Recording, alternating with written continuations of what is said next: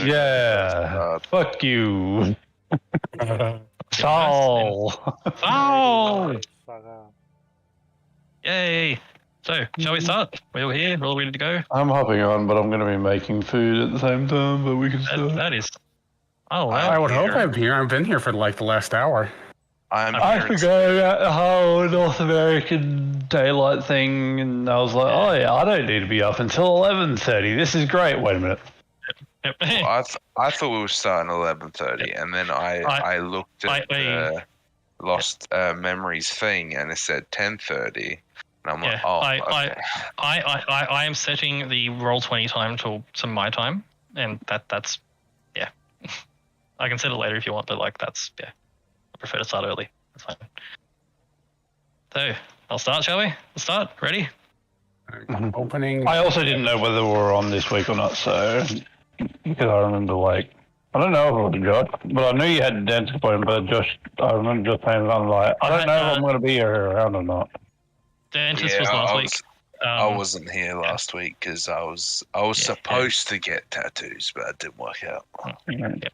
Dentist was last week. I don't know what I'll post in the thing or something if I also need to go see the dentist at some point too. Same. Yeah. So you guys are in Akantea. Yes. Yes. Yeah, we're getting to the end. Yeah, you are. Yeah. You guys met with people. You camped in the Netherese laboratories. Scarlet spoke to a knight who she saved back in the battle for Waterdeep. Learned that they're not all just Tiamat worshippers, but trying to do some good for the North and other things. You learned about Malevolence and Avarice, the two tieflings you found. And how, while Avarice is definitely smarter, she's definitely not too smart because she tried to steal from Dissipator. Well, she had a really good idea to steal from Dissipator, but then her brother fucked it up because Dissipator probably already knew. That's my theory. Yeah. But yeah, so they're basically stuck in the material plane until they can earn back all the money they attempted to steal from Dissipator, which was 800,000 gold pieces. And they are placed under a curse, so they can't steal anything, and it must be earned. And they also have dimensional shackles on them, so they can't teleport back anywhere. They are stuck here until they do it.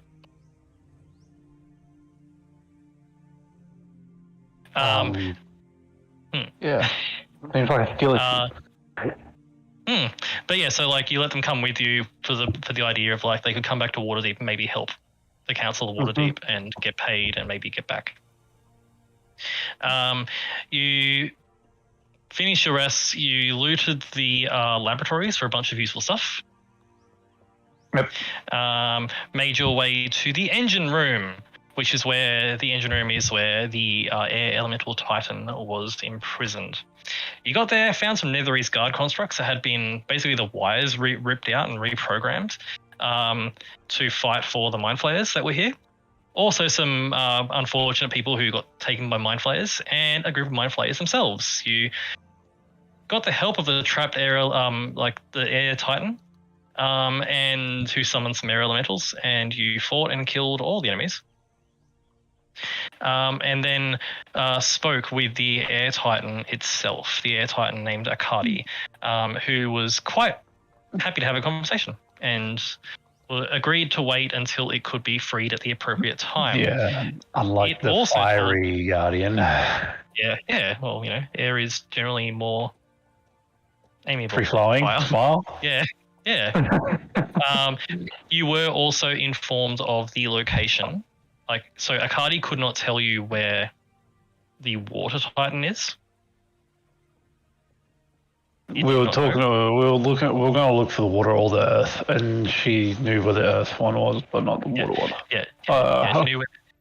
She knew where the earth one was. The earth one was in the lair of the ancient blue dragon consort of Tiamat, who you have not met as yet, but that's where it is.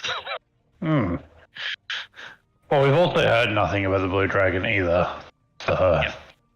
The blue dragon, you were informed, was in the deep inland, like that desert that's beyond, like to the far east of the Sword Coast. Yeah, sort of like there, sort of area. Like it's out that way, which is past the realm of the green dragon and the red dragon to get to it. You moved on and you wandered into what was called the workshop. A very large, very well equipped, fully functioning advanced forge with the ability for enchanting items as well, where you could absolutely make dragon wards here. And you found some cool loot, and you set up camp here for the night, and that's where you start. Yeah. So you guys are all battered and bruised to various degrees. In the workshop, is there anything you want to do through the night? I want to ask if Archie, right, is it possible to make a sword that is also a dragon ward?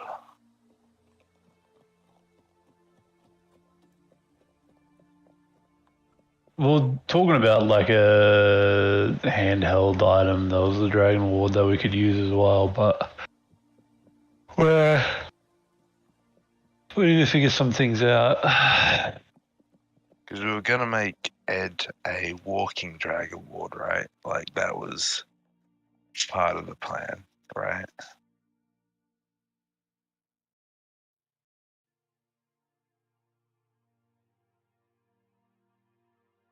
I was just thinking like a bloody dragon slayer weapons. So so Archie would definitely know that dragon slaying arrows exist. Like that is a thing, and you could definitely make those. Definitely with this workshop. And the premise of a dragon slayer arrow is it just has a arrow tip which is enchanted. You could definitely expand that to a sword or a hammer or anything else. Yeah. But my general feeling was, depending on the item, will depend on its range as well. Like a Dragon Slayer arrow basically works on hit. Yeah. To make it a ranged thing, it sort of gets a bit large, which is why a dragon ward is like 15 foot tall. Yeah. 15-foot greatsword, easy peasy. Mm-hmm. Actually, it'd be more like a club. Well, the bigger the weapon, the bigger the range would probably do, because like there is Dragon Slayer swords and stuff, but that's meant to do just damage to like enemies on where we're thinking of Dragon Ward, you know. Yeah, I was thinking more like a weapon that if something's in a proximity, it just takes damage. Yeah. But primarily just dragon. Yeah. Well, either or. Did we have a long rest, by the way? You're about to have a long rest. You're having a long rest in this workshop before you continue on. Okay.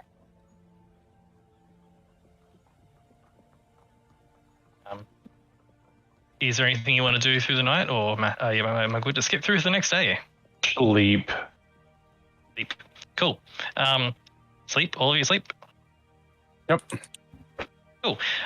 One little thing happens during your sleep. Firstly, the water elemental just bubbles around near you. Just silently following you all. Give me level 10. You do notice Avarice and Malevolence sit by themselves sort of in another corner of the workshop, and those of you who are watching notice that Avarice removes a particular amulet around her neck and puts it on Malevolence.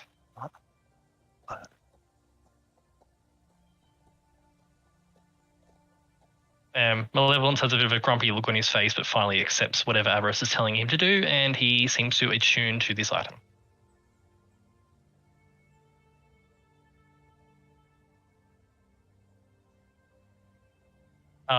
There's a bit of an argument before Avarice looks over to you guys and says, Archie, that Titan thing back there did say there were more mind flayers ahead, right? Yes, there's mind flayers everywhere, by the sounds of it. It did say there were a couple more at Cleansing Fire. Mm-hmm. So, yes. Avarice turns to Malevolence and says, so you wear that and you won't be disabled anymore.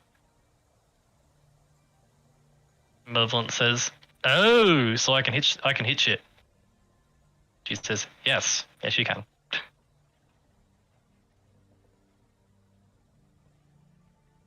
He watches Malevolence and sort of tucks the amulet underneath his armor. Yeah.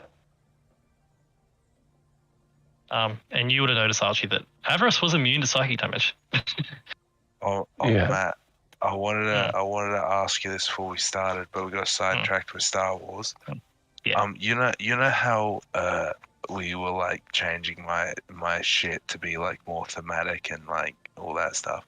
Is it possible to actually change my smite to thunder instead of lightning? Sure. Because I want kind of a boom rather than you can choose either. There we go. Oh, cool. I'll take that. Because like lightning it could be lightning or it could be thunder. Cool. That is fine. But with that, you guys finish resting. You sleep through the night. Everyone gets a long rest. Yay. Let me just fix And up a the level 10. NPC seconds. Not yet. Damn it. Let me know when you're all got your things fixed for a full rest. Finished. I just need to do all my spell slots. Your token is not updated, except That's weird. Weird. I'll fix it here. I'll fix it, it's fine. Wait, I see the problem. I think I'm. It didn't save when I did this. Quite. There we go. Oh, is that going to Avarice as well? And Malevolence? Is that going to them as well, Sol? What? Is your banner thing going to the Tieflings? Oh, sure. They're still on our side, right? Yeah, they are. Sure, why not? And it goes to the water elemental too, although you were keeping it out of the fight. But Yep, there. So you all fully rested, watches were had, but there's no issues. Those of you who may have been on watch through the night would have heard the muffled sounds echoing through the cracks in the stone and the ice of battle going on throughout the ruined city. Presumably as the insects are being exterminated by the armies of constructs being mass produced. Mm-hmm. But you all wake up in the forge, new weapons afoot. The day is yours. What's your mine's mine? What's yours? Mine's everything's mine. Day is yours. So you do have still the notes from Sir Towerfall, who was a member of the Order of the Blue Moon, the guy who explored this place before, like over 10 years ago. Mm-hmm. According to his route to get to Cleansing Fire, which I believe is your next goal, right?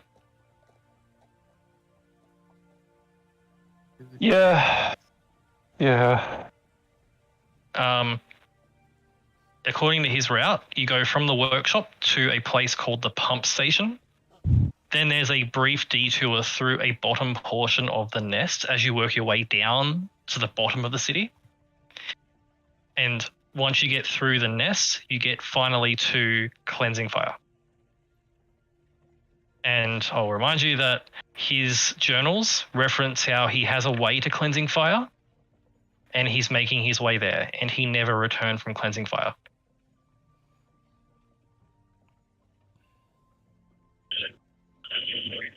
We can't wait to meet Sir Towerfall, right, guys? Right? Right, guys? What's that? I said I can't wait to meet the Towel, right, guys? Smile. Smile. With that, do you set off? Yeah. Yes. Hey, cool. So you guys set off. Following, there is so you leave. So the workshop is built very, very well. So there are no cracks in the walls. You actually enter through a door to get to this workshop. But exit. So it survived the fall remarkably well. As you'd expect a forge to be surviving. They're usually tough. Mm-hmm. But you exit the forge, make your way through some tunnels, and proceed to make your way towards what is referred to as the pump station. Yeah. As you wander through the icy tunnels, a bit of snow, a bit of ice, a bit of just rock. Yep. With whoever wants to leading the way. Me. You hear this? Okay. Tycoon, you hear, as you proceed through these tunnels, the sound of a heavy clunking sound up ahead. Like just heavy, like clunk, and it echoes. And clunk a few seconds later. And clunk. Coming from up ahead. Leave those automated machinery up ahead.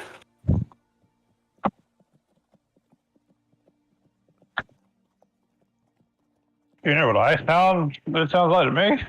Hmm. Someone trying to get into something that they shouldn't. Well, I certainly hope it's not that.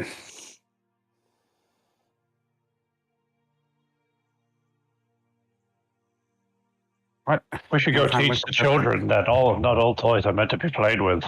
Exactly. Do you proceed in? Yes. Cool. You proceed in, and it is a hole in the wall that this tunnel sort of emerges into a massive, massive chamber. You are definitely now in the bottom sections of the city of Akantea. Mm-hmm. This is where all the infrastructure that kept the city above functioning is found. This room is about 500 feet across. A roof of about 200 feet high. There are 8 massive brass-colored metal tubes, which you can see have some glyphs around the outside of each one, which you recognize to be damaged and not quite functioning portals to the elemental plane of water.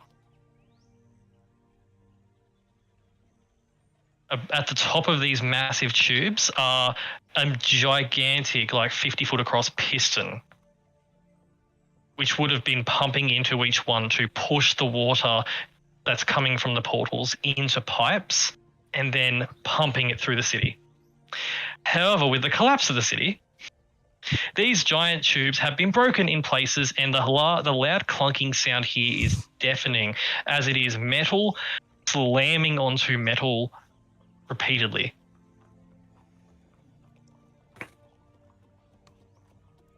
It is a pump station. There are no enemies here. It looks to be very much destroyed and no longer functioning, but it's impressive nonetheless. Well, I don't think there's any fixing that.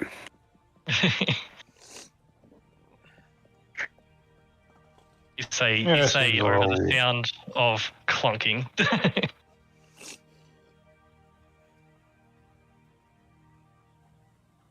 And it's loud enough that your ears begin to ring while you're here.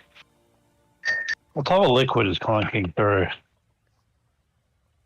You can hear the sound of water rushing out of these damaged portals, but not to the extent that would be expected. So obviously the portals to the elemental plane of water are damaged severely. Uh-huh. But it sounds like the water's sort of pumping in and just sort of pooling and not being pumped properly. Like the Right. pistons can't get purchased. But it looks like this place has been active for a good while. Yeah. The path ahead is clear as your ears begin to ring worse and worse. You proceed beyond the pump station. Yeah. Cool. Proceeding beyond, you rush on out of this room because it's too loud and get to another tunnel which has been carved once again. You do see, as you leave, a small pile of things left behind that have gathered dust, which were Sir Towerfall's supplies that he used while he was carving the tunnel out of this room, and you do see among them are some old earplugs. As to dig that tunnel out of here, he would have been a few days or weeks. Understandable, have another day. But you leave, and soon following through tunnels once more, the deafening echo is just a drone in the background before it finally fades away. Again, you approach as this tunnel winds towards more warmth. It gets warmer and warmer and warmer because the next stop is the nest. Mm-hmm. And as the tunnel exits, you're again on fleshy ground. You're in the bottom sections of the nest. Gross. Littered around you are mounds of dead insects and destroyed constructs all over the place. You can hear the sounds of battle, but they are not here.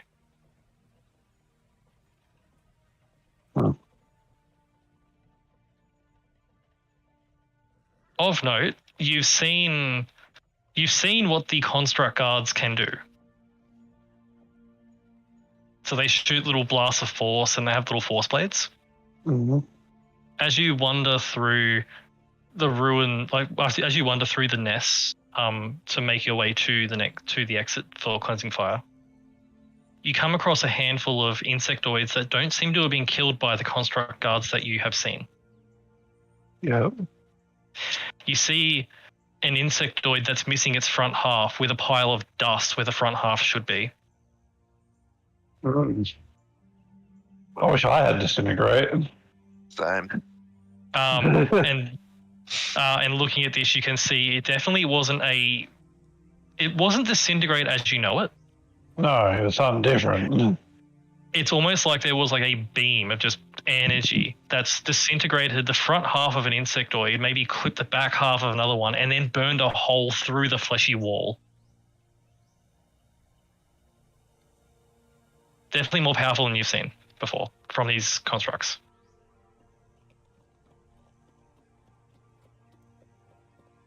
Don't like that.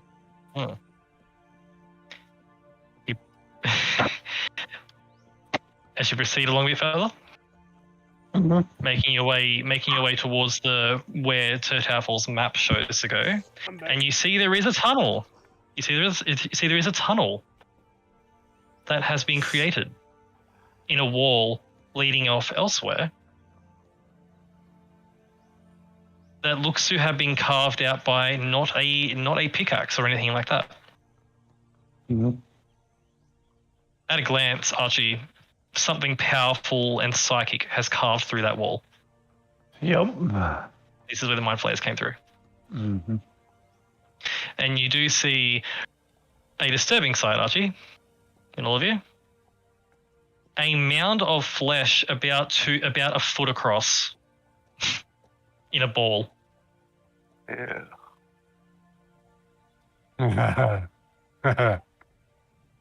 You realize that meatball. You realize that is what was once one of the insectoids that has been psychically crushed to the size of a small ball. Mind flayers have come through and they wreck shit. As they do. Mm.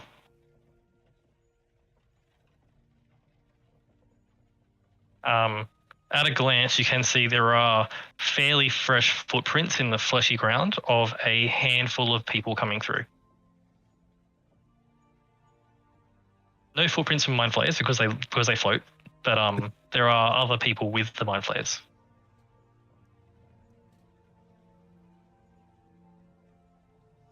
You do, however, get past the nest and find the exit point that Sir Taufel has so nicely carved out for you, and proceed on, leaving the warmth behind you and going back into cold.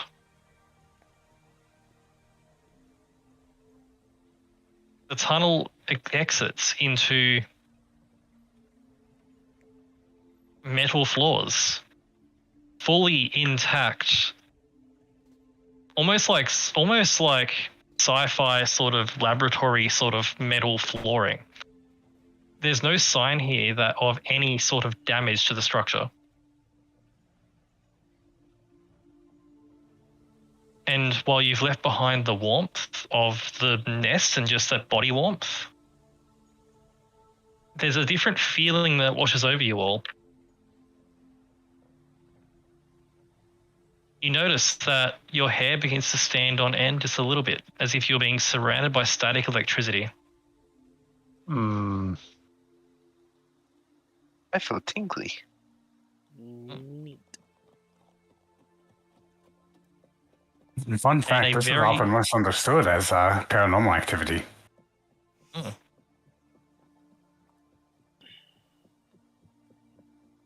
You hear also a very, very faint humming, like a rhythmic humming, like and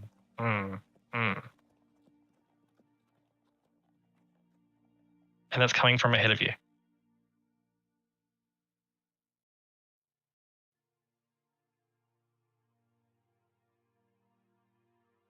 You proceed forward. Yeah. And shell. Yeah. As you proceed forward, the faint humming gets louder. That tingling sensation gets worse. Not painful, just more intense.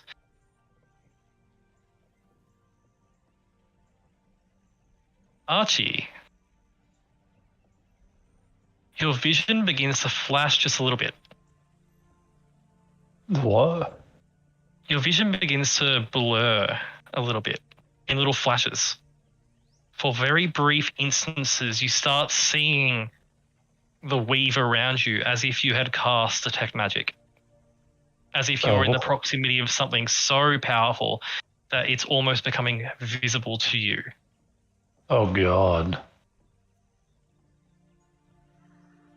You're the first to detect this, Archie. Do you do anything about it?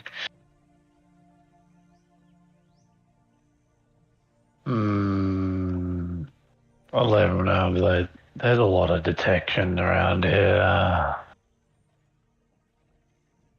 Like, everywhere. What does that mean? It's like we're in the middle of a detect magic field.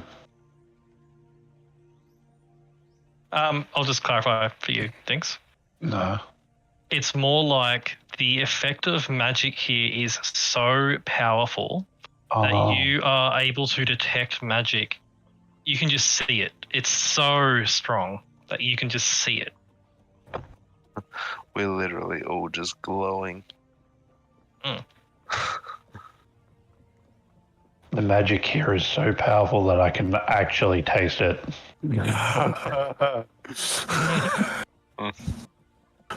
Yum yum yum. And it's like for Archie, you move your hand through the air and you can see the weave moving around it. It's very odd. Almost feels like you're underwater.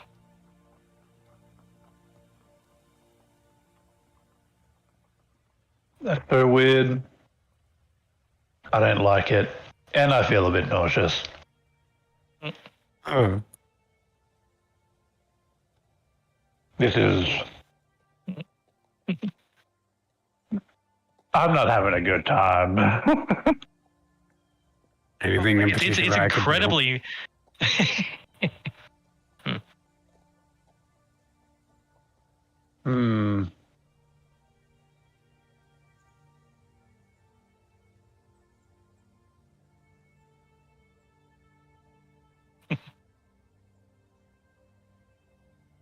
Like, for Archie, it's scary and impressive. It is. Like, Both of those. do you answer Tycon's question? As well? Yeah, can you see it? I don't think so. What about you? Come on, buddy. I'll point at Fenrir. Mm. And I see it.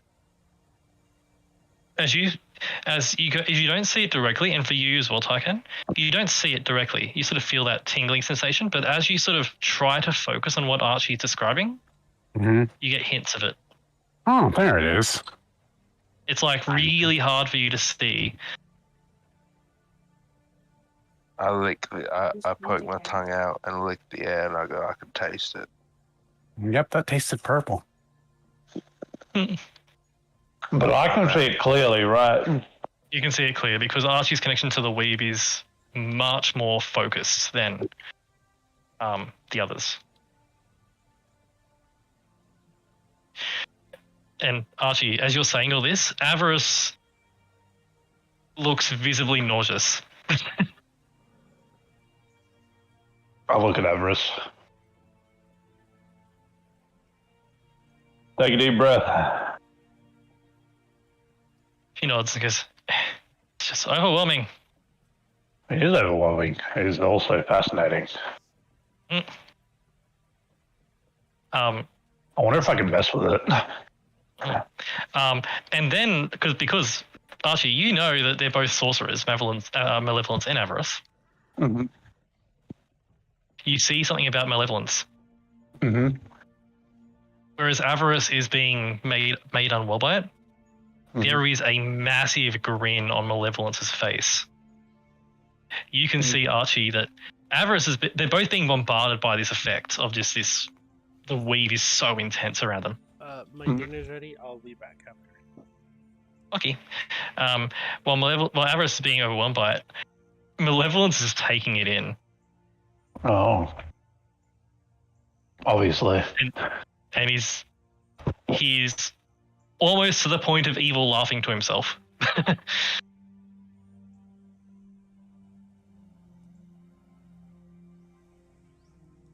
You seem to be taking it in fine, Malevolence.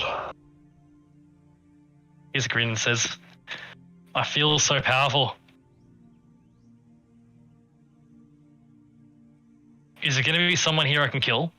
I want to use this. Use it in what way? To fight someone strong? How are you going to use its power? That's what I'm trying to say. Says, I just feel like, I don't know, I feel empowered by this.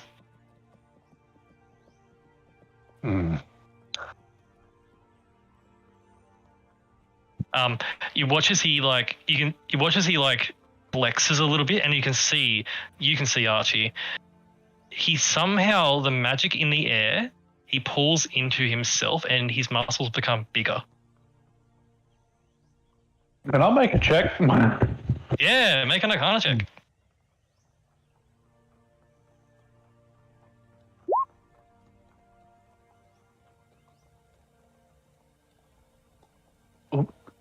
You get a sense, Archie. They aren't half human, half devil.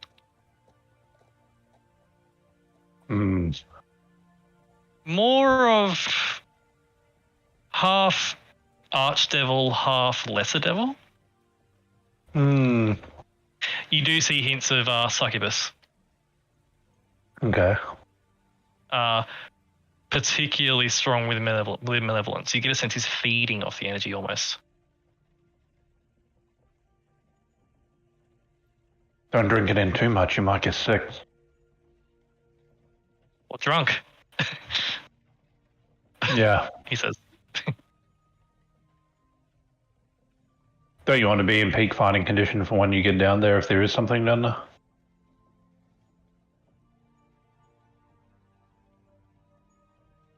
Good point, he says.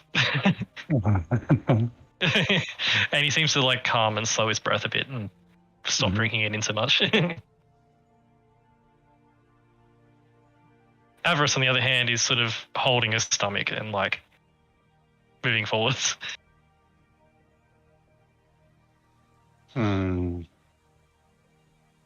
Let's keep moving on. We need to go through here anyway.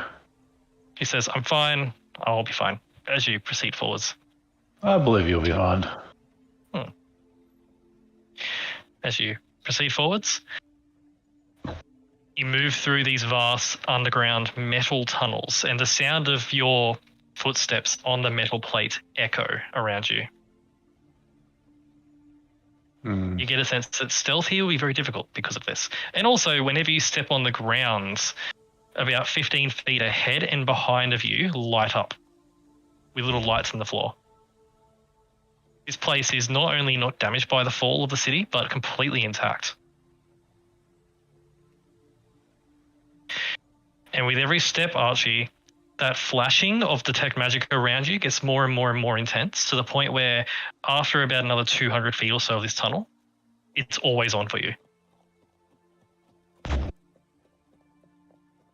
Always on. It's no longer flashing, it's all like that feeling of seeing the magic around you. It's just on. It's no longer flickering on and off. It's always on.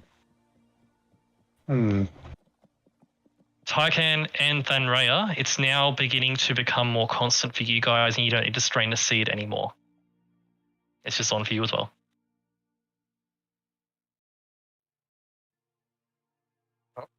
This is annoying.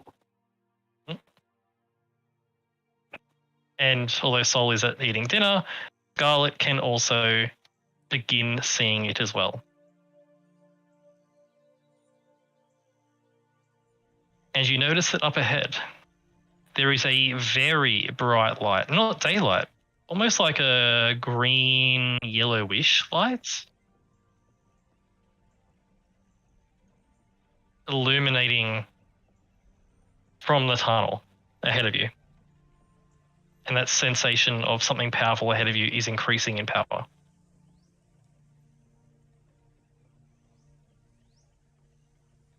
Do you proceed towards the light?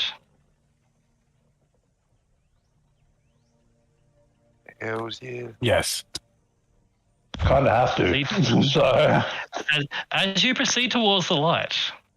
No, actually, Archie. we all turn around and we just leave. Yep. As you proceed towards the light, Archie, you hear a familiar voice in your head. A voice you haven't heard in your head since that gem cave near that town when you entered the north. That mind flayer leader, the Ulutharid. Oh. It speaks to you, Archie, telepathically. It says, "So you are here.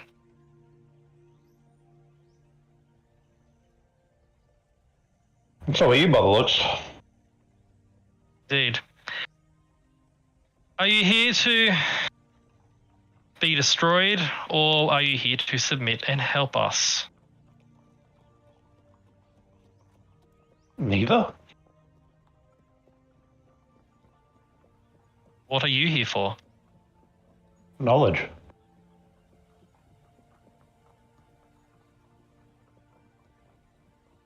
And come forward and let us have a discussion in the light.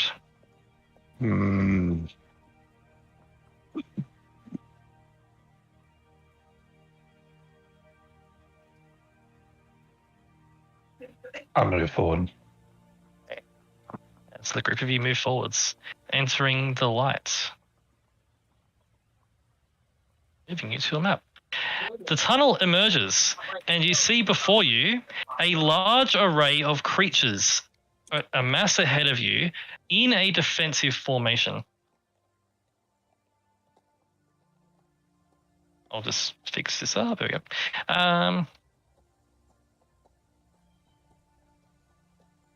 You were all here. Let me know when this loads in.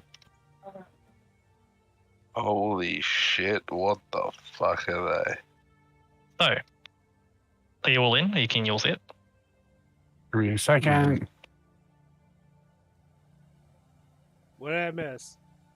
Oh, hell yeah. So for Sol, you're wandering through these tunnels, heading towards this thing. Archie was beginning to be able to just like see the magic in the air because it was so intense. As you proceeded forwards, Danraya and Taikang could begin to see it too, and now you're starting to see it too. Oh. It's so powerful that you, with your limited connection to the weave, can still see it. You proceeded forwards to a room with a bright light, and Archie got contacted by the leader of the Mind Flayers, who said to come forward and have a conversation. You step forward and you see this. So you all sort of enter from a tunnel just left here. You see 3 of those Tiamat-style knights who definitely look to be under the control of the Mind Flayers. A bunch of regular guard constructs with their force blades out and ready to launch projectiles at you. You see 2 Mind Flayers back here. You see the Ulitharid here. You see more of the guard constructs up and below, and you see these things. Standing about 10 foot tall. Definitely some sort of Netherese guard construct, but they are bigger and stronger. They have a massive force blade in their right hands, and their left hands look to have no hand. Instead, it's a about 2 foot across arcane cannon. Ooh. And they're all standing in defensive positions as you get to here. So you see all them. You see this bridge goes over some sort of a chasm, and about 50 feet down is a glowing, pulsating, greenish, yellowish, whitish light,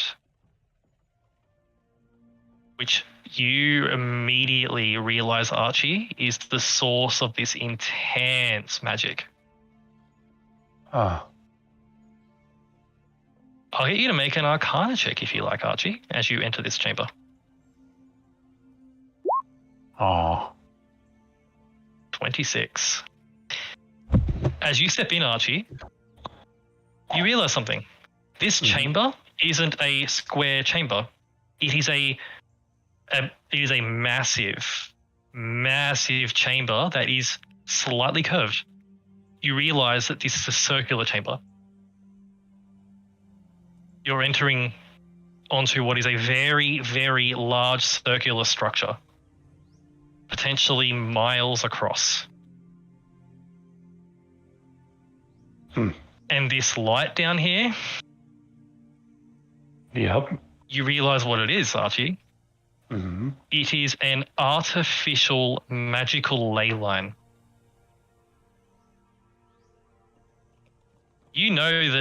Archie knows about ley lines as they occur naturally in the world. Basically, where magic flows through, and they sort of become focal points for certain magical abilities and big rituals.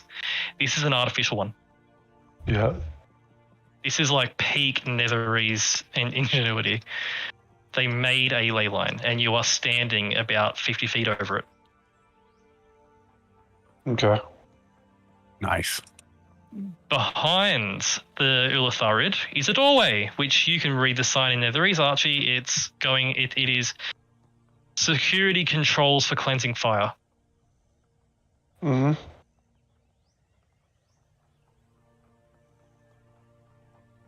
And you are all here.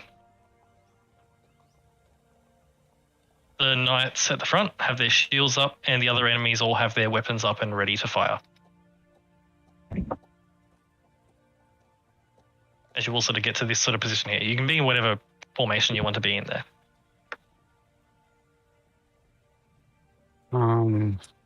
Give me a second. I have to get up.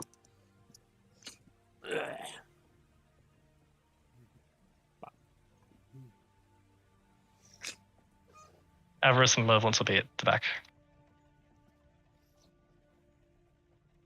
Are these robots aren't on our side, are they? As you look at them, all of the guard constructs here have that same telltale sign of wires ripped out the back of their necks and recircuited.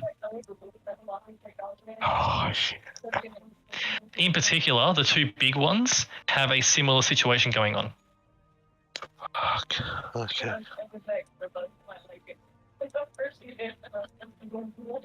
As you all step up. I've seen it a few times now, right? Yeah. Okay. I'm gonna float definitely- Mini Archie around and see if like any of the constructs less than mind players can actually just like comprehend him. Sorry, say again. I'm gonna have Mini Archie float around, see if any of the people like sort of follow him. Like any of these ones? Or Like what- anyone here, like the mind players, the constructs, anybody, if they keep an eye on him. Yes. As well, Mini Archie's here. You can fly him around wherever you want him to be. You do notice that these two guard constructs at the top have their little like range weapons out, like little force weapons out, and they are pointing at you guys, but they do begin to track Mini Archie. Mini Archie goes into the floor. Okay. As you go down below, as you go down below the bridge, you see there's multiple levels below this bridge, where you see there are the wreckage of about a dozen or so guard constructs, crushed by psychic power. It seems that these constructs that are on top of the bridge are the ones that the Ulatharid got control of, and they discarded the others. So there were more, but there was a fight. I'm gonna go through the bridge behind, like, I'm gonna go through the metal, and I'm gonna like work my way up through this construct. Okay, as it works its way up into the floor and moves into its form. As Mini Archie gets really close to this construct, you get to see something that at that distance you aren't able to make out. You know the absorb element spell? This construct, that big construct, and presumably the other two, is perpetually under the effects of that, but for every element within that. Okay. Like you get a sense it's probably resistant to a lot of elemental damage. It is definitely a lot tougher.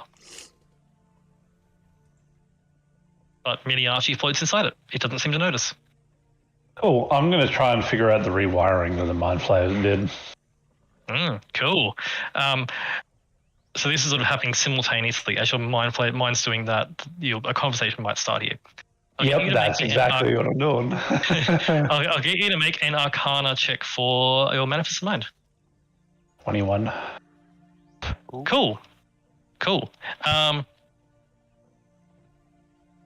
As you look at it, you see what's happened.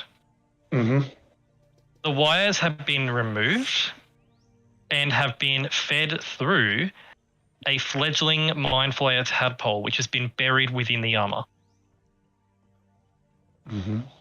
Basically, the Mind Flayer tadpole within it is acting as a proxy. And intercepting the signals that it's supposed to be getting.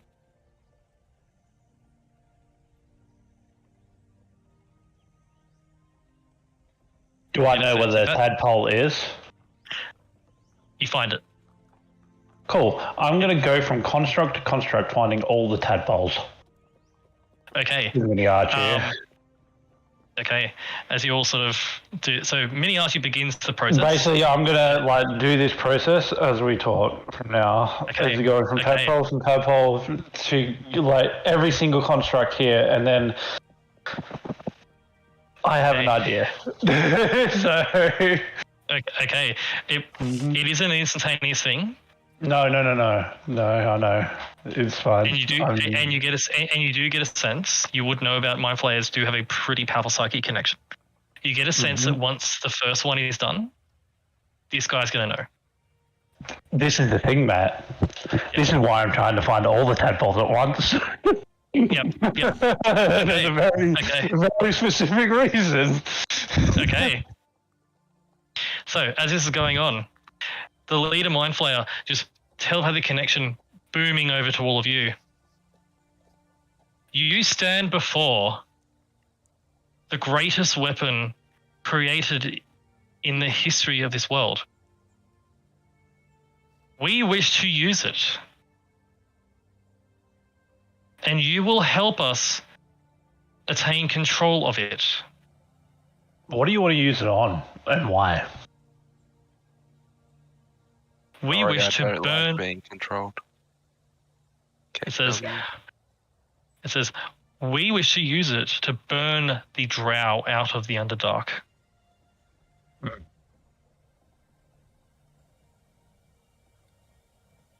Do you know that it probably won't work, right? The Underdark is a vast network under all Tyrell, not just under the Sword Coast, right? We are aware. And we are aware of the extent of this weapon's power. It seems very why the drow? Like, I get it. You want to control the Underdark, I guess, but the perpetual war that's happening in the Underdark, maybe? Wouldn't you wipe out a lot of your own kind down there? Or are you going to make a strategic withdrawal before you use the weapon? We have our strategies. The drow have attained some weapons that have turned the tide in their favor, and this weapon will turn the tide back in ours. This weapon has the power to cleanse the entire Underdark should it be fired at full power. What about the above ground effects of that? Irrelevant. What about the other creatures in the Underdark that wouldn't like that? Irrelevant.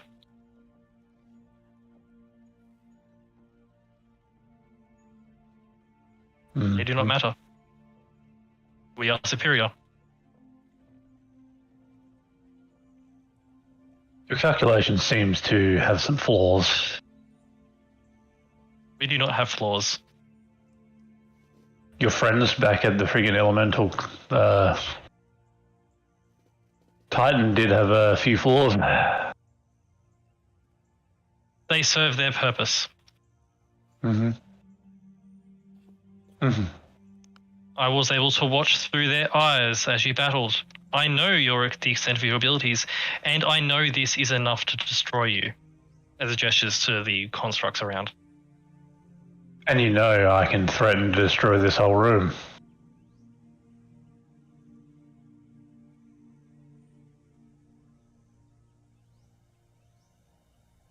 I know that you may not make that sacrifice again. May.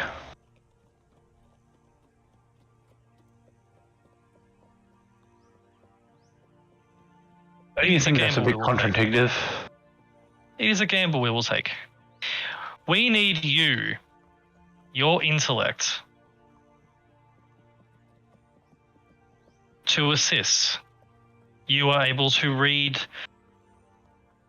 the creators of this weapon's computer systems, and you are able to understand it. I have the ability to do a lot of things. There is a construct, a monster, within the weapon, preventing us from access. We wish to disable that so we can gain access to the weapon. I thought the Guardians here, as I pointed to two big boys, were giving you trouble. But there's a bigger Guardian inside. They call it the Godslayer. Oh, well. I can't be in two places at once. It is remarkably dangerous. Can't handle your own problem. Sounds pretty flawed to me. I was say, you said that you're superior, but it seems like this thing's superior to you.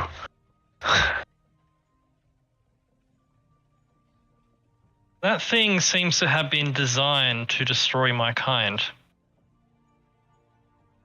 Ah, must be flawed. Archie raises an eyebrow at that.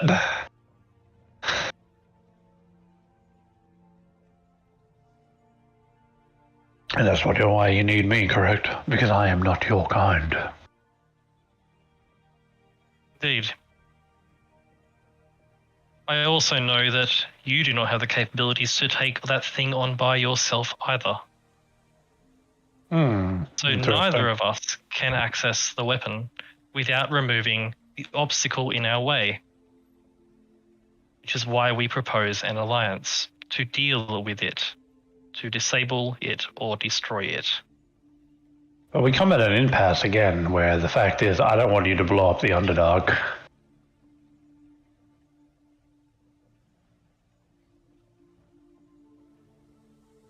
If you will not help us voluntarily, it raises a hand and you watch as a Mind Flayer tadpole floats alongside it. It says, you'll be forced to help.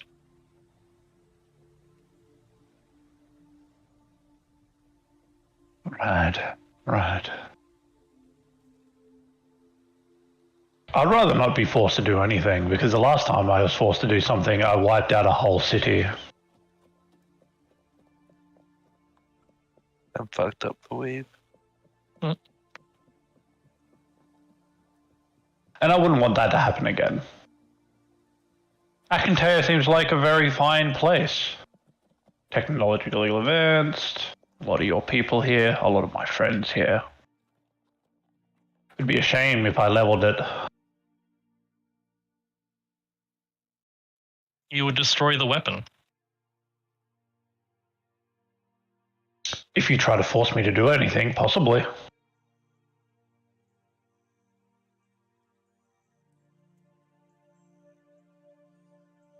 I'm a center of neutrality here. You can't just brute force everything on me and expect me to just bend my knee. Superior or no. You know what I'm capable of. I know what you're capable of. I know what that weapon's capable of. I know what a lot of the Netherese stuff is capable of.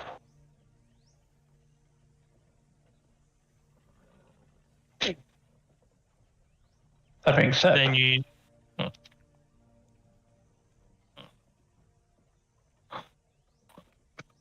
I know you're not dumb enough to try to force me to do something like this in the sake of a chance of me getting rid of the thing that you want.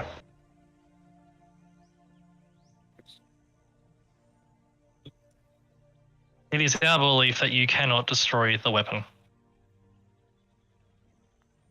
I can stall and destroy the weave here, which will make it mighty hard for you, your kind, to get back down here.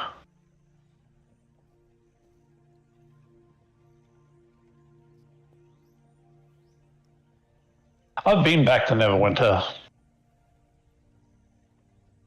It wasn't fun.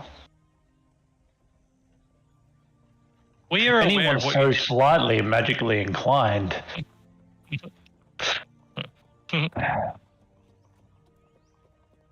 Let's just put it into the fact that you're not going to have a very good time if you ever went there. We are aware of what happened in Neverwinter, and we are aware you are not capable of that now. Are you sure about that? We are confident. So am I.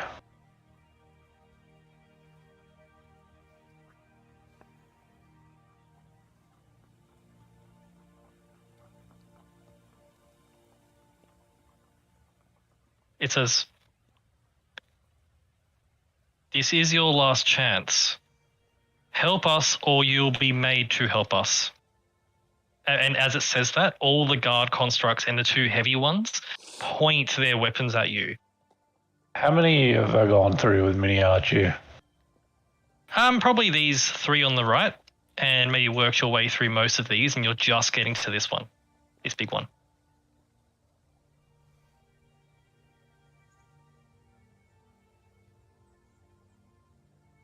How would you want me to assist anyway? You You're in front of a door. They're in front of a door now, right? There is like a doorway just behind this guy, yeah. Is the door not open yet? The door is closed. Seemingly intentionally. Like, it looks like it can be opened. It's not like sealed or anything. It's just like a doorway. But it is like a doorway to a security checkpoint. Can you open the door and I can see what's inside for the security, like probably what security's inside? The doorway opens just instantly. It says, there is a terminal. A terminal with the ability, we believe, to control the Godslayer, but we are unable to alter its programming through that. We understand that you have the ability to better control their devices. Mm-hmm. I can understand the devices, but I also am threatened by the proximity of us right now, let alone walking past you, for obvious reasons.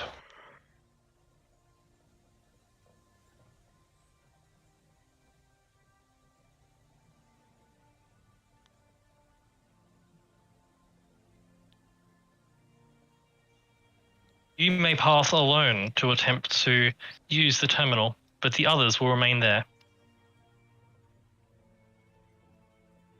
Could you move up there? I point over here. It nods and floats. And the others. The two mind flayers float to either side. And the guard constructs sort of reform themselves in such a way like this. Mm-hmm. And the knights step aside. I look back at Tyken and Scarlet and Zenraya. I just say, I'll be a moment. Are you? And I wink at Tyken. And I'm gonna just like slowly walk up. As you slowly walk up, at a game, give me a hint what that wink was supposed to mean, because someone was talking to me. I've got a plan. Oh, okay. Whenever he sort of nods, smiles, and winks at you, like it's just like I'm working on something. Give me a moment. He'll just nod. As you step across the bridge, Archie, you hear a voice in your mind from Avarice, and you know she didn't raise a finger. As you get a silent cast sending spell to you from Avarice.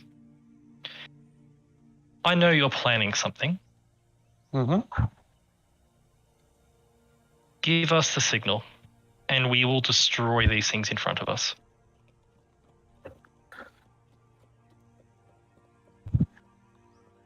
There's probably one or two things that are going to happen here. One, the signal will be when all the robots start shutting down or start going chaotic.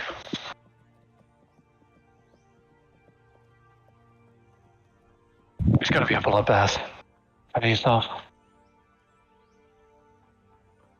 She simply smiles. Should you go across? I have no clue what the constructs are going to do, but if they reform that to be like just angry at everything in their fucking proximity, that's going to be great. Excellent. I'm walking slowly toward, like, I'm just doing the wizard walk pretty much as I'm getting Mini Archie to try and get as many constructs as possible as I walk I will through. say, in the time you walk through, you get Mini Archie through all of them, and you can see where the little mind flayer tadpoles are hooked into every single one of them. It is buried within the armor, particularly within the two big ones. It'll be a chore to get to, but you get a sense it'll be easier to cut through the armor in those locations and get to the mind flayer tadpoles than it will be to take down these two big constructs straight up. Oh no. Matt, I have an idea. Yep. And I will say, as you walk through, Archie, going past these three knights here, they are those same sort of Tiamat knights that you fought before. And as you know, they are very, very willful and honor bound. As you move past them, they definitely are under the influence of mind flayer tadpoles. But as you walk past, you can see slight twitches, a clenched fist. They're They fighting. want me. No, No. their fight, like the The knight machines? is the three knights here. Okay. They are actively currently in a mental battle within their minds against the Mind Flayer tadpoles. They have not submitted fully. I don't think I'm going to be able to help the team out followers. You do Because get a the sense. idea that I have for the robots Yep. is I'm going to Yep. create a spell Yep. through Miniachi. Yep.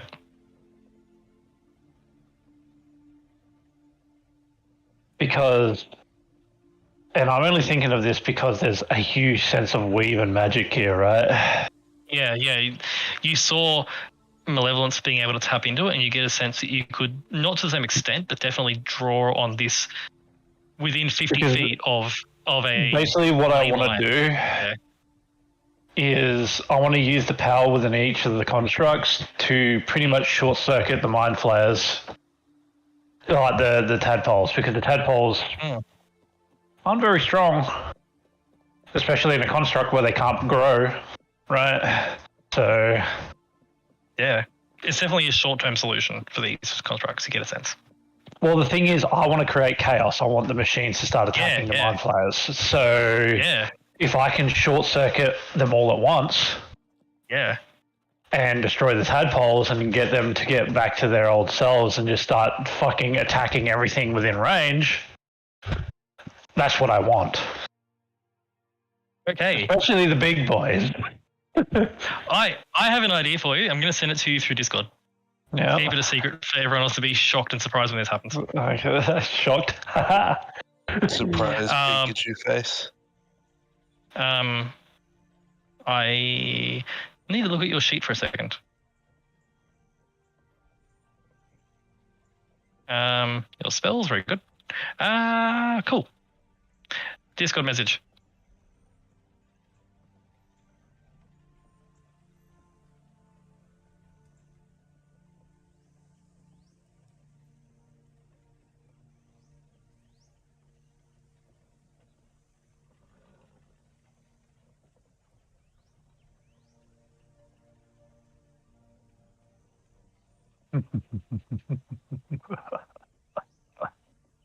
Woo-ha. Whoa.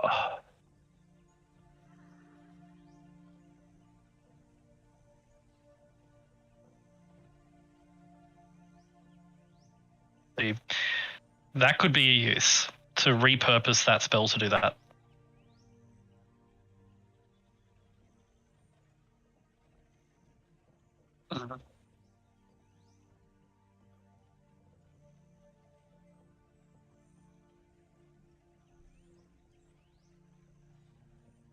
I was thinking something similar to that, but I wanted to gas them all at once. Well, I think you could fine. potentially do all, but definitely, Yeah. definitely a bunch. But you could pick which 5, I'll say. Like any 5. Mm-hmm. But with that, as you walk through and contemplate these ideas, Archie, you step through. The doorway's there. Mhm. The rest of you standing back watching. Archie, you step through and you see what is very clearly a security terminal. Big one. You step up to it. Yeah. It's definitely been attempted to be used by the Mind Flayers, but they definitely have gotten stuck in certain places. Yep. You access the terminal, Mm-hmm. and you get access to a bunch of information. What would you like to look at in particular?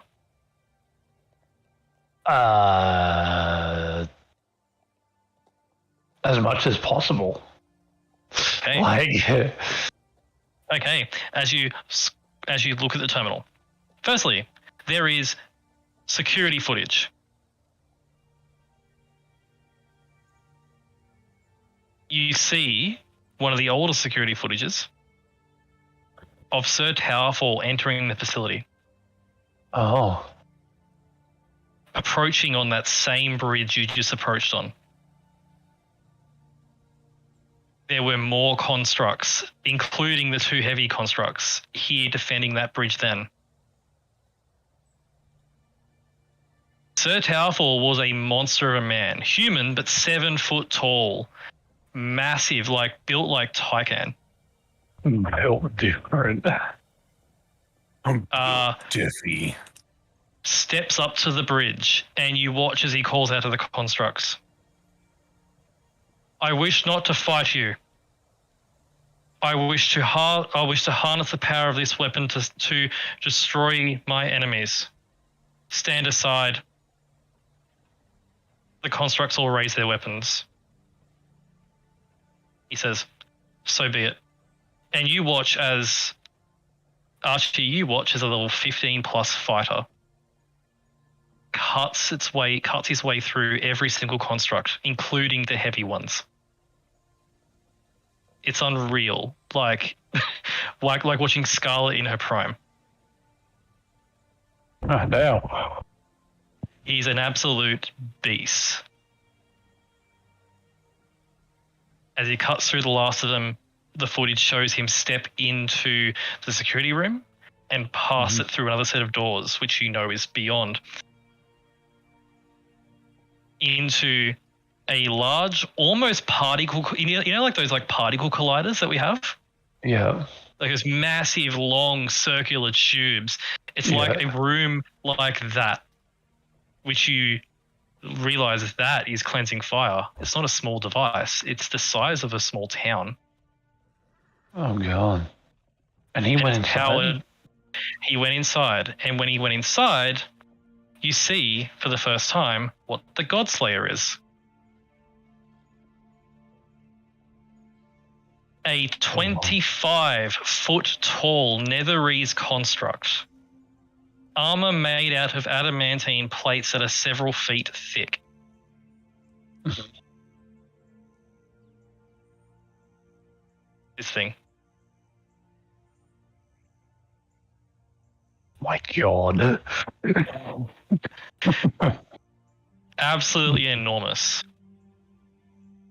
Sir Towerfall says to, steps up and says to the construct again, stand aside, construct. I wish not to fight you.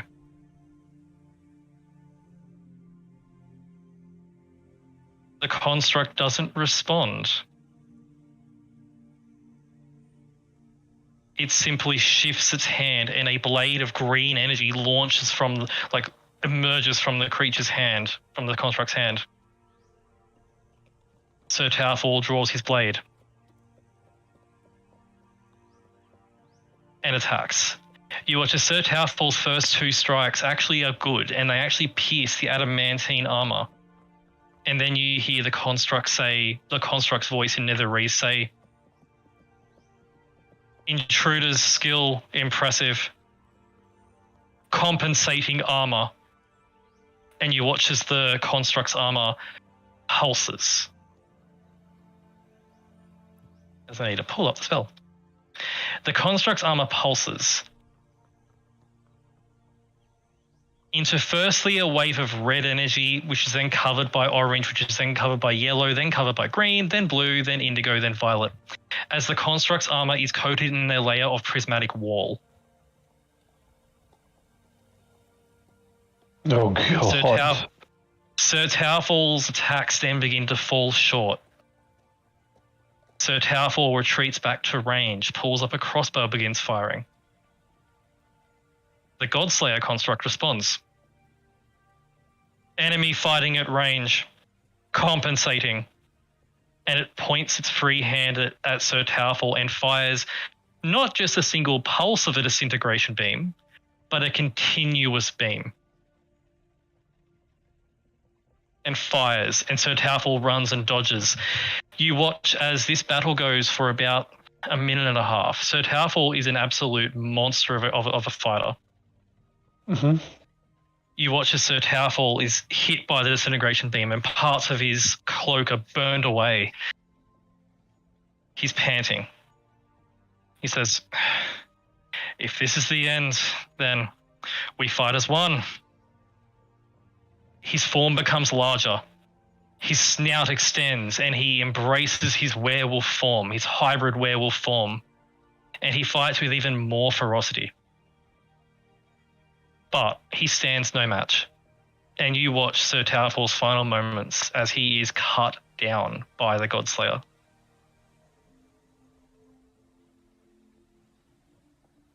He falls in this chamber. And the Godslayer points its disintegration cannon at Sir Towerfall and disintegrates everything that is not magical on his body. And then silently turns to face the doorway again. As you watch as the little cuts in the adamantine armor slowly begin to melt back together again, making it whole. Oh, God. You realize watching the security footage that littering this chamber are the remnants of magical items. Angelic longswords lay here. This thing has killed angels. It is called the Godslayer for a reason. But you watch Sir Towerfall's final moment in this chamber. And you now realize... So you see that. The security footage skips forward and you now see a team of more than a dozen mind flayers enter this chamber. This is years later now. And you watch as the Godslayer butchers more than 2/3 of them. You now see what happens when that green blade that the Godslayer had hits a creature with magical connections to the weave, like a spellcaster. The green blade hits a mind flayer, and the mind flayer explodes in a pile of gore you realize this is not just a force blade. This is an anti-magic blade that ignites every magical bit in your body and explodes it. The mind flayers you watch in the security footage are terrified, and that is why they flee. Even for Archie, you don't know how you could stop this thing. You now see what the Godslayer is fully. You don't think it could be beaten. So you find all that, Archie. You learn what cleansing fire is as well, as you look at this terminal. Yep. It uses an artificially created magical ley line to power a focus portal to elemental chaos, which it then uses to burn, to like fire almost like an Independence Day beam weapon from the bottom of the city, which then ignites the air and causes a massive wave of destruction and explosions. Mm-hmm. This is indeed the weapon that turned Callum Shan into a desert. Records show that was its only firing. Yeah. Records show they used 12% full power. Yeah, and the mind flayers want to use 100% full power. Yes. The estimated death toll for cleansing fire is also in the system. It's in the millions from their 12% firing. This weapon it should not exist, you realize. It's too powerful.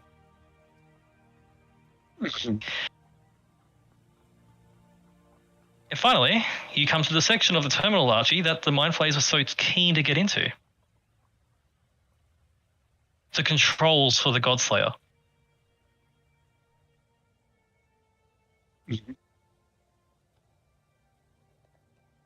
Yeah. Would you like to attempt to see what you can do with this information, with these controls? I would. Would you like to try to control the Godslayer? That's a loaded question.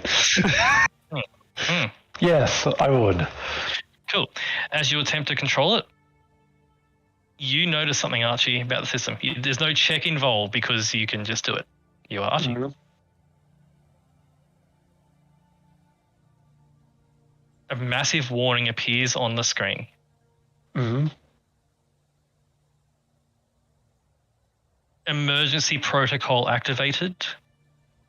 Godslayer on final directive. Keep cleansing fire out of hands of all but the Netherese. Mm-hmm. Looking into this, the final directive is it's going to destroy everything that's not Netherese that enters this place. And the only way you see, Archie, to disable the final directive is for the Godslayer to have a new connection to the domain.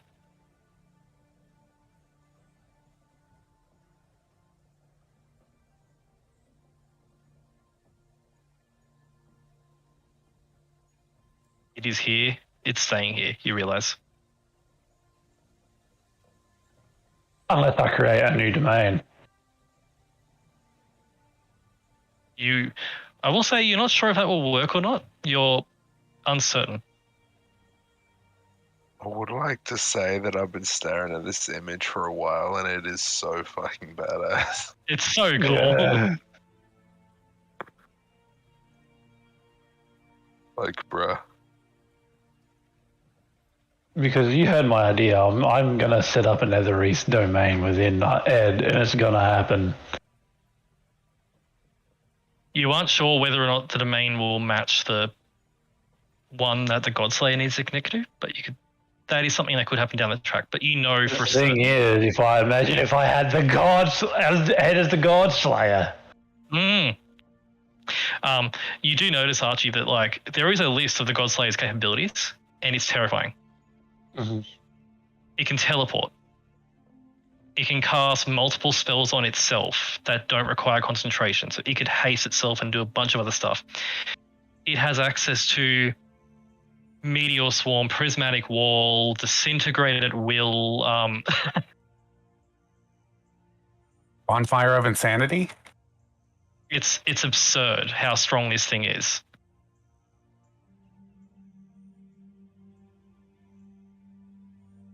But there's no means right now for Archie to disable or control the Godslayer.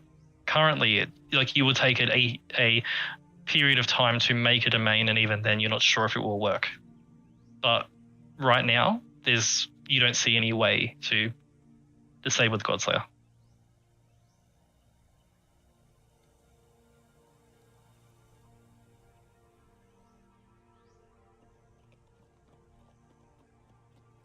You do.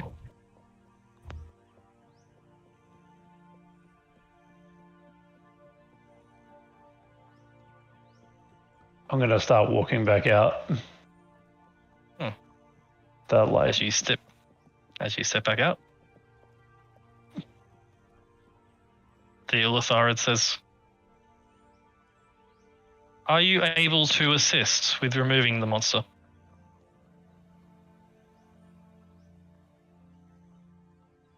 A moment.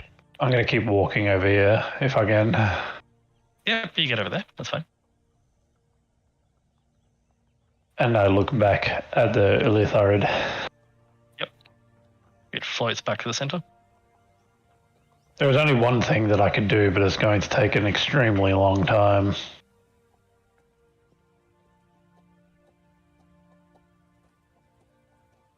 We do not have time. You will do it now.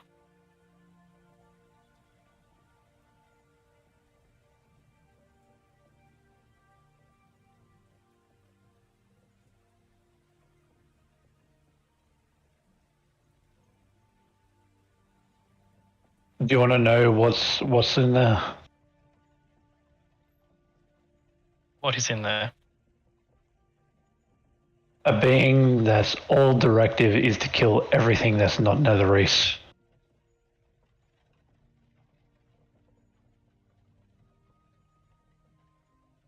And unfortunately for us, we're not Netherese. And because of the current state of the city, That directive will never change.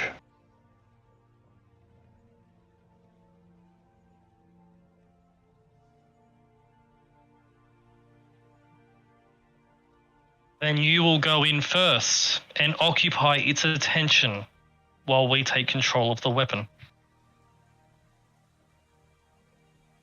It's not as simple as that. It could wipe out all of us in a single blow, even if I had its attention. I saw the footage. Then you will buy us valuable seconds. I will buy us valuable seconds. Are you ready?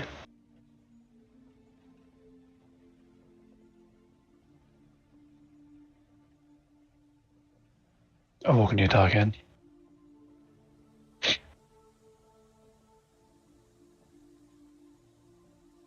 I look at Tarkin as I say, are you ready? Indeed. As you say that... I do the thing. Okay. The Ulitharid is suspicious of you. As you sit next to Tarkin and say that. Mm-hmm. And it seems... So there won't be a surprise round as such. What does Tarkin do?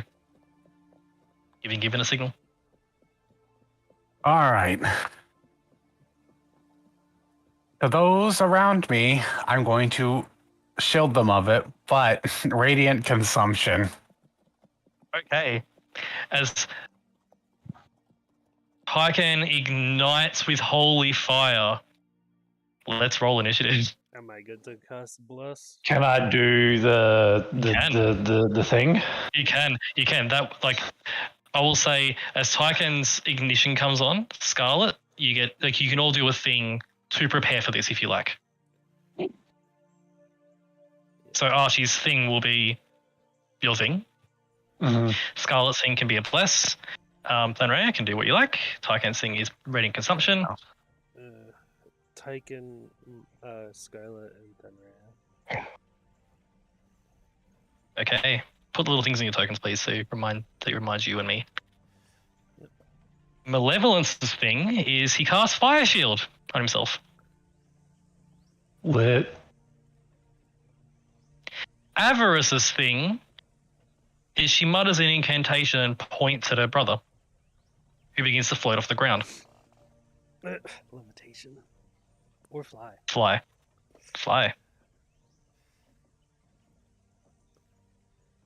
As he is flying. And on fire. What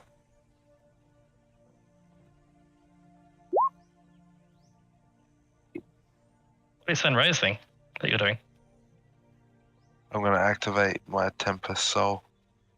Ooh. So you can fly as well? Is that right? Yeah. Excellent. Emperor Soul.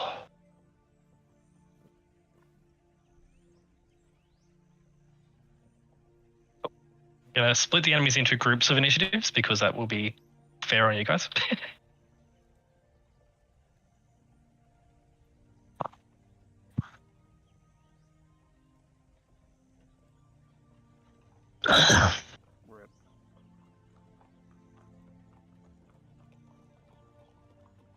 Perfect. Oh. One of us had to do it. Scarlet is the sacrifice today.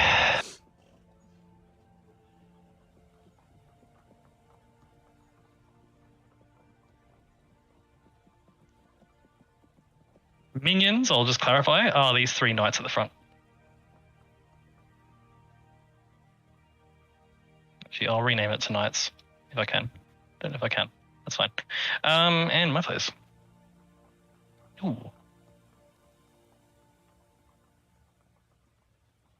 With that.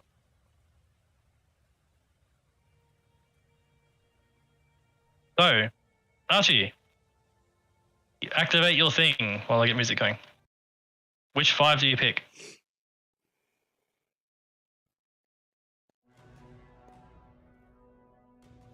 Dip on. I'm just gonna put little. Hold on. I'm just gonna put a little purple dot on each one to indicate ones that are doing anything. This one. Mm-hmm. Excellent. This one.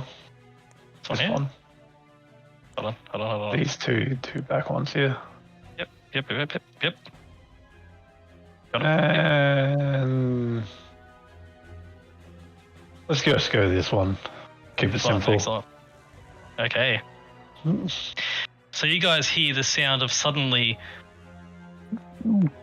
almost like Archie's Steel Wind Strike, but it's like, but within the metal containers of these constructs, there's and suddenly these constructs begin to slowly turn to the mind flayers directly behind them.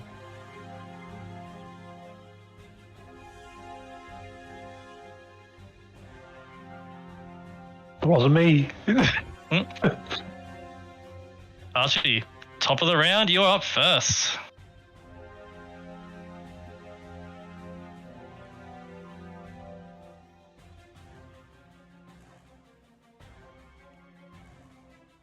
Do you do? Gotta move Mini Archie to here.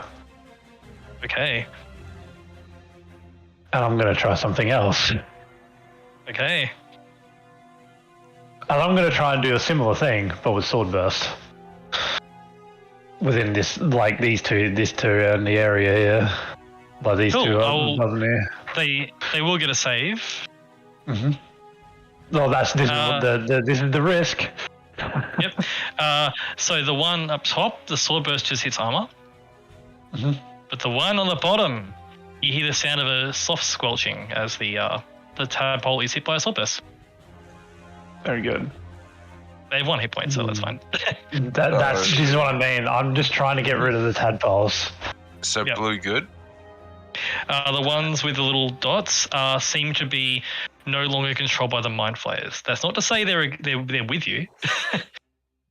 Let's just say I've turned this from a team deathmatch to a free for all.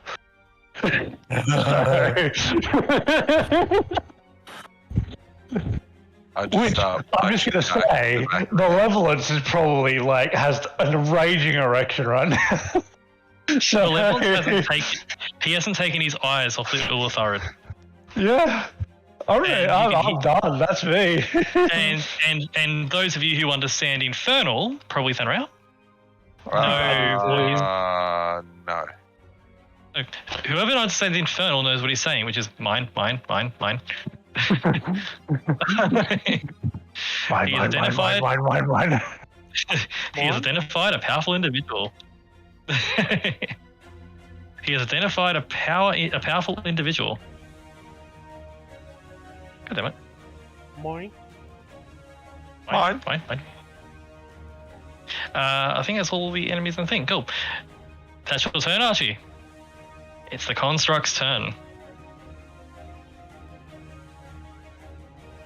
You watch as this big guard construct, which did have its arm cannon pointed in your direction, which you realize now was probably that disintegration thing that was used on the insectoids in the nest.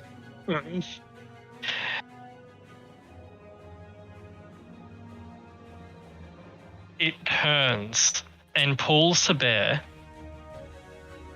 its massive adamantine and force energy coated greatsword on this mind flayer. You're in the splash zone. It swings 3 vicious attacks. 1 hits, 1 crits.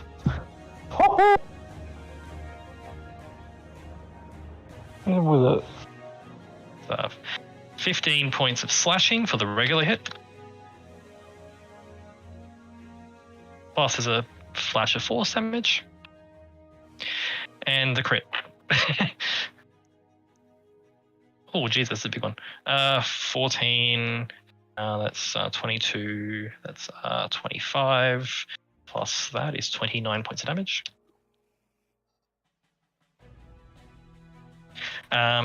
Plus that puts that. The Mind Flayer is hit by 2 hits and is immediately bloodied. As this thing is just carving into this Mind Flayer, and it's a beast. Mm-hmm. The other one turns and just points its arm cannon point blank at this mind flayer. And you see a beam. You see a beam of energy that just goes straight through the mind flayer and pulses into the doorway behind it. Mind flayer must make a dex save. Mind flayer succeeds the spell. It is a save or suck, unfortunately. So this mind flayer just definitely dodges out of the way, but you watch as basically a 10-foot wide beam of energy goes straight through. You notice the walls are all magical here, which is why the place is in such good condition, which means they are not disintegrated by the blast. But you notice that this thing is able to do that ability. These constructs at the back here are going to... They're still under control. They opened fire at Scarlet. They point their little arms at you, Scarlet, and they launch a bunch of bolts of force at you. What's drama class again for me? Oh, it's not magic missile. It's currently 20. 20. Cool. One hits. You take 9 points of force damage. Cool. So like bolts of force go shooting at you. Whoop. The other one's going to fire at you too. One hits. For 7 points of force damage. Now they're taking That's these two down here. These two up here are going to fire at you, Archie. Yo. One hits from the first one, which is 6 points of force damage. Mm-hmm. And then just pew pew pew. Titan likes to be the center of attention, so I can never be in the center. So I can't block that. Sorry. Well, normally I go ahead. You don't have to stand next to me. You could be behind me. Archie, the other one fires twice, hits once for 7 points of force damage. Nice. My temporary hit points are gone. This one in the middle here goes to fire at you, Taiken, twice. Miss once, hit once. Woo, pretty good at that. Oh, that's 9 points of force. All right. You then watch as the remaining... Oh, sorry, this one here as well. This one here is going to fire at you, Taiken. Twice and hits once. There you go. Woo. For 6 points of force damage, that one. You then watch as the remaining ones that are free of their Mind Flayer-ishness. These two at the back turn and shoot at the Ultharid.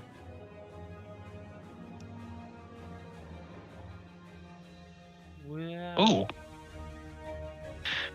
The Ultharid gets hit 3 times. Right. Oof. It is blasted by these two back here. These two, on the other hand, see an enemy right here and they start shooting at the back of the knights. And only one hits. Or 5 points of damage. But you watch as suddenly chaos as the constructs just suddenly realize enemies about and just start shooting at everything around. That's the construct's turn. Also, this one's going to step up here and this one steps up here to begin meleeing the guards. Like the knights. Sanrea, what do you do? I'll fly up. And I will lightning bolt this guy. Which one? This guy. This guy. Alrighty. Fly up to position. He is going to... He does succeed on the save. But he does take 12 points. He also takes a flat 9 points of radiant damage. Ooh. So that's 12 plus 9 is 21. As he sort of like deftly floats aside, but he does sort of take some of the impacts. He looks angry. Is that your turn? Do you want to move any particular? I guess I'll hover over. Yeah, Okay. But you're in the air above. I'm in the air above. Yeah. Kill. Tycoon. It's time. All right. I can get here, so I'm going to action dash. I'm going to try something dumb. I'm going to try an action dash to where Mini Archie is, but I'll make all the necessary athletics or whatever that I need. Oh, okay, make me an athletics check as you barge through the wall of knights. And here's the thing, Tycoon. You have advantage on this. As the knights are not at full power, they are still fight. As you get close to them, Tycoon, you see these knights are actively fighting the mind flayers. Their movements are sluggish and slow. 31. Testament to their defiance. And you bowl them aside. You knock this guy over in the middle. And I'm going to interaction. Yep. Switch to defensive mode. Okay, lockdown. And I'm going to bonus action Shield of Faith. Okay. As massively defensive now. Yep. And I end my turn. Everything within this radius takes 9 radiant. Okie dokie. 9. 9. 9. Sorry, I don't speak German. 9. 9. 9. 9. 9 to him. And 9 to him. Excellent. And that's your turn. Yes, sir. Awesome. Here's the Mind Flayer's turn.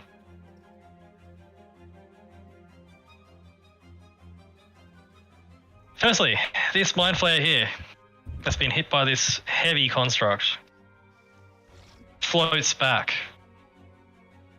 looks at the heavy construct, and you watch as its eyes pulse as it casts a spell, which I think is out of range of everyone. Not sure. You can cast a spell. I don't have counterspell. Yep. I was more thinking of Archie's cancel, but this one's out of range over here. As this casts a spell on the construct. And as it does so, you watch as Archie, this construct, which was hitting the Mind Flayer, stops and turns and points its weapon at you. You recognize the Dominate monster. Oh, that's This smart. one here? It's a temporary solution, but this Mind Flayer down here is going to attempt exactly the same thing. But the construct rolls a natural 20 and resists the effects. Alright, spotted.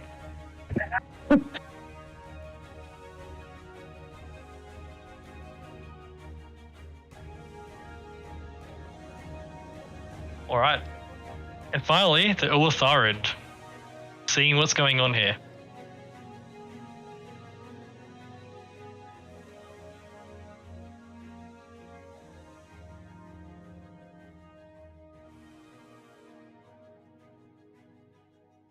The Ulatharid focus is its attention on you, Tycoon. I wonder whatever made it decide to do that.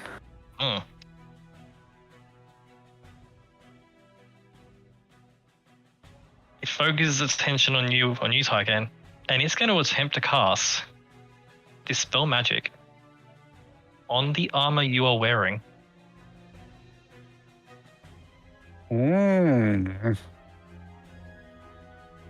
So it's going to make an ability check based on its spellcasting, which is, of course, intelligence. Mm-hmm. And it rolls a 24. Mm-hmm. Tyken, the armor in lockdown suddenly powers off. That means... Okay, get rid of that. Where's it at? Oh, do that right. There we go, yeah. There we go. You now realize the weakness of the armor. You are unable to move.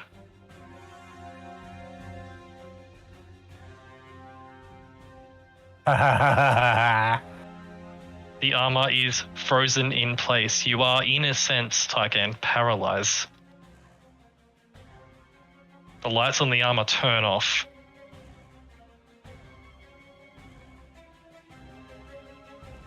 And as the lights on the armor turn off, Tyken, you hear a voice in your mind from the Ulatharid. You will remain where you are. As this heavy guard construct up here, now under the control of the Mind Flayers again, points its disintegration beam weapon directly at you when you are unable to move. You can't fire yet, but you see what they're doing. Yep. Tyken accepts this. He has a plan, which he's going to try to do in a few seconds.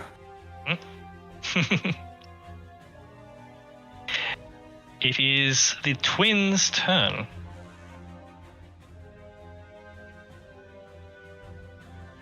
Loading up the sheets. You watch as, firstly, Avarice, who is now concentrating on a spell, which is, of course, Fly on Malevolence. Avarice is going to... She can't really do a great lot without breaking concentration, unfortunately. Avarice will step up next to you, Archie. And she is going to cast... She'll step up a bit further to the edge here. Like this here. And she'll cast Ray of Frost at the heavy guard construct that is now seeming to fire at Tyken. Which hits. And deals 10 points of damage. And despite the guard construct being resistant to all elements, Avarice's ice magic just punches through and freezes the portion of its armor.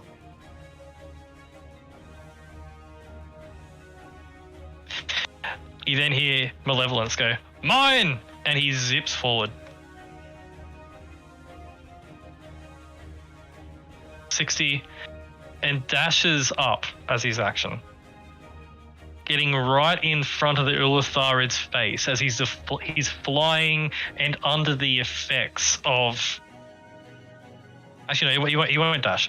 He flies up under the effect with a ball of fire just wrapping around him, and as he flies up, he casts a spell on himself. Haste, which gets him up here. He's now hasted, flying in under the effects of Fire Shield. He uses his hasted action to dodge when he gets up there. Oh, nice. He's not completely dumb. Yeah. As Malevolence flies up in front of the Ulatharid's face, you hear him call out for everyone to hear, "Now let me hear you scream," as he's right in front of its face. He's cackling. Cool, and I won't take damage just yet. It's the minion's turn.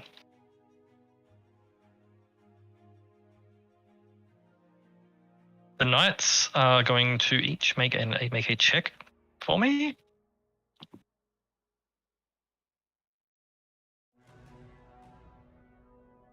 The knights, this one stands up. And this one runs across the bridge towards Avarice. This one runs across the bridge and is going to dash to get to you, Scarlet. This one moves across the bridge to here before he drops to his knees. And you hear him cry out, "I will not be controlled," as he successfully fights off the Mind Flayer tadpole this turn. This guy action surges. Two attacks at you, Scarlet.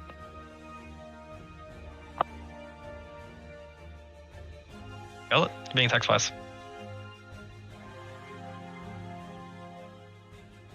Oh.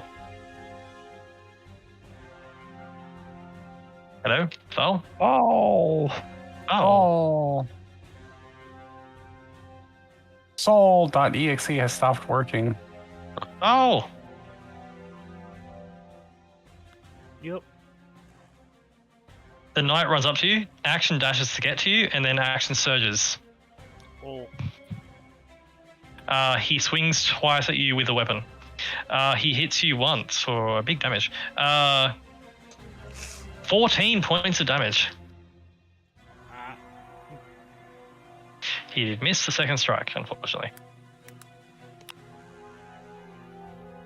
The one on Avarice swings once and misses, and swings again. Would hit, but Avarice reaction shields and does avoid the attack. That is minions. Scarlet, Yep. turn. What do you do? Mhm.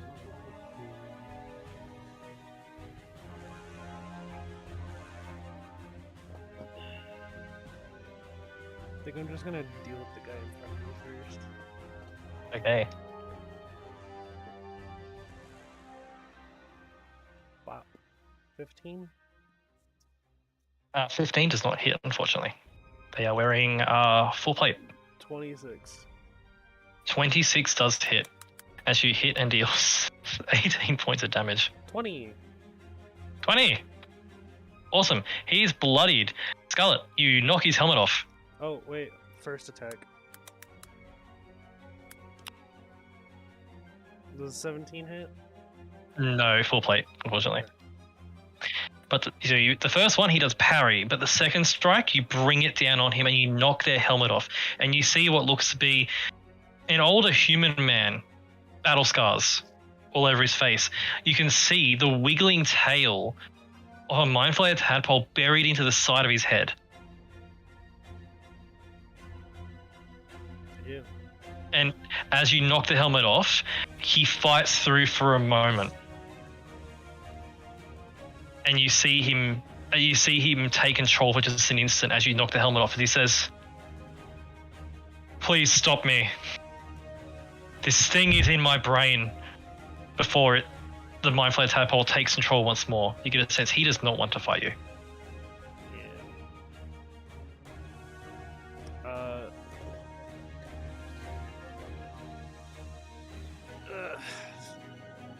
Can't remove it anyway. He's asking for you to help stop him, put him down if needed. Yeah. He's a paladin. He doesn't mind if he has to die. Yeah. I would know. I've been playing one. He's a knight, but he has an oath. Like, they have oaths, and this is definitely... Yeah, they're like paladin light. Yeah, that's what I was trying to say. Yeah, paladin light. Only 75 calories per serving. Oh. Oh, fuck.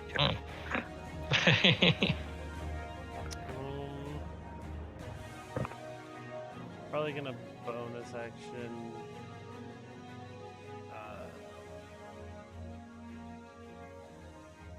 Get everyone here with a banner, which is max.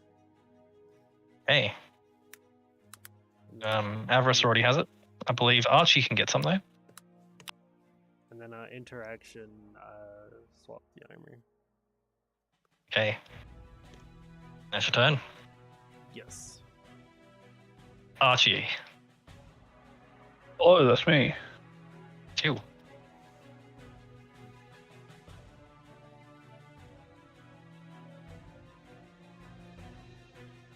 an indicator on this construct that it is currently under the influence of Dominate Monster.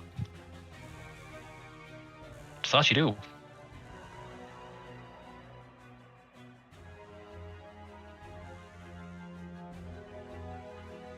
Hello.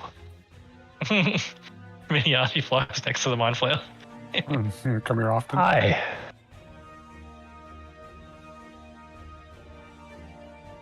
Mind Flayer just stares at the manifested mind. You want to see a neat trick?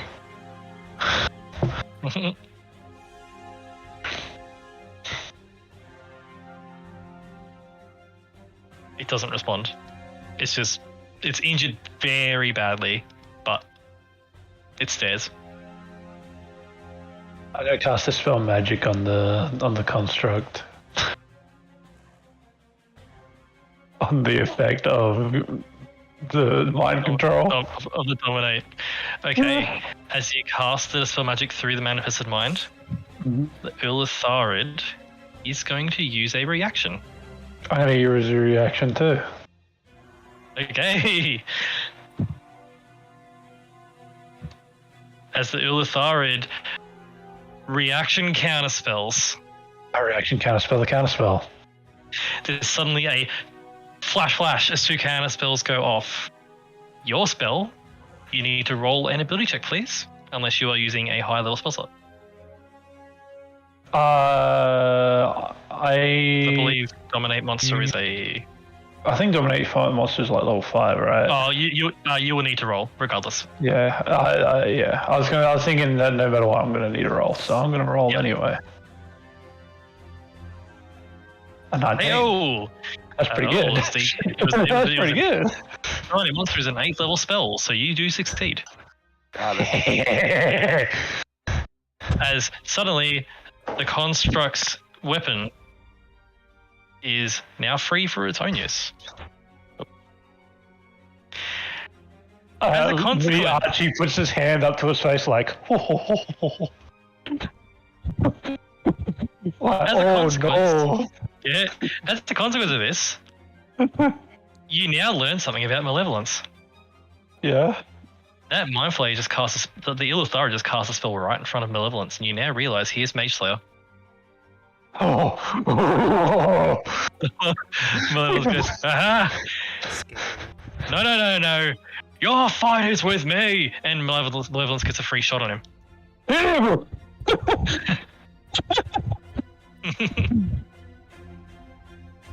Dear God, is actually happening. Mage Slayer being relevant. Mage Slayer in my D&D 5e game? What is this bullshit? So Malevolence gets, where is this thing? There it is. He hits! As he swings his sword, and as his sword swings, it is just covered in hellfire. And as it swings, you hear the sound of the screams of the damned coming from his weapon. It's a mildly enchanted weapon. It's just simply a prestidigitation type effect to make us scream. It's just a sound awful. But he does hit for 9 points. He has a weapon. That's just aesthetics. Yeah, but the weapon is on fire, and it does do fire damage. Lit.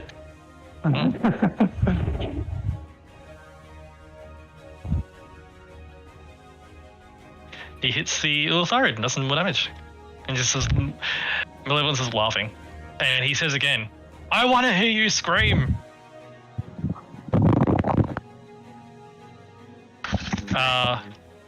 Is that your turn, Archie? Yes. Cool. It is the construct's turn.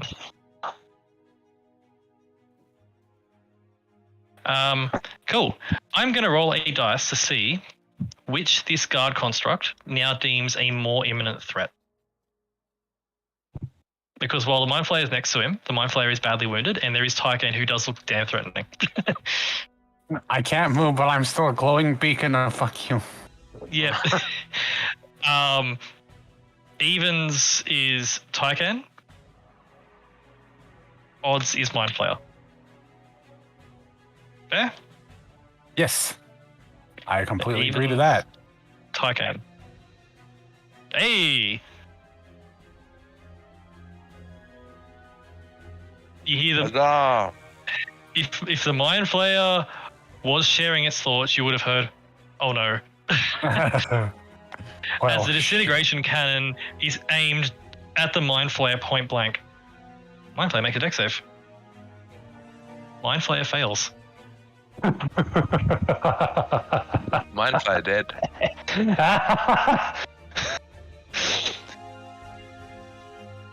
Oh boy. The Mind Flayer, realizing that it is in a very bad position, is suddenly face to face with a 2-foot wide barrel of a disintegration cannon, and it fires, leaving behind a pile of fine dust. It is gone. Superior species, by the way. I hear that Mind Flayer dust is quite the commodity in Skullport. The cannon having fired, it then redirects at you, Taikan. Yeah. We could only stall for so long. Yeah.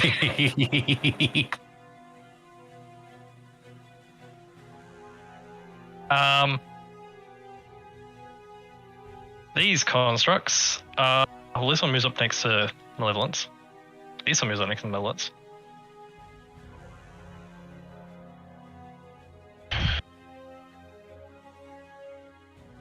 This construct is under the control of the Mind Flayers.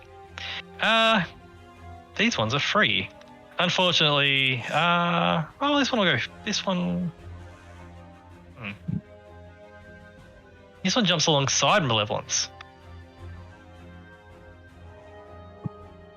And these two will remain here. Unfortunately, it is a 3-way battle. They are not necessarily on your side. Yep.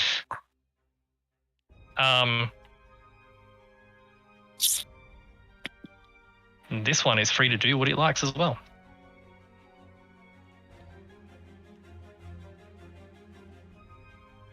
You watch as this heavy guard construct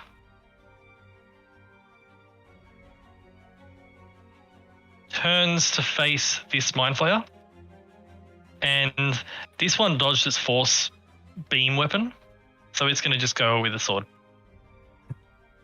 Dodge Because this, that's a- bitch. You came to That the is a wrong house. cleverer fool. use of things.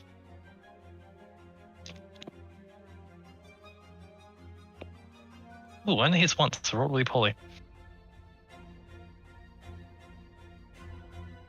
Now that is 9 plus that is 13 slashing. Plus that. Mind Flayer is injured.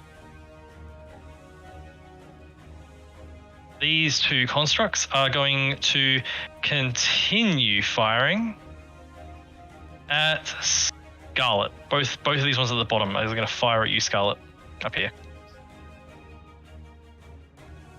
These The little two guys? pulses of the ones on the bottom, yes. Little pulses of force energy. Pew pew. We got 4 attacks and we have 2 hits. So that's a total of 9 plus 4, 13 points of force damage between both of them firing twice each. 13 damage.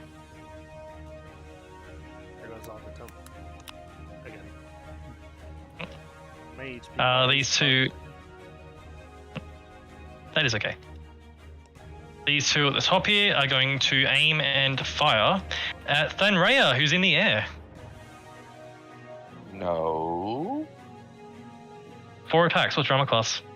I disagree. They That's a really specific armor class.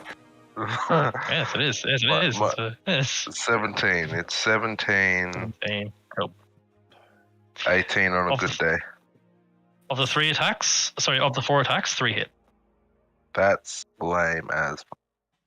The first one hits you for 5 force damage. The second one hits you for 9 force damage. Oh my lord, yep. And the third one hits you for 6 force damage. It's like pew pew pew pew pew is just firing across this area. That's all the ranged attacks. Tycan, 3 constructs turn and just start swinging at you with force blades. By my calculations, my AC is 13 at this point. Yes. And unfortunately, well, you're not paralyzed. It's just me, just they've advantage to hit you. I'm not going to treat it as like you're held person. It's you can't move. Yeah. It's different to paralysis. Just the armor is non-functioning at this stage. So the first one is going to hit you and hit you again. Second one's going to hit you. No, he misses you. Ow. a pair of natural 2s on. That's 1, 2, 3. You got 5 hits out of the 6 attacks. All right, before we give damage, I need to roll 5 con saves. Okay.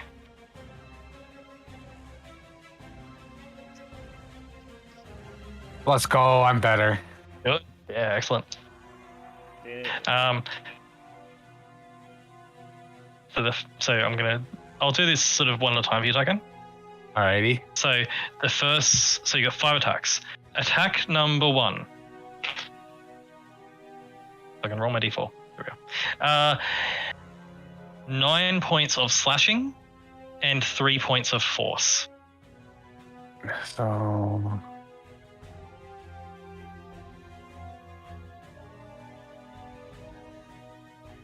All right. This is number 2 now. 6 points of slashing, 1 point of force. All right. Number 3. 5 points of slashing, 3 points of force. For 8 total.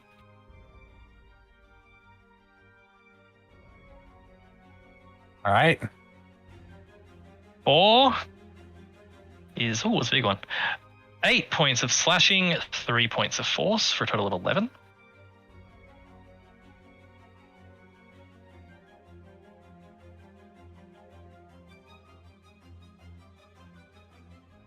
Okay. Yeah, you got that. And the final one. 5 points of slashing, 3 points of force. Your token seems to not be updating. Huh. Probably just roll I am 20. immortal. No, I fix it. Hmm? Did I try to fix it for you? Oh no, it's fine. I have a calculator open. I'll just put it all in here. Okay. If you Alright, can there we please go. fix your... Can you update the heal health in your token for me as well? Let me try. Those. Refreshing. Okay. Oh, it isn't you. It's the thing, I think. Because I might just need to refresh. Your sheet isn't updated either. It's really odd. I'm gonna try and update my sheet again. Now that I've refreshed. How's that? Hey. That's better. That works. There we go. That's I'm assuming Tycan. my internet just did a slight disconnect and it messed up Okay. my connection. So you guys watch as these 3 constructs start carving into Tycan. Over here, these 2 constructs go after Malevolence, who's just sort of hovering about a foot off the ground. They're going to go on him. They hit Malevolence twice. Yeah. Malevolence takes a little bit of damage. About 25 damage. But as they hit Malevolence, he is under the effect of Fire Shield. Fire Shield useful in 5th edition? Yes. Every time you hit someone that has Fire Shield on, they take damage. I actually am planning on doing a character very soon that does that. These 2 constructs are just burned by Malevolence as they hit him. This construct, however, runs up because it is free of the control of the Mind Flayers. And in the scheme of what is the most threatening thing to the facility, it is very clearly the Ulutharid.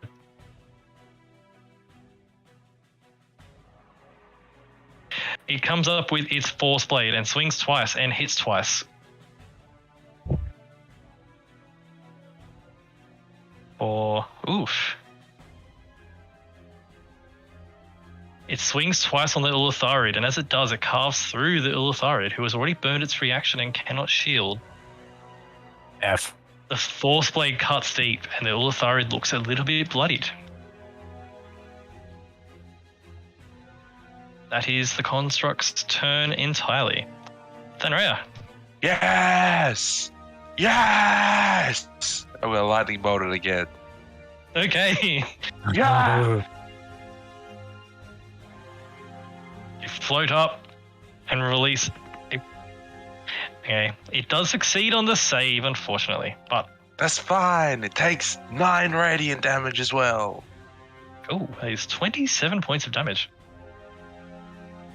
It's like pulsing past Malevolence down on him, down on the thing. 27 points. It is badly, badly hurt from that.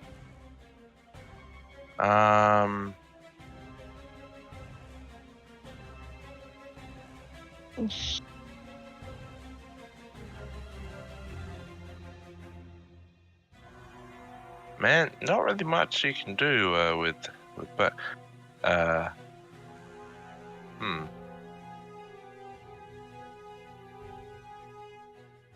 am going to curse it. Ooh. Where at it? That's exactly what I thought. She just goes, fuck you. And be like, fuck you. Like, as the shadows wrap, as lightning wraps around its form, it is now under your Hexblade's curse. I was like, fuck you, jellyfish. Mm. That your turn? You do learn, I believe you do learn from that. I believe it's resistances, right? Yes, and immunity if it has any. Oh, it is resistant. Sorry, it is immune to non-magical. Oh, lovely. Hmm. What Like non-magical bludgeoning, slashing, whatever. Yeah. Well, That's it.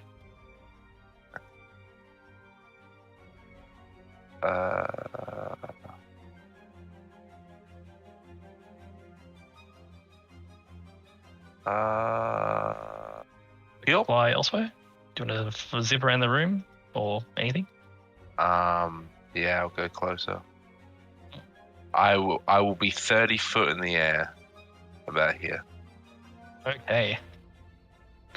Actually, That's your turn. how high up is it? The roof is like 100 feet high. Okay, well, yeah, I'll basically, if I was like 15, 20 feet, I will go up another, I'll go diagonal like 15 feet, so I'm about 30 feet up in the air. Okay. And from your vantage point, you see this giant beam of just circulating like magical ley line up here. You're above the battlefield. You see it all happening. That looks dangerous. Danger. Here. Tycan. Alright. Tycan's gonna... Locked in place. What do you do? He's going to...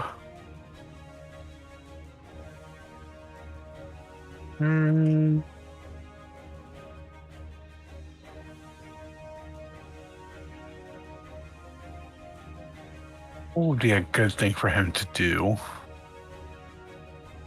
Armor is still disabled. You do get a sense that it's not permanent. Like it would have like the dispel magic would have just suppressed the armor. And it is flickering. Like it is going to come back at some point, but you're not sure when. Yeah. I'm thinking...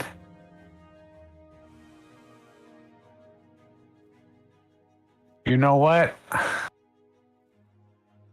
I'm gonna try.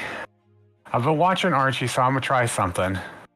I'm gonna try and use a spell slot to charge it up. Okay. What spell slot? Which level? You know what? Let's go with the best I got, a level 3. Okay. As your usual action, to do this. Yes. Is you just focus. The armor's like flickering and it's struggling. I did roll a d4 for how many rounds it was going to be out, Uh-huh. and I got a 4. So it was going to be out for 4 rounds.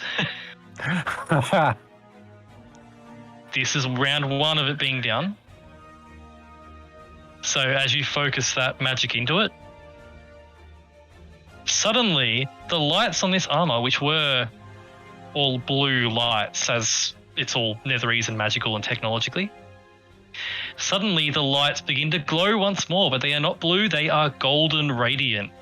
Hey. The armor is back online.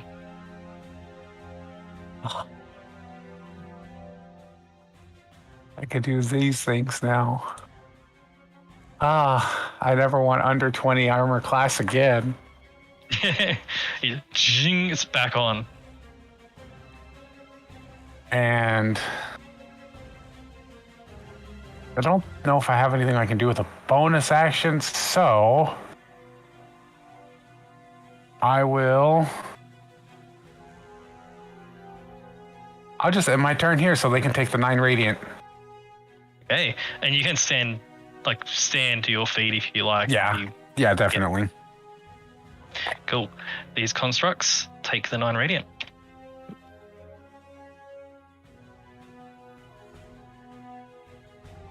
They just burn nearby. That's your turn. Yep, that is me. Oh, let's go. Here's the Mind Flayer's turn. Ulatharid is in a bad way.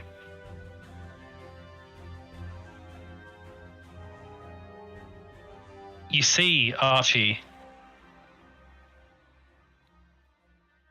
almost Archie, you see panic on the Ulatharid's face. Almost.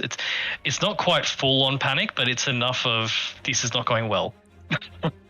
That is not sweat, it is slime. Reassessing the situation.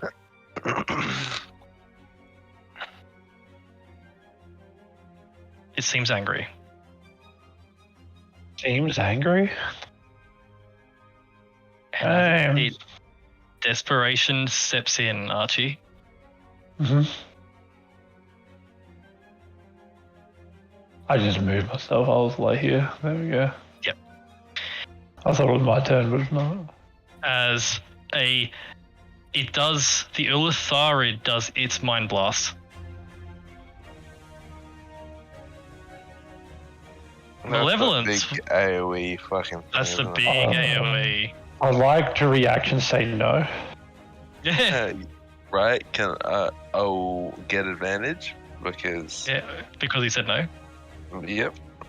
Yeah. Cool. So it blasts out. Malevolence has Avarice's amulet, which grants immunity to psychic. Does it go under me? It is hitting you, unfortunately. You are within a 60-foot cone. But it doesn't say that it's 6 foot up. It is a 60-foot cone. Man. It is Good try. 60 feet out and the 60 feet across at the end. It's huge. Avarice is immune because of the amulet. Tarkan, Thanraya, and Scarlet all need to make me intelligence saving throws, please. Easy peasy. Because I choose to succeed. Yes. Please tell me Thanraya. 19 saved. No, the DC is 30. No, that's fine. It's easy. Oh my You god. succeed. Could you imagine? No. You succeed. Then Rhea succeeds. Tyken chooses to succeed as you burn a charge of that. Scarlet, you succeed. Avarice fails. Avarice is stunned. Avarice loses concentration on fly. Malevolence is now on the ground. No longer flying. Thankfully, she did not have the haste spell. Thankfully, she didn't have the haste spell up. That was Malevolence's casting. But she is now stunned. What a This stunning also turn of hits. events. Is construct.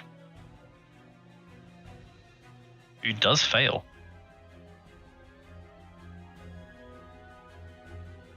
It's hitting its own constructs. It wants out. This one is done. Let me out. Succeeds. I'll quickly Easy. tinkle, BRB. Okie dokie. This one fails. 30. This one. Succeeds. This one is bloodied. This guy. Fails. Bloodied. This one succeeds. And that is all of them. As the Mind Blast goes off and just this wave of psychic energy.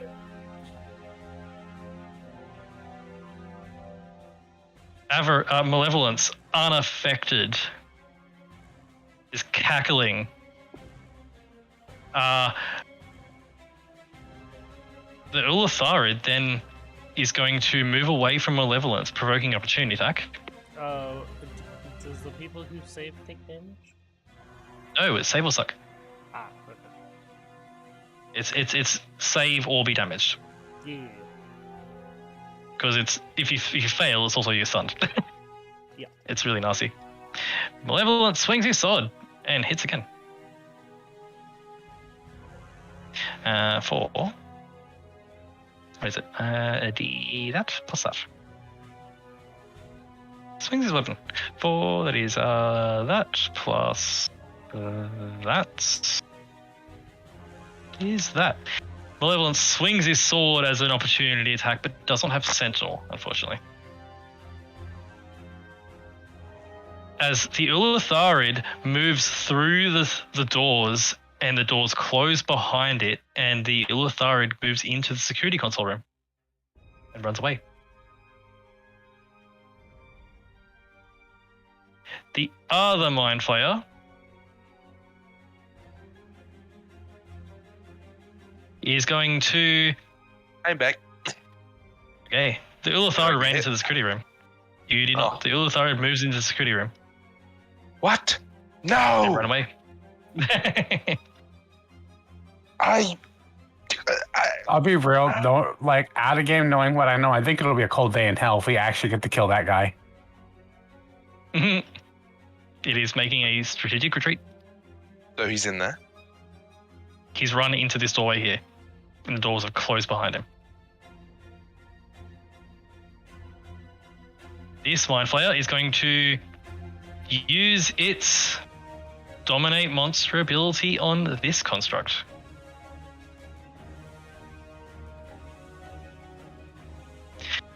This construct stops at attacking the Mind Flayer and now is controlled. That's the Mind Flayer's turn. Hello! Malevolence is surrounded by constructs and Avarice is stunned. Malevolence is going to begin fighting. He swings once at this construct and cuts it down. Destroyed. He swings at this construct with his second attack. Does some damage.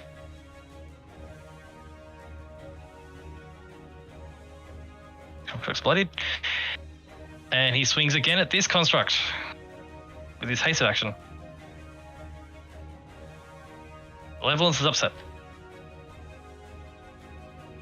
And just starts carving in a blur of slashing on these three constructs around him.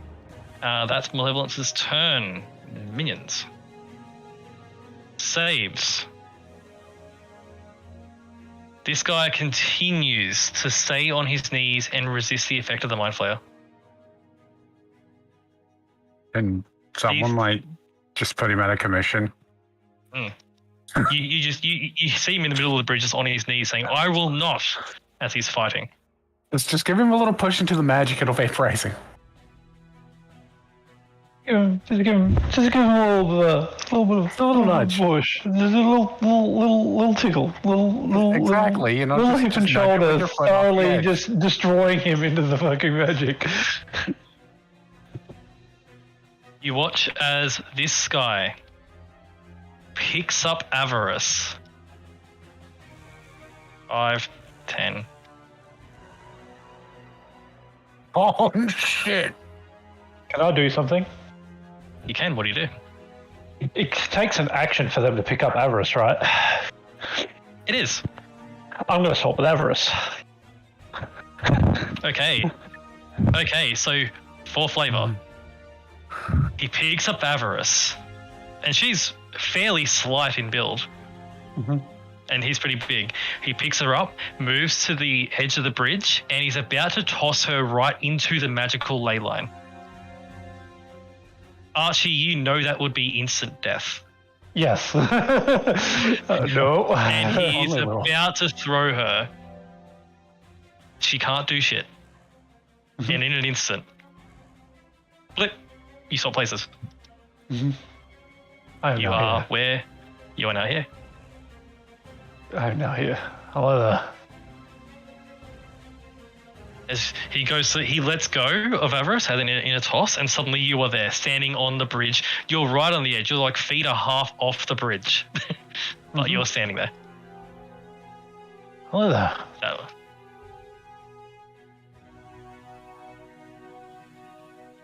he action surges and swings at you. I have a +2 to my AC. You do. Unfortunately, swings at you. yeah, he swings twice, Archie. Yeah. Unfortunately, he rolled a natural 18 to hit you, Well, yes. and he crits you. Well, also yes. So the regular hit is 8 plus that is 11 points of slashing. Death damage. It's magical stone damage. Okay, calm down, Zodiac Dragon. Jesus. That story never gets old. Magical stone damage. Well, I haven't fucking heard and- that story, but that sounds stupid. It's really dumb. The crit does 15 points of damage. Super dumb. Ow. It swings Our twice. next at you. campaign is dealing with DM Zodiac Dragon. That's this guy's go. Scarlet, this guy is still fighting you. Yep. He swings twice on you. He only hits once.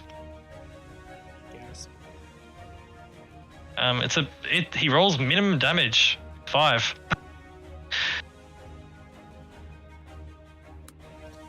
So 2.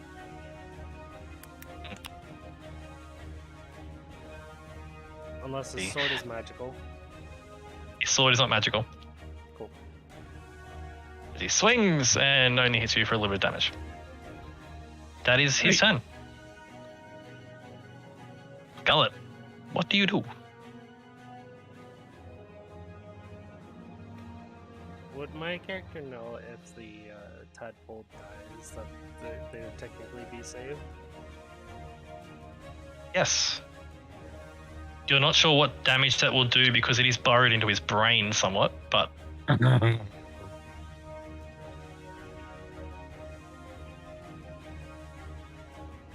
can see it. Its little tail. Is there any others that I can see? No, you've removed his helmet by doing so much damage to him. Yeah, there's no other helmets that are just off of people. No, this guy has been psychically damaged here in the middle, so his helmet's still on, and this guy has barely taken any damage at all. It's only this guy that you can see currently. But if you want to do something, like, let me know, and we'll work with it. Yeah, magic missile doesn't miss. Yes, you can do that, and you can see the tadpole. Yeah. One at the tadpole unless it doesn't kill it. Oh, as you fire the magic missile, the first shot at the tadpole hits its rear end and pulverizes it.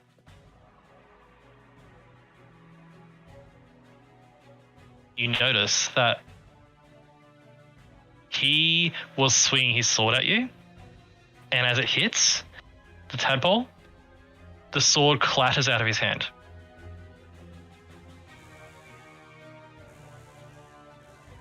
And you get a sense that he is not willing to fight you anymore. Where did the other 2 magic missiles go? 2? There's a total of 5. Oh, 5. Where did the rest of them go? Well, since I can't see any other tadpoles, I'm gonna go put them all at this guy. Yeah, this guy, as one missile goes, pew, and just kills the tadpole, and the other 4 go, pew, and just fire into this guy. Yeah. Roll your damage. So we'll take off the first one. So 15 It's damage. 15 damage. Pew, pew, pew, pew, and this guy's hit bad. He needs to make a con save. He does succeed, unfortunately. All the 3 other times? It counts as 1 attack for the purpose of concentration and things like that. And also their saves. Because they do technically strike instantaneously. Yeah. She just puts a hand on his shoulder and says, "Get some cover. We'll handle this." He says he pushes your hand away. Says, "No, they will pay for what they've done." Well, then, And puts his helmet back on. I like this. The part of these nice oaths don't get mad, get even. Yeah. she's then like she taps the sword on the ground with her foot. It's like, don't drop it, Dad. He will on his interaction pick it up, but for flavor he picks it up. Yeah. She's going over here. She's gonna, like, when she gets here, she's gonna do the banner for 11. He also gets it Ooh. for getting here. Excellent. I like it. He takes it. Am I within range? Yes. Yes. It's only a 10-foot thing. You said you were 30 feet up? Yeah. You were out of range. I'm sorry. Oh, yeah. Well, F. that's what you Scarlet, get jump. for flying. Yep. Jump, Scarlet, I believe. Do you do, Scarlet? You get here. Well, I'm not gonna action search yet. These dudes needs to die. Well, they don't have to die. I need to kill one of them.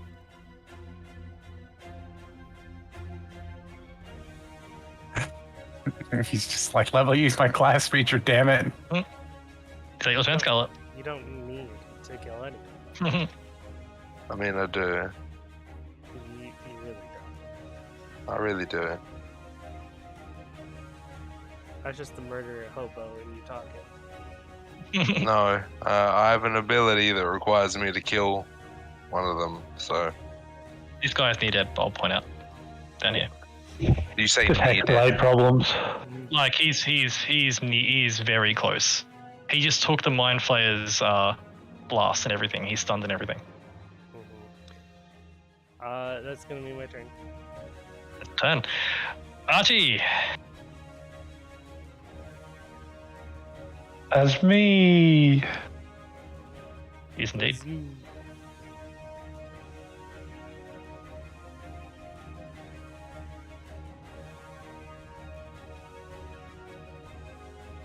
What does an Archie do?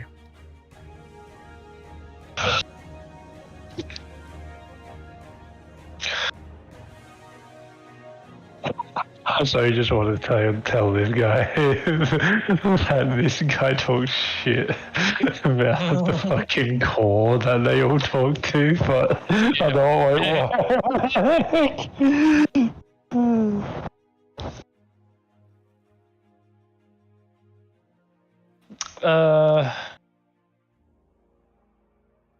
I'm in a bit of a predicament. Oh.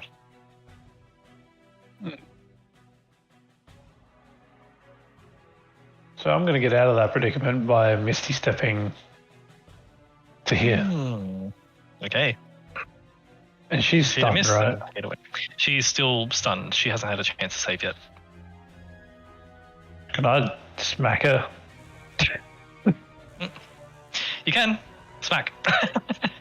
No effect, unfortunately. Wake up. I'm going to use the help action on her. By smacking her. Oh, Wake up. that works. That works. Get the fuck up. Wake up. If you want to use your action to help her, she can get advantage on her next intelligence save. Yeah. Yeah. Wake up. Hey. Is that your turn? Yep. In that case. Excellent. As you wake her up, as you work on waking her up and helping her out of this, it is the construct's turn in that case. So, you watch as this heavy construct here scans the area for imminent threats.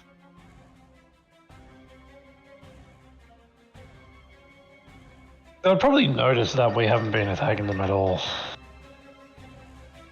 Right. It's not a matter of attacking, it's a matter of Threats.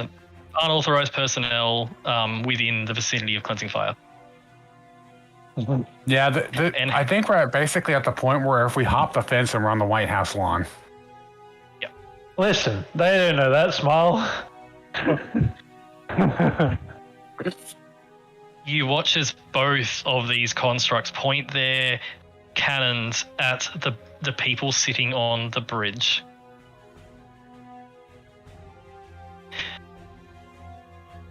This one points it at the people on the bridge. This one points it at the Thanraya who's flying above the bridge.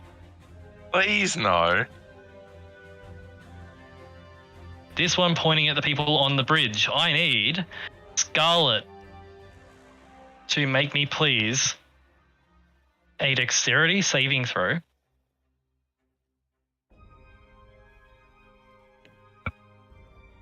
As I just need a, where is it? Line, total width 10 feet. Do I need to make a dex save as well? You will, yes. Okay, let's roll it now. Just a second, I'll just resolve this one first. And let's see. Boop, boop, boop, boop. Sorry. There we go. Scarlet. A 18 is a success, and you dodge the 39 points of force damage. As is the Sable Suck. The guy behind here dodges with a natural 17.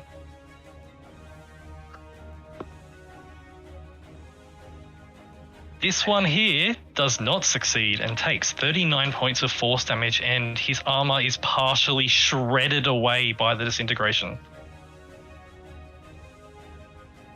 This one who was stunned and cannot succeed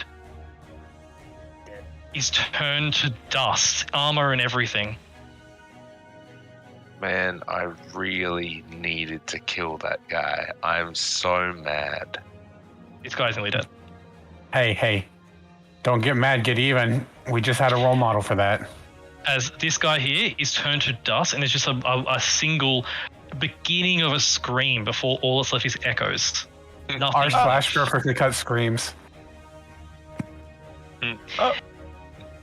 As that blast goes beneath you, Thanraya, and another one comes at you from this one over here, I need you to make a dex save.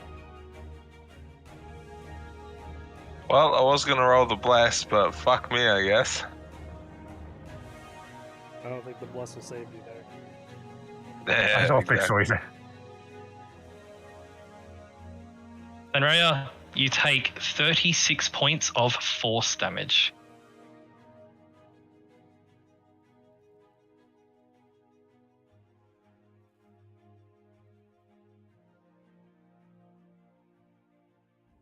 Are you still up? Yes. It hits you. But You... you said 36, didn't you? 36. Okay. As it hits you, thankfully you are not reduced to 0 hit points because that would have just turned you to dust. Lucky for me. But whatever outer layers of clothing you have are shredded by the impacts. Only magical armor is not destroyed. Well, lucky for me, all my shit's magical. Yep, but it is extremely deadly. But that blasts off. They are mean. There are, however, more constructs that do things. These two constructs over here are going to open fire on Thanray, who's in the air. Yeah, that one's terrible. Oh, man. That's what I heard. Only one hits. Fucking For just go 7 on the ground. 7 points of force damage to you, Thanray. Yep. These two down here are going to open fire at you, Scarlet.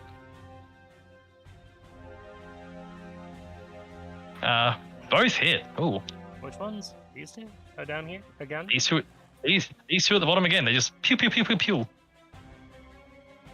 The first one hits you for 9 points of damage. This is And the force. This is force. No. And the second one hits you for 5. Okay. That's them. Tarkin, you are no longer having a low AC, but these three still swing at you. I believe now.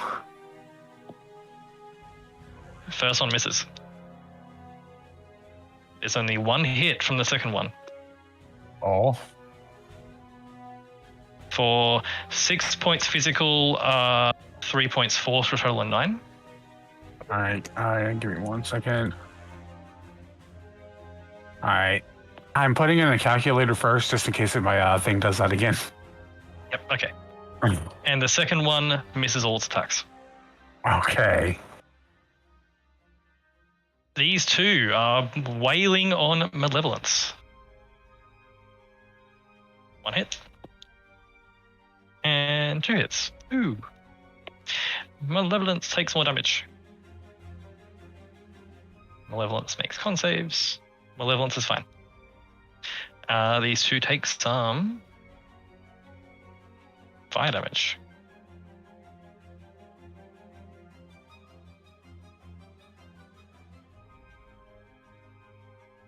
This construct is damaged. This construct is more damaged. They're both just burning from being in the presence of Malevolence. That's the construct's turn in their entirety. This construct, the big one, after firing, steps up to you, Tycoon. Ooh. That is Okay. their turn. It's Huh. looming over you. It doesn't have like a weird action surge or anything. I'm okay. No, it does not. You hear the servo speed up as it action surges. But one thing you do notice, Tycoon, as it steps up within your radiant consumption, the wisps of radiant energy coming off you, burning the constructs around you, do not damage this thing at all. Then Rhea, what do you do? I am going to go on the fucking ground because I'm sick and tired of being a goddamn target. Yep. You come down to the ground next to this dude. I need to kill this guy. Yes.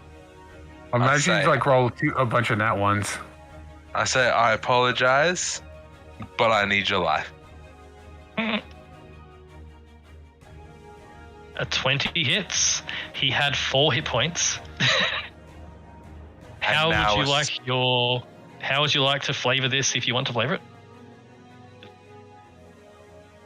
Can't believe Raya did the ultimate attack in the entire game, the plunging attack. I can do that.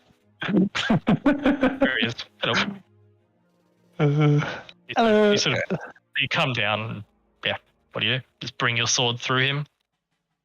Yeah, Bring your I sword do through it. him. I and do it it's- as painless as possible. Hey, straight through the chest, and as you pull it out, his form collapses in a heap and arising from his form. Spectre arises. Boop. A great morning rising.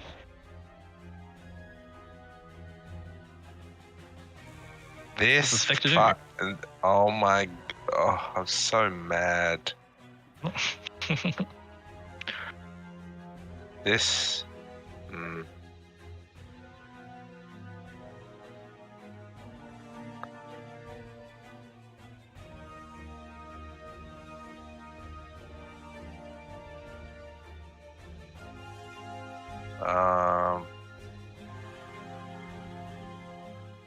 Where's my fly speed? Hold on.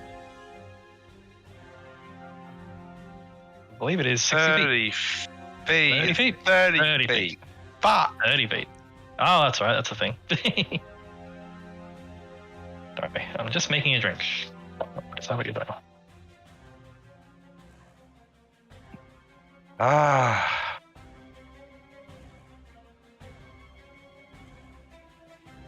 Ah. I want to do something, but I don't fucking want to hit Scarlet, and it's really inconvenient. I know that feel. My AoE spells are like that. Alternatively, you could just hit Scarlet. Yeah. At least you're not this dude riding a bike down a mountain. Yeah, I can't believe I can't do a lightning bolt through my Spectre and Scarlet to hit this dude over here. For context, someone sent me a video of the bike ride going very well. Listen. Right? What kind of spell are you trying to cast? Thunderstep. But you see, it would be less saying and more hearing, right? well, it doesn't matter, does it? It's within 10 feet. I'm just being an ass.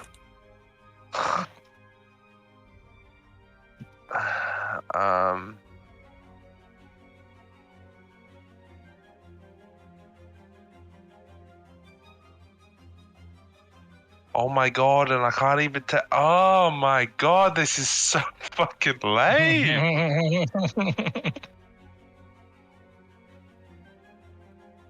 I listen to them. Yeah, it is. It's literally the only movement spell where I can bring someone with me. Bring Scarlet, easy. For one, I don't have any movement left, so I can't. Second, Scarlet's not the target. Sounds like a personal problem. How much health do you have? Yes. She's looking pretty good, really. Please tell me. How about yes HP?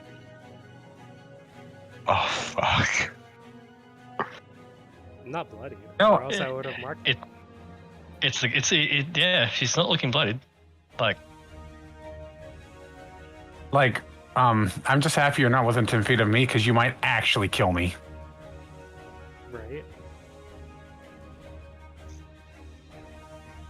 It sounds like a you problem though. You like to do this. Okay, is my fly speed and foot speed different? So if you move, say if you walk 20 feet and then fly 10 feet, that's all your movement. It isn't 30 foot of flying and then 30 foot. It's that's total. They don't add together. If that makes sense. How fucking inconvenient. I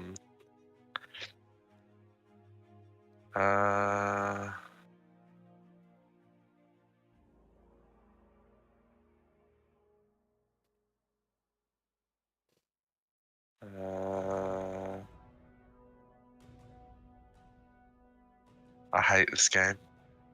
I hate you too. What do you do? I will.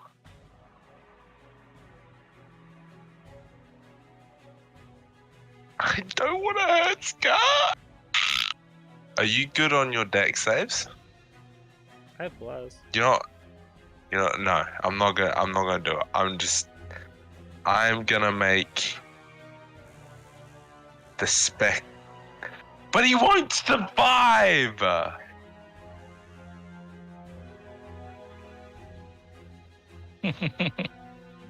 Choices. Choices.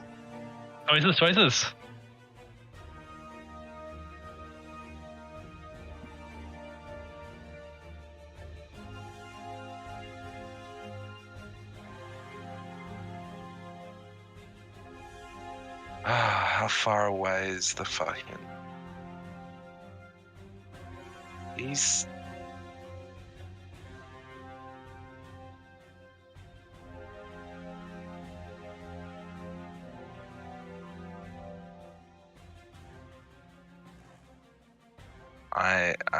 I'm gonna move. Oh, fuck's sake. I can't move. Ah! I had my turn. Actually, this dude moves forward a little bit. I had my turn. Okay. Again. All right.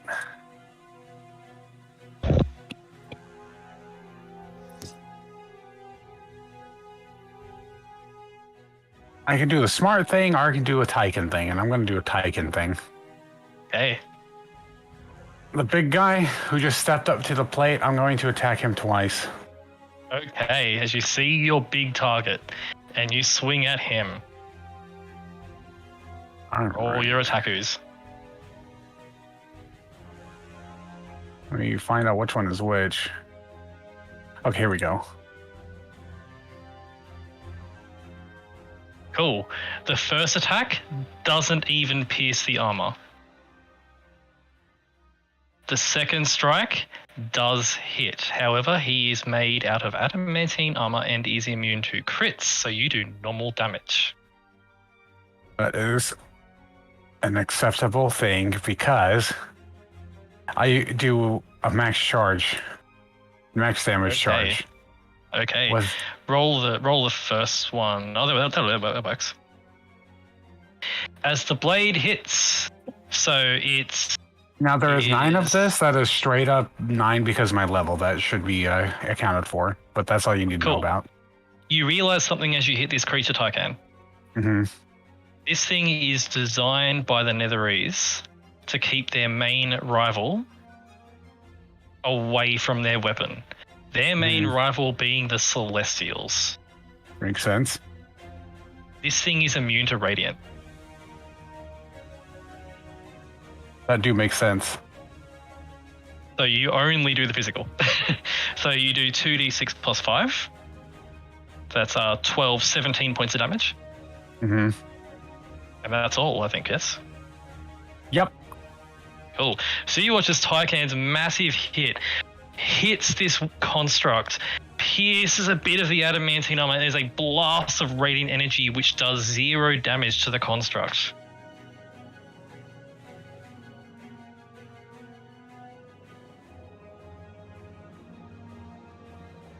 It is still good to fight. Boy.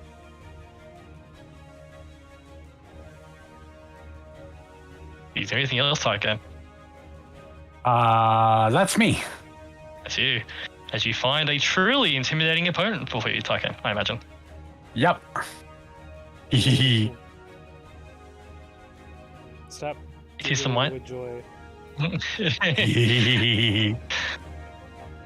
It is the Mind Flayer's turn. Oh, everything, including myself, takes damage from my radiant aura. Okay, that is 9, right? Yep, except for me, it's 4. Cool. That construct is now bloodied. That construct I've been is now dotting bloodied. them. This construct is blasted away by a pulse of radiant energy.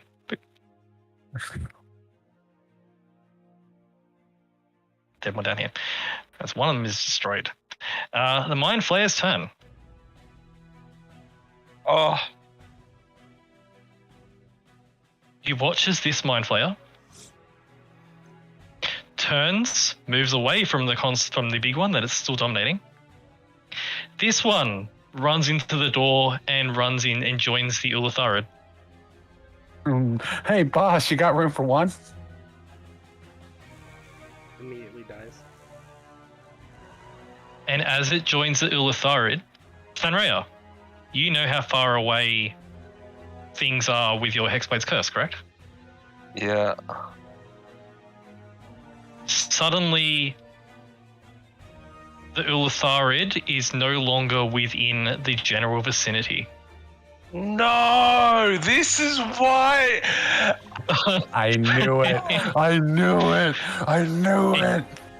It is a proto hive mind. It cannot allow itself to fall here or be captured. He's got a. It can go through walls. Dude, What? the Spectre can go through walls. Mm. I had a whole plan, and I just had to be out of range of everything. Unfortunately, the Mind Flayers have left the picture. However, the concentration on the Dominate monster is still up, so that one's still under control for now. They're on the same plane of existence. So you do. I will That's say surprising. you do know how far away they are, Thanrea. They are about 300 miles away underground.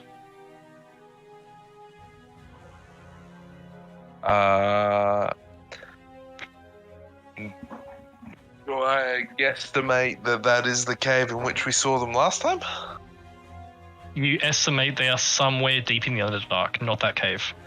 Okay. What did they do The Ulatharid teleported away. from here? Yes.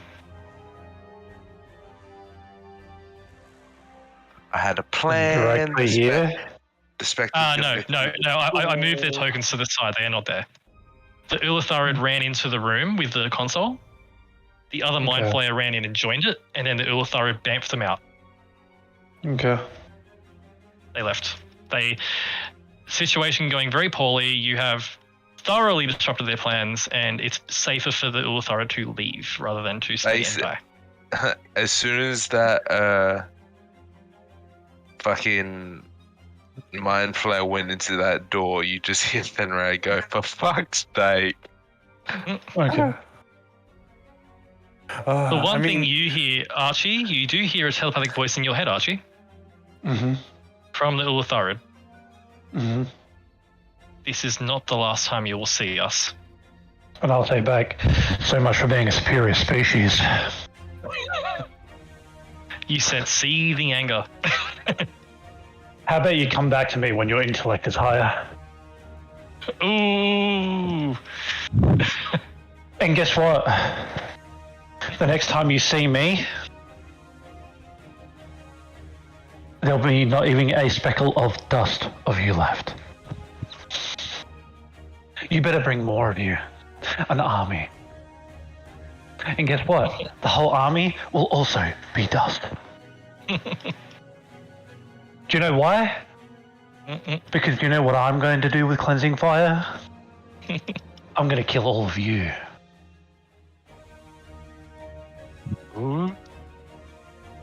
I know where you are. I know where you live. I'm going to go work with the drow. So you better be ready. Ooh.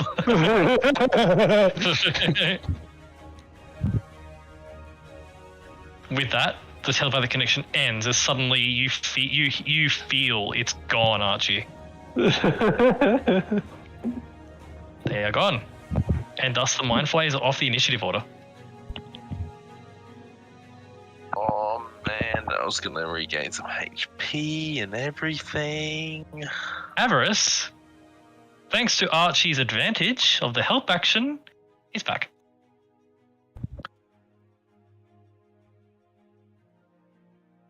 Hank, it's me. She slaps him 17 times in the face. Avarice comes back to her senses, and she can take her turn. You watch as Avarice goes, "That was awful." And then she looks at this guy and is about to cast a spell on him. Goodbye. You do know that he's like good now. So do you stop her? You can stop. Wait. Yep. Guess what? What? They not bad now. Says, right. She steps up here.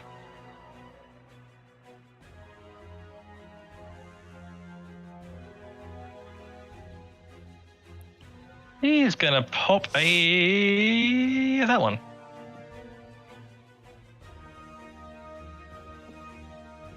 Avarice is gonna cast a spell over here-ish, which will hit this construct and this construct and this construct. Avarice casts slow. Yo. Hey, yo.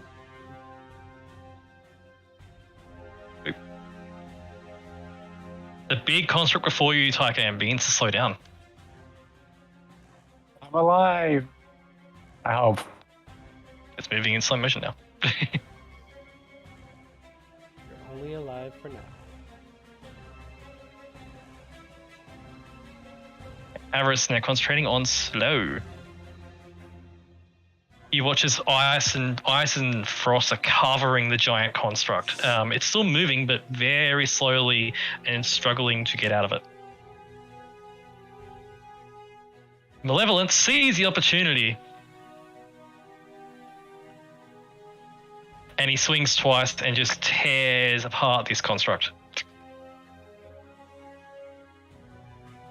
And hasted action on this guy. And kills this one too. And with the two constructs set, Malevolence says, "Now I'll get back here, you!" And he runs in the doorway.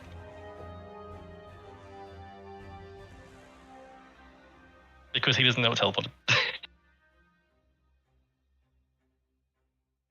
Oh my god. He's not the sharpest crayon in the toolbox. He's a pretty sharp bowling ball. Yeah. He runs in, he's like, "Where are you?" And as he runs in the room, and he's still hasted, you can hear the sound of boxes being knocked over and cupboards being opened, and he's searching for the mind flayers. He's Absolutely. gone. I want to say so bad. A Napa quote. Or was he never there to begin with? Yeah. Malevolence in the room. He's gonna send her to He was literally just swinging at thin air the whole time. Malevolence is being silly. Minions, this guy runs across here and gets to here. As he gets to here, he nods at you, Thanraya, and holds his shield up next to you. He's ready to defend you. That is his turn. Scarlet, what do you do?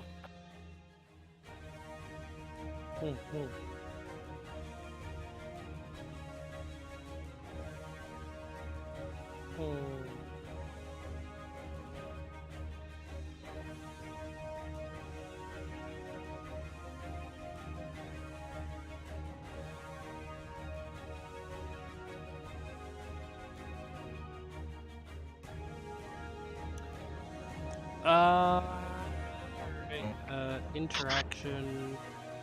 Switching it back to faster.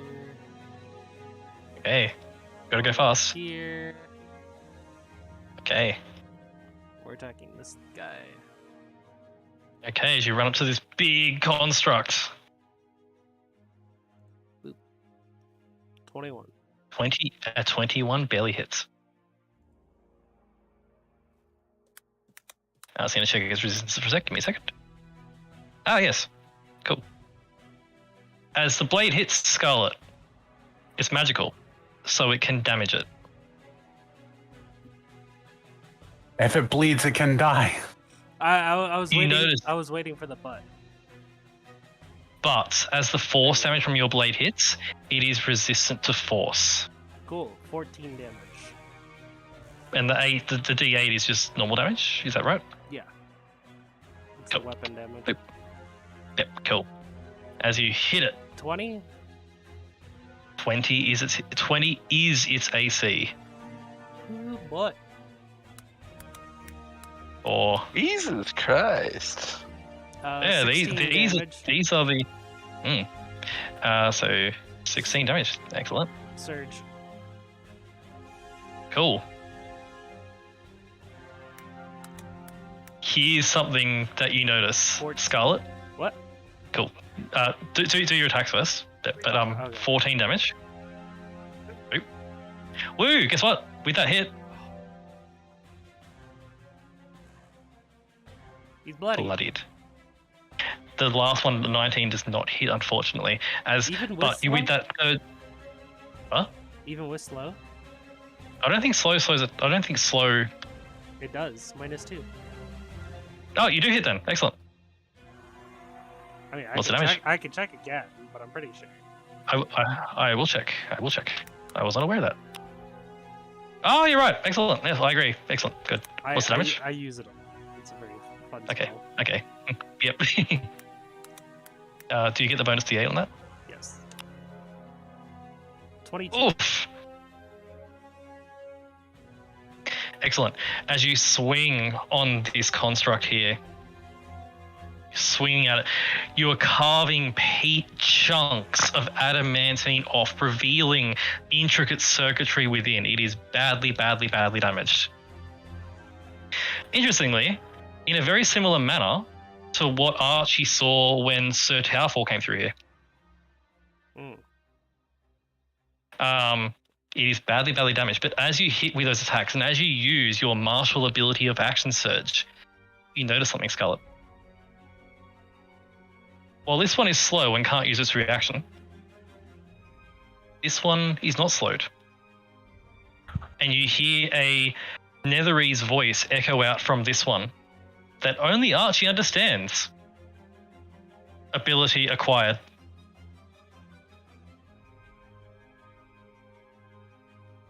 Nothing I can do about that. Archie's just like, Scarlet and Ty, can you get another 10? Ooh. Thank you. I'm next to you. Don't move away. Swear to fucking God. Oh, and this guy's marked as well, right? Yes.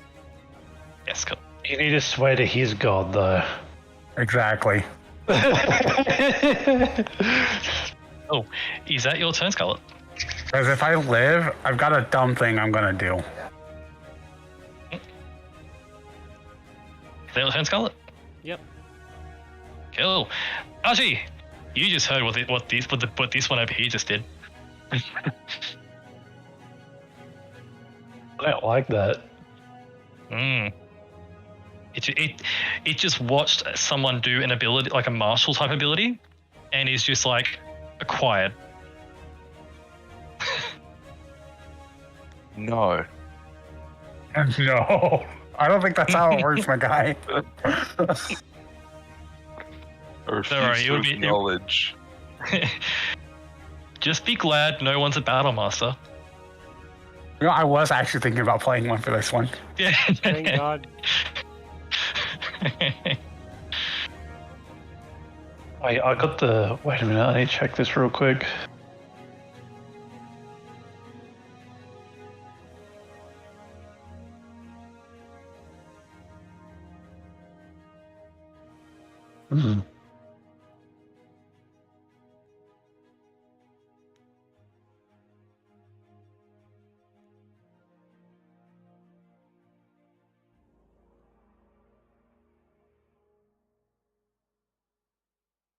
Yeah, never is I'm gonna construct. try something. Yeah. Okay, what do you want to do? I am going to. I want to be a Netherese construct. I am going to use the manifested mind, and I am going to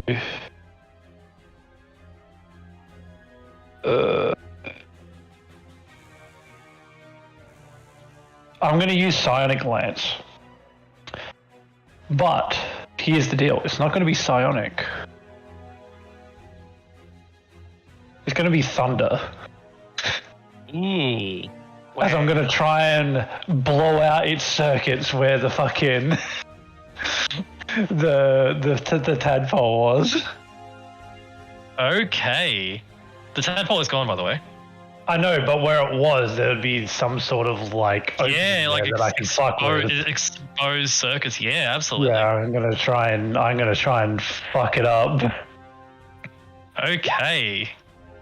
and try to blow it out pretty much with thunder damage, because thunder damage against any sort of material really good.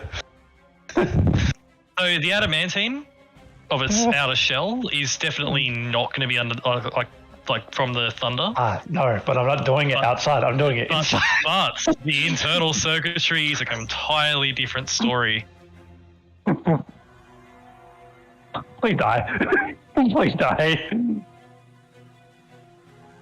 As it takes 24 points of damage, plus another 24 on the inside. And you smell a smell similar to the smell of burning plastic, as you've overloaded something on its insides. What effects it'll have, you'll see in a second. It's definitely done something bad to it. Good. Shutting down. Not shut down, but we'll see what it does. Is that your turn? Mm-hmm. Oh. Constructs.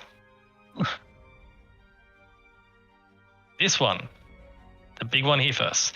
This one is going to make a single slow motion attack on its original target of Tycan. Actually, no, on Scarlet, because you did a huge amount of damage to it. It swings. It rolls a 17 to hit. Nope. Which I believe misses you. Its slow motion swing hits the ground and doesn't damage the ground because it's all magical. And hits. And that's it. That is all it can do.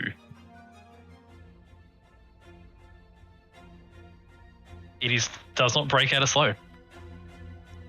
This one moves right at you, Scarlet. Yeah. It makes 3 attacks because it's not using the circuitry right now that Archie destroyed, but it will in a sec. The first one swings and misses. The second one is a 22 to hit. That's...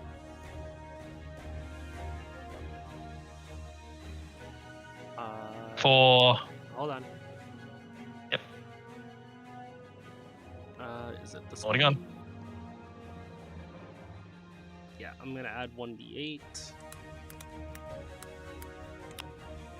And it misses. Okay, as it comes in to hit you, is this like a parrying sort of like effect that happens? What effect does this? I'm confused. It's called warding maneuver. So I guess you could say it's kind of a parry, but... Cool, because I was imagining... Yeah, I was imagining like a really cool, like it brings this heavy adamantine blade down on you and you just stop it. Yeah, that's fine. That works. It's like... Is that for just one attack or many?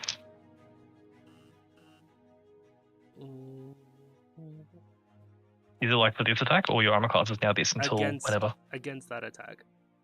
Against that attack, gotcha. Yeah. Cool. The third attack, Scarlet, is a natural 19 to hit. Yeah, that'll hit. So it brings its blade up and just down again, but this time forces your arm down for a total of 17 points of slashing damage. Plus 4 points of force. And now it activates its acquired action surge.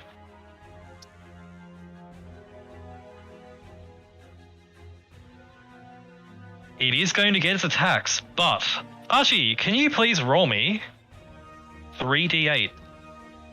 Okay. I'm gonna go out a limb here and say it takes 1d8 every time it attacks. No. Oh. The circuitry Archie destroyed were its inbuilt countermeasures to prevent overload of hardware when doing extraneous abilities like copying an action surge, for example. Ah. So, I'm ready for the hurt.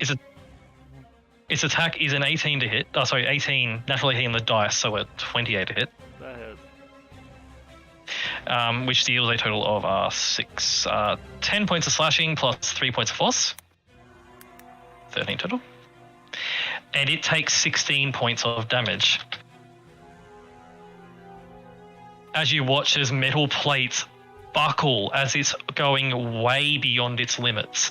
Limits that you've trained your life to do, Scarlet, and it has merely mimicked. Mm-hmm. It swings again. Archie, again, please. Oh my god.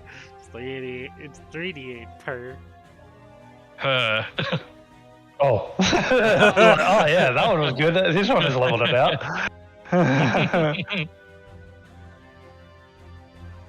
This is Scarlet. You take 14 slashing and 1 force, so 15 total. Still up. And it's third and final strike. Archie, again, please. Now we'll get average, right? Oh. Hey, oh! Ooh. Oh. Nice. 21 to hit you, Scarlet. That still hits. AC is 20. For a total of... Okay. A total of 6. 10 slashing and 2 force for 12 total. Probably about as low as Tyken, if not just a bit higher. As it hits these 3 times, you watch as various metal plates get blown out.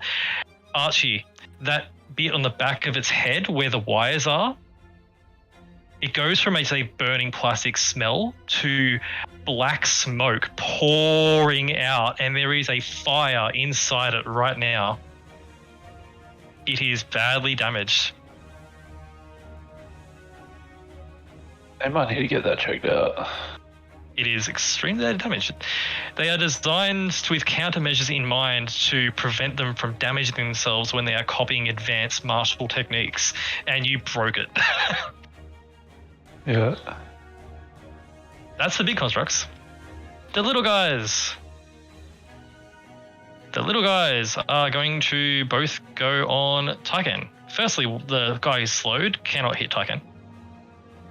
I cannot help you with this one. I had to save myself. And the other guy cannot hit your AC. Farewell. I took both of them. So you're the other guy cannot hit your AC, Tyken. They just swing and flail. Didn't matter anyway. I took the real threats. These two constructs up here, who are still Mind Flayer controlled, are going to open fire on Avarice. Actually, all 4 of them open fire on Avarice. All 4 of the ones on the sides.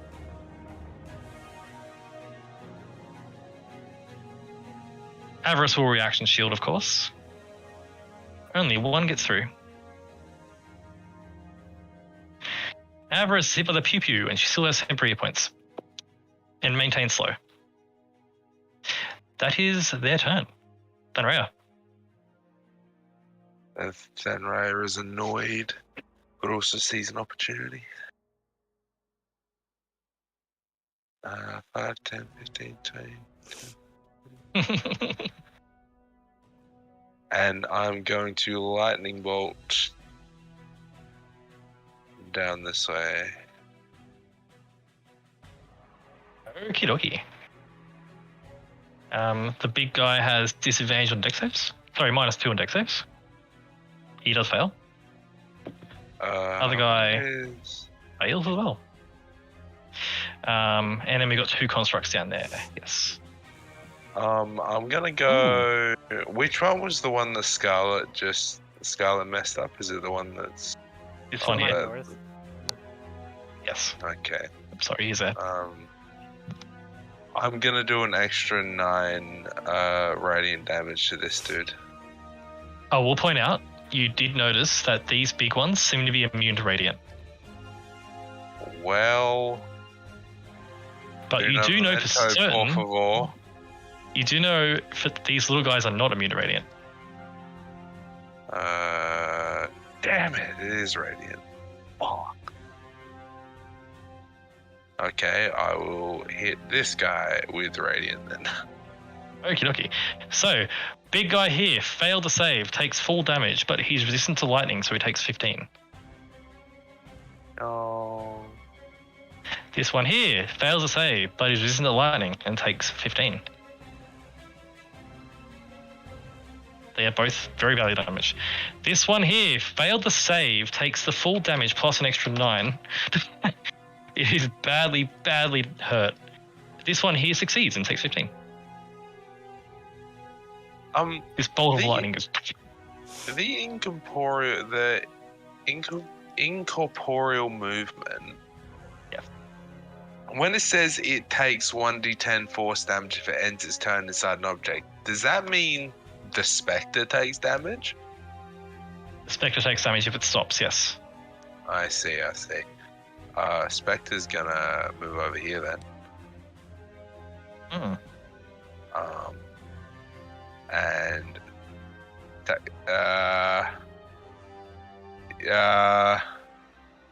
yeah. Gonna give this thing a suck. Okay.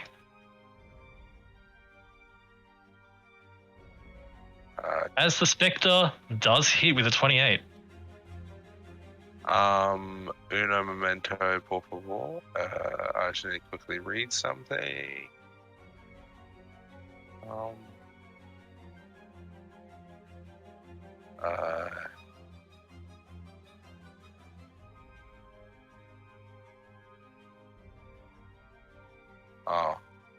Well, it was a +5 anyway. As the Spectre hits this massive advanced Netherese war machine, you learn something new about these war machines. They're not just immune to radiant. They're immune to. They are immune to necrotic. They're immune to positive and negative energy. I know it. But now you know. I heckin' know it.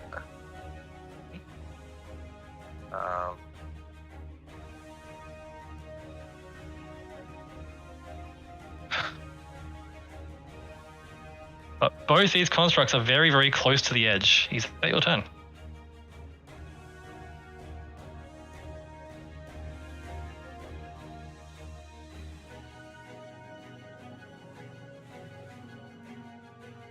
Yeah. Again. Okay, I have an idea, and it's really dumb, but I'm going to try it anyway. That big guy right next to me right here. Yes. I'm going to attempt to pick him up. Okay. This thing is a wall of about 10 foot tall solid adamantine armor.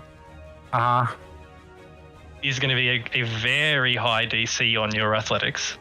I know, but you know, I want to gamble this. Okay.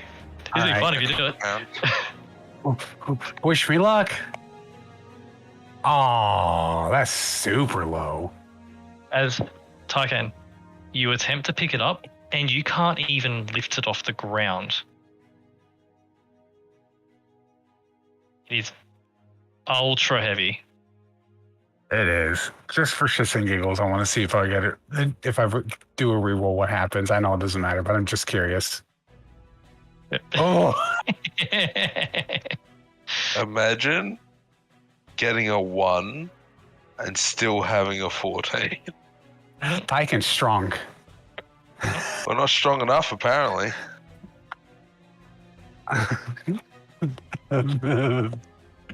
uh, anything else I can do? I might have a bonus action I can.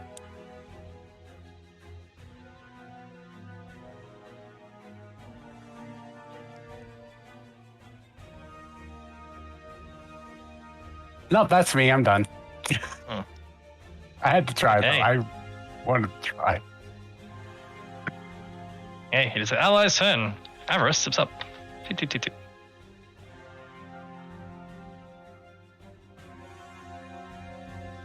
Avarice steps up and says, she calls out to you, Scarlet. It looks like that one hurt.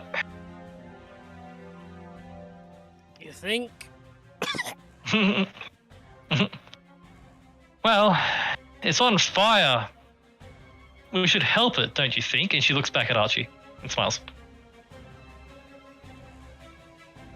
Please do. Fire. She raises her hands and cone of cold. Poor bastard. It needs to make a con save. It fails. Hellish. It takes 40 points of cold damage, and Avarice ignores resistances. As she raises her hand and releases, and you watch as suddenly there's a blast of ice and snow and cold in a 60-foot cone, which I think is going to hit some other people too. Yep. As she releases the blast, suddenly, Scarlet, when the blast of ice and cold is gone, the smell of burning is gone, as this is frozen in place. The light is gone. It is a frozen, solid statue.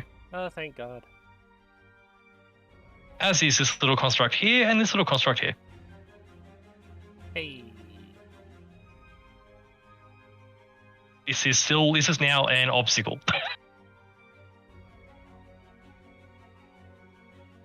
You then hear the sound of swearing and infernal from Malevolence, who's in the next room, who comes back in a blur of hasted movement.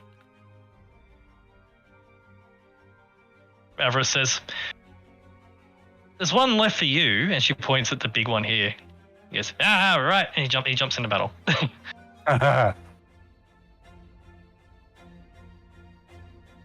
He swings with 2 attacks plus a hasted action and only hits once. But he does deal, some good damage. And he cuts through the fire resistance of this guy as well. That's the allies' turn as they are busy doing things. Minions.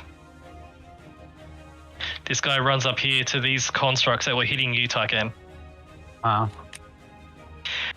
Following your lead, but on a smaller target, he picks up this little scrawny little construct Whee. and tosses it into the ley line. Yeah, that's what I'm talking about. I was going to try that with a big one. It hits the ley line face first and then immediately is shredded and turned into just atoms which spread into the weave. It is gone.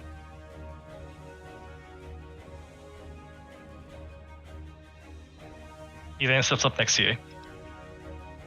And he has his shield up next to you, Tyken, to help defend you should you need it. That is appreciated. Oh, I forgot about the one thing. The whole people take damage on the end of my turn, and I do too. He's looking okay for a few rounds, that's fine.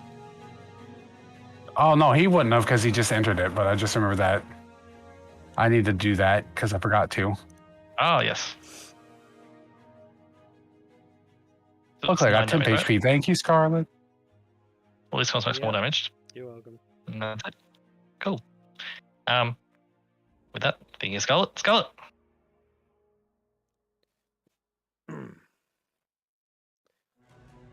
First of all, ow.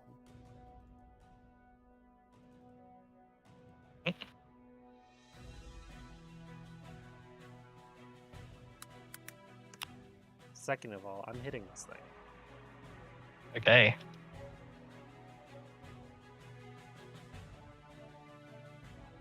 "22 certainly hits. For 8 damage. Oh. And 11 damage. Oh, as this thing has a layer of frost all over it from the slow spell, it's trying to dodge, but it cannot. How would you like to kill it? Oh.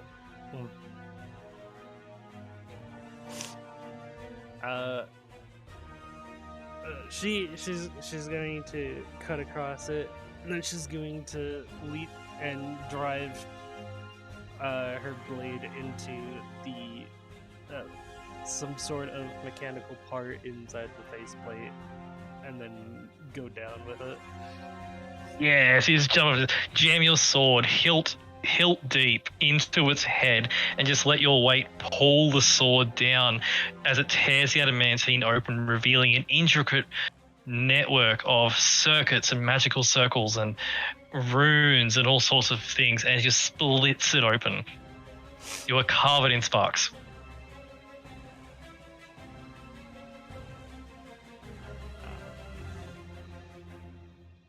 I then need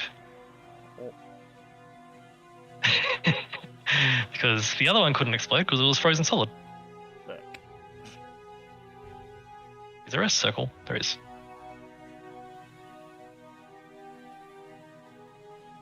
Everyone in that range to make a dex save, please. Oh no.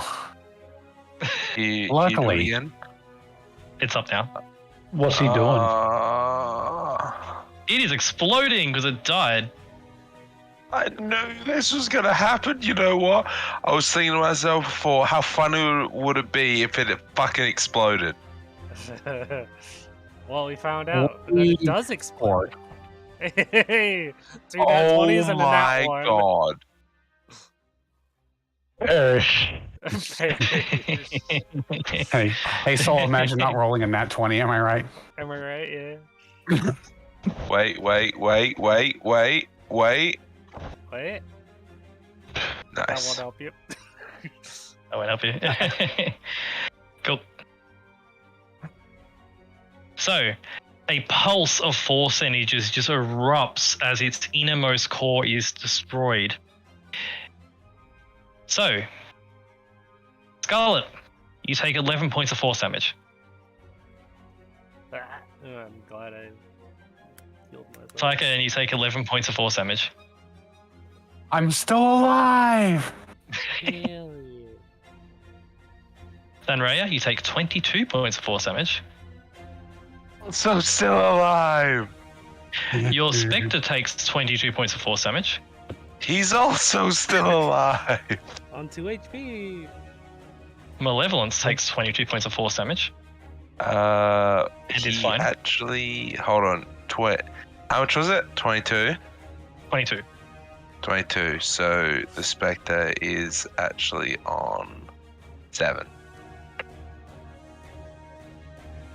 Malevolence failed to save, but on the dex save, but succeeded on the con save.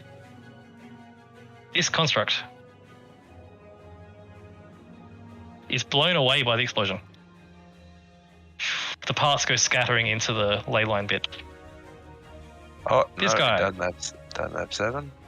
This guy uses his reaction to impose the thing and takes no damage. With his shield. And finally, this big construct statue that is frozen solid gets knocked over by the blast and falls over and hits the ground just around she's manifested mind and turns into a pile of frozen adamantine pieces. And he told me that it also self-destructs on the screen. No, it's frozen solid. That's what he died. Good. And this one has exploded into many bits. Continuing Scarlet's turn, as you're showered with magical bits. Well, I'm going over here. You see these two constructs that were still pew-pewing the entire time. Yeah, I'm going here and probably just ending. because I used my Oh. bonus and my action already. Yep. Indeed. If you're up to there, they are pointing their weapons at you now. Archie. That's the plan.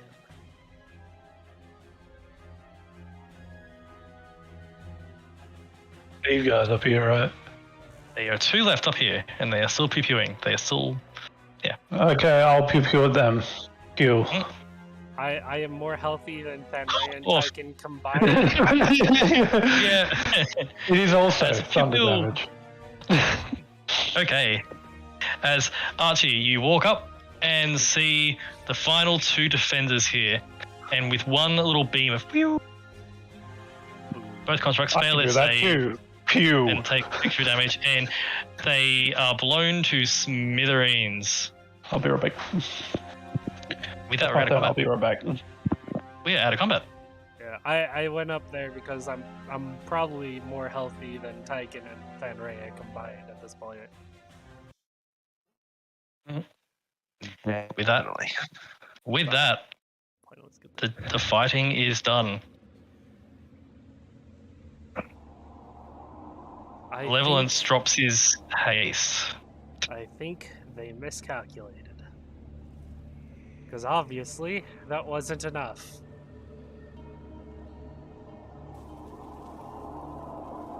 Avarice says, well, it almost was. I don't know what he did, and points at Archie, but when they started infighting, I think that helps. Yep. They didn't have all the calculations there. She gives a thumbs up to Archie. Hmm. Malevolence then grins. It's like, that was a good fight. When you believe yourself to be perfect, when there's other things that you don't look at the outside world as much, you know. Hmm. They weren't looking at the wider spectrum of things can go wrong. Their plans are always perfect. No plan is perfect. This is why you need 27 other plans for when the plans go wrong. And then you need another 20 other plans for when that plan goes wrong. And then you need... We'll plan Don't around wanna their slip. plan. I have a plan within a plan within a plan if the plan has planned for a plan. To plan around their plan. Come on, you don't recognize the... Yeah. Oh, I recognize it. Yeah, there you go. Someone understands. Yeah. You watch as this lone guy here looks about at all of you. So, what now? They're going to be back. But they can't get in, and they won't get in. Good. They were Nobody after can the get weapon. past. Nobody can get past the God Slayer. This guy nods. He pulls his helmet off and you see his face again. He says, there were 12 of us when they caught us. Mm-hmm. They sent 9 of us into the Godslayer to test its abilities.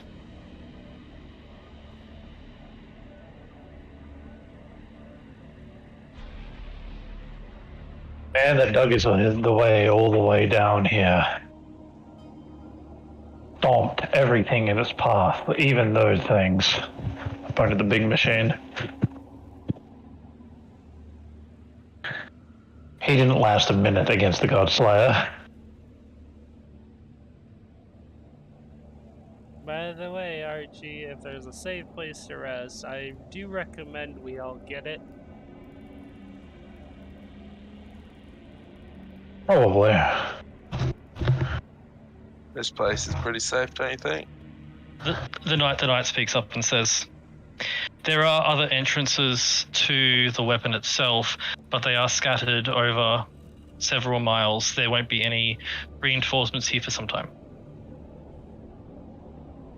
I suggest everyone get a rest then. What do you plan to do? I mean, I saw what that thing did to the others. That's a question for that guy. She points to Archie.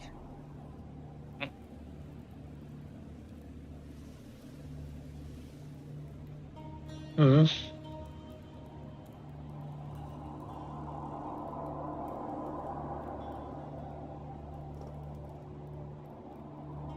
Like the knight looks at you, Archie. What are you intending to do? Go in there?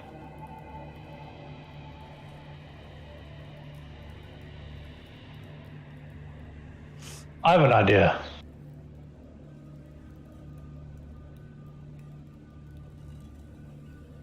I'm gonna send Mini Archie in there.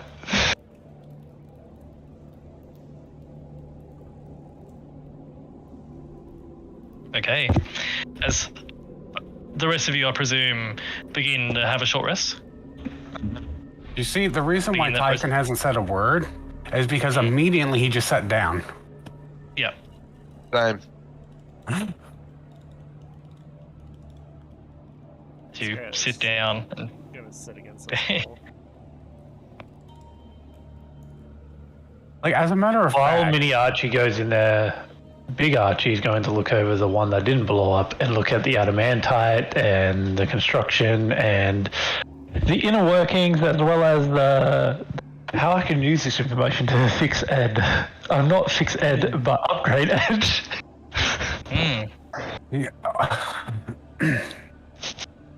Ty can, seeing Archie do that, he in a weak voice, he'll be like, "I can.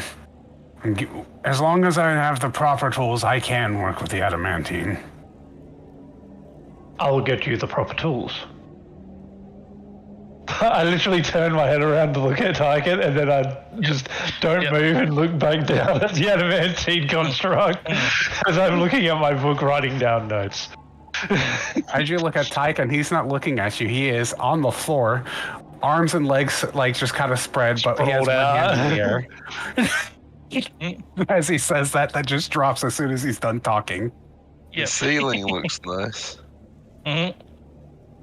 By the way, her just telling people to rest. That was just her going back to her old days when she used to say it to the soldiers. Yep. Like, time to rest. Well, Tyken just gives you a look like, "I will follow your advice. Don't gotta tell me twice." Mhm. Yes, ma'am. As you all sit down, begin your rest, Archie, make me an Arcana check. As Avarice's magic has pierced this thing's very structure. And Avarice does help you. She says, I thought you might have liked to study this one. Yeah. So you do have advantage because Avarice is helping you.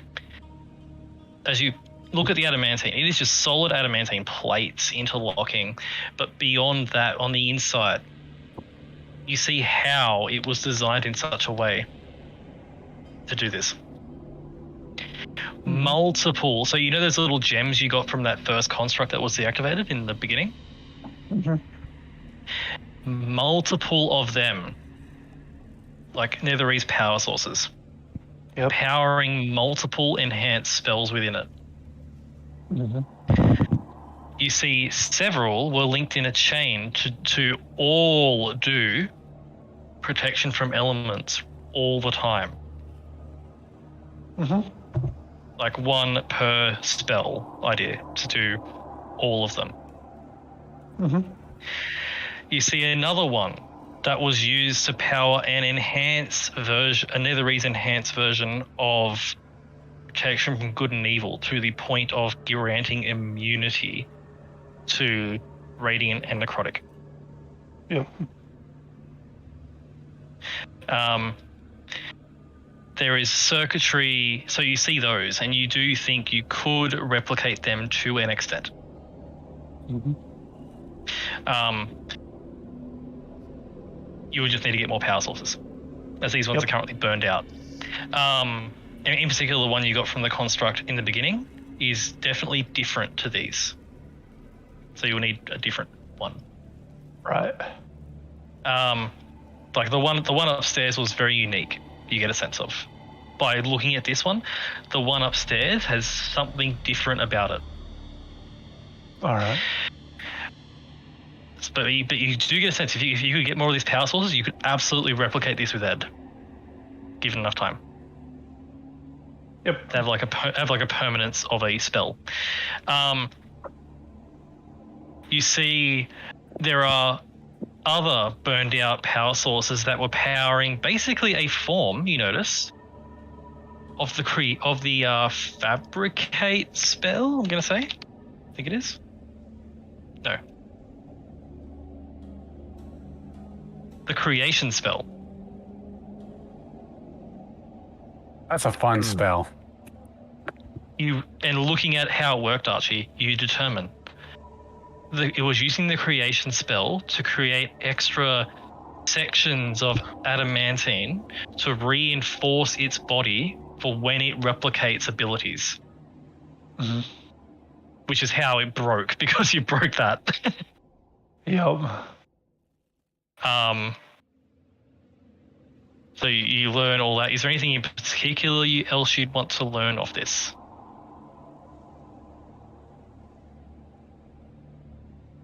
No, I think we're good.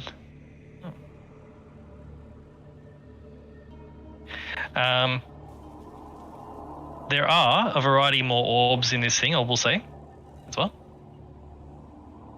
Mm-hmm. Granting it some limited spellcasting, it didn't get a chance to do for the most part. Magic missile, shield, protection from evil and good, Zephyr strike, alarm, see invisibility, and web.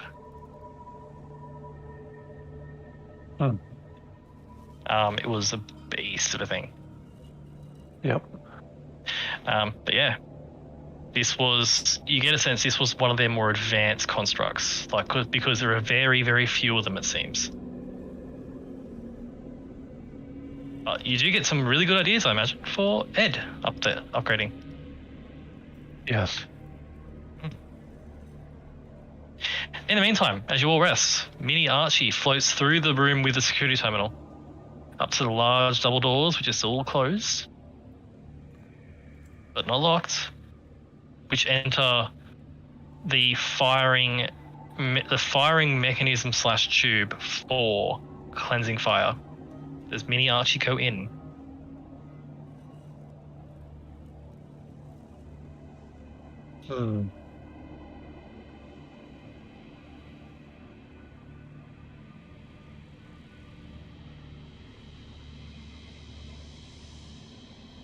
So, with Mini Archie, Small Archie, I can get in, right, with Small Archie? Oh, you can go straight through the door if you want to, yeah. Yeah. I'm gonna go in. Okay. As you enter, and Mini Archie, as looking through his eyes, you now see firsthand the destruction the Godslayer brings. You see, at a glance, it's like a full, like I said, like a particle accelerator sort of chamber that's a massive circle. Mm-hmm. You see at a glance more than a dozen burned into the ground angel wings, where angels have been vaporized. Scattered pieces of celestial magical weaponry just all over. Mm-hmm. Other pieces of magical gear from others who have come here in the past. Bags, rings, trinkets, but nothing that isn't... Everything the non-magical has been destroyed and turned to dust. You do see Sir Towfall's armor sitting on the ground where he fell. Mm-hmm. Only his armor and his sword. Yep. Ooh. I wonder what those are. That's just frothing at the mouth.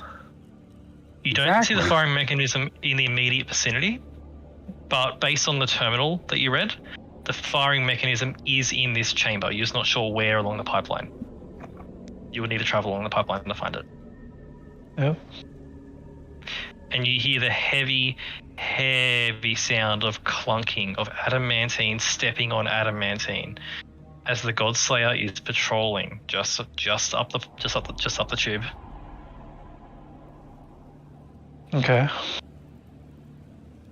What do you do? I'm gonna wait here and see his patrol pattern for a little bit. Oh. It patrols, and you see it walking along the pipe towards Mini Archie. Mm-hmm. Question, Oh, is honey. Mini Archie physical? No. He's ethereal. Cool. And Mini Archie's floating in the room. Or in the floor, or he's, yeah. So He's vibing near the floor, probably. Cool. The Godslayer steps around the corner. Mm-hmm. Its massive head turns and sees Mini Archie.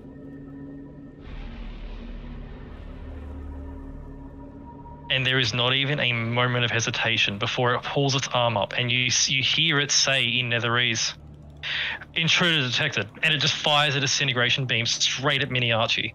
It dips in the floor. It dips in the floor, and as it dips in the floor, you hear the sound of 12 magic missiles slam into the ground as well. Can I do something here? Yeah. I'm gonna abuse its AI. Yeah. I'm gonna use Mini Archie to poke out of the floor near the magical items and start getting him to blow them towards the door. Absolutely. Absolutely. The rest Oh of my you. gosh, he's exploiting the game. I'm exploiting the game! I can't believe I'm spiffing it right now. The rest of you. Things should be. The rest of you hear the sound of pulsing, of intense magic going.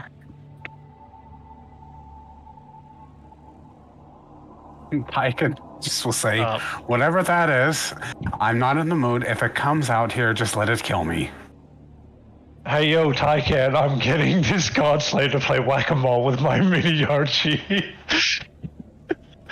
That sounds amusing. I wish I could see it. Oh, I'll show you later. It's quite humorous.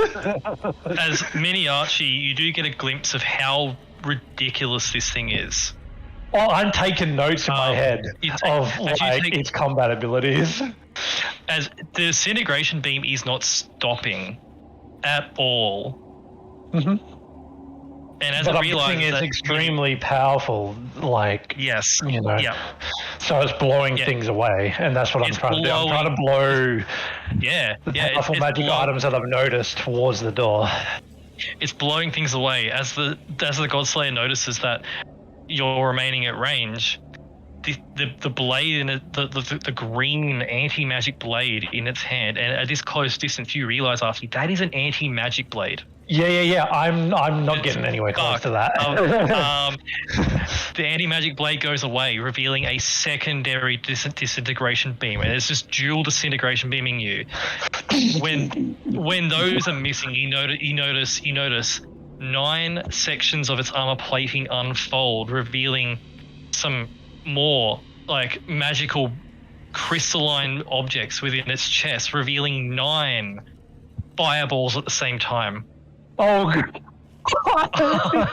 like, you hear Archie just outside go, "Oh God!" For outer game knowledge, right? I have not statted the Godslayer. You don't stat that.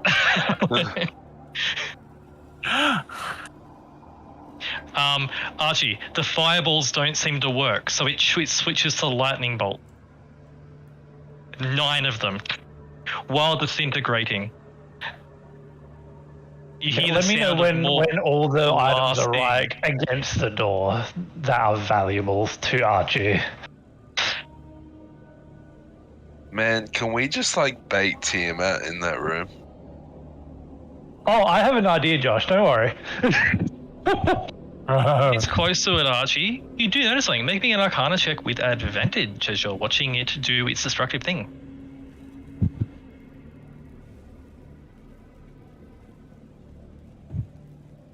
An Arcana check? Yes, with advantage. because this is a thing you have recognized quite recently. 24. Cool.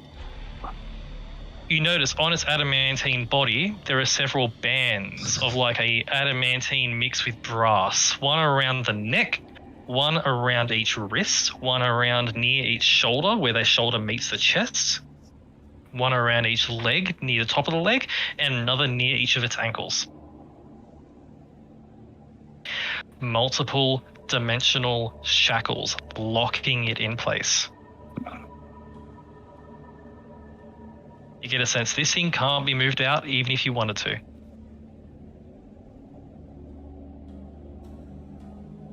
You see more destruction as it's pushing things along.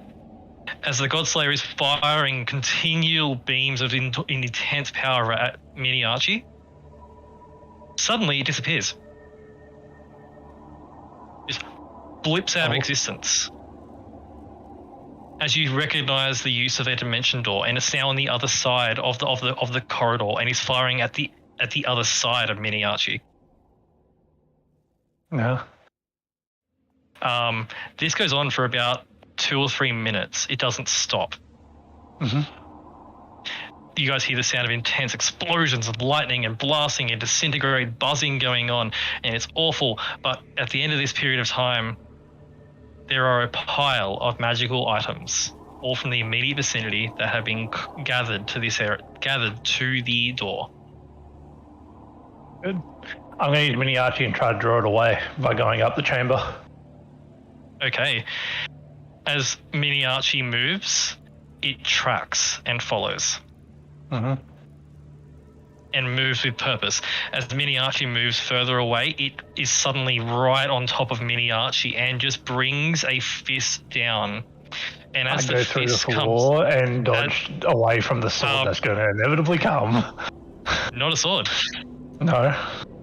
As it brings its fist down on Mini Archie, in the moments before Mini Archie ducks into the floor, you notice on the end of the fist,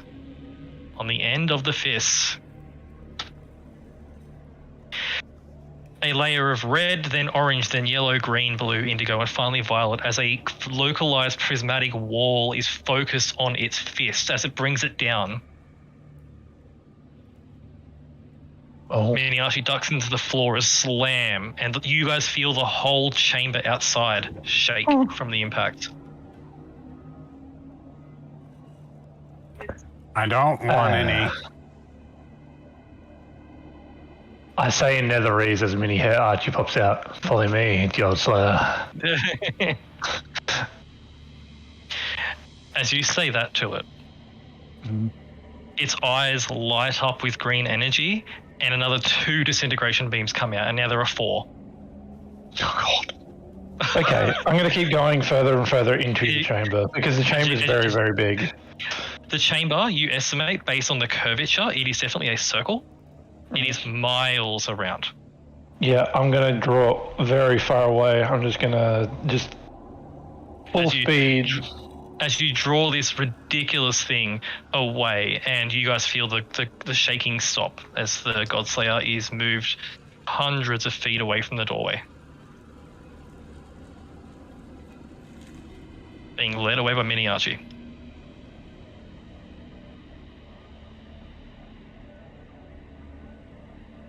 How far do you want to lead it before you open the door, Archie? Very far. Very far. Define Let me very look far. at the 500 range feet? of Dimension Mile? Door. 500 plus feet away, yeah. 501 feet, got him. Okay, 501 feet away, or more if you like. If you want to have a short rest before you drag it away, and just drag it away for the entire short rest. I'm going to drag it away for the entire short rest. Cool. You drag it away. You estimate you got it a few miles away, like a mile or so away in that time. Everyone gets a short rest. Woo! Let me Goes back to match ball. it up.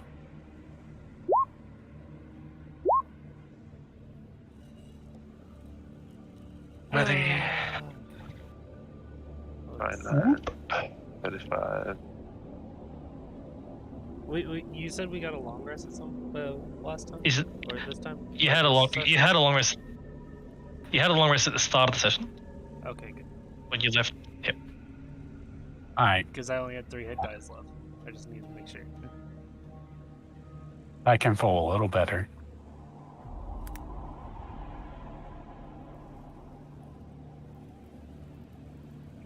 Well, As I was using my last 3.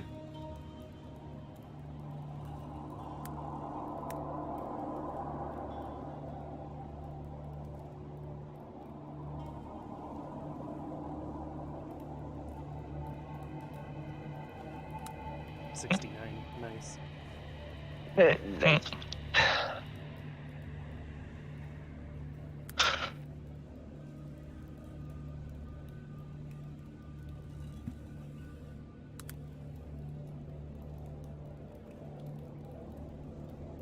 we go.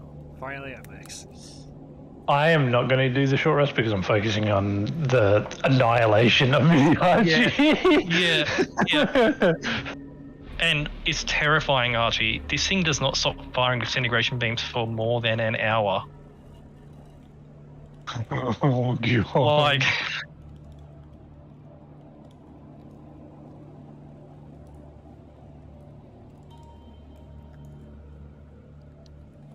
I wish I had the ability to cast spells like that.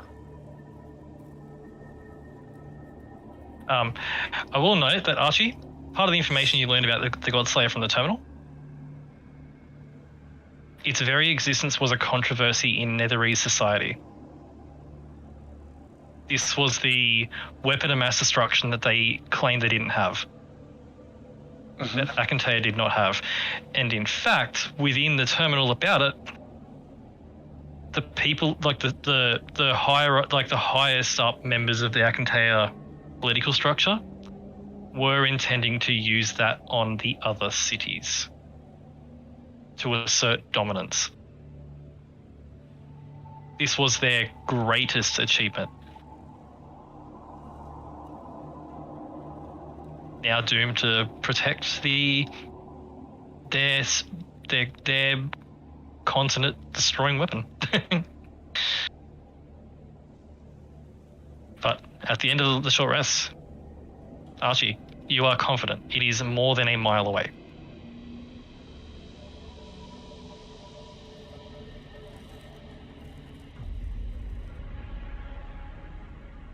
Okay, cool. You will do? I am going to go to the door. Okay. I am going to do a smart thing.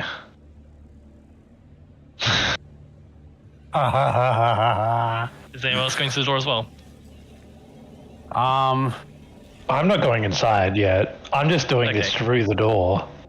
I'm gonna be next to Archie in case he needs some help. Because this takes a minute to do, so I'm going to put the hut where I know where all the items are, half where I am outside the door and inside the door, like over the other side. Okay. As you cast the hut, it passes through the door, and you know the items are within it. Cool. I'm going to open the door quickly, grab all the I items. imagine you're all there. I imagine you're all there. Mhm. You're all there, yes? I am. Sure. Avarice and Malevolence there. Is Fenray there? Yeah. Cool.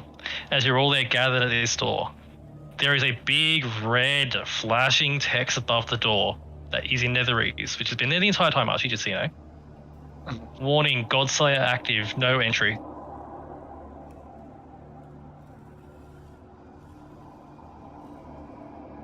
Do you open the door? Open the door. As the door slides open, there are the items. I snap them all up quickly with everyone. I say, quick, get them. In the moment the doors open, as Archie says, "All right, quick!" Suddenly there's a flash, and the Godslayer is standing just outside the Learman's tiny hut as it gets teleported to the location the door opened. In Netherese. Intruders detected, and it brings its fist down, and as the fist impacts on Learman's tiny hut.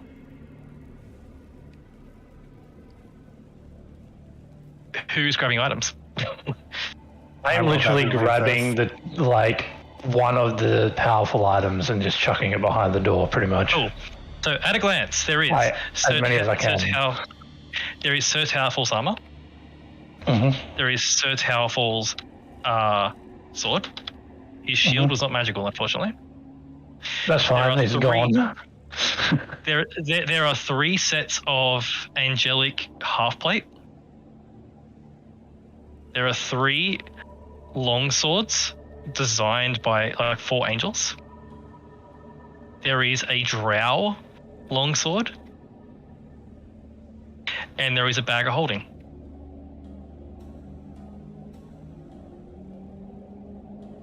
I'm just sweeping. Okay, the Godslayer appears, and you, like the moment the doors open, and Archie says, "Get the items." Suddenly, bam! Godslayer is there, and it's bringing his fist down onto the tiny hut.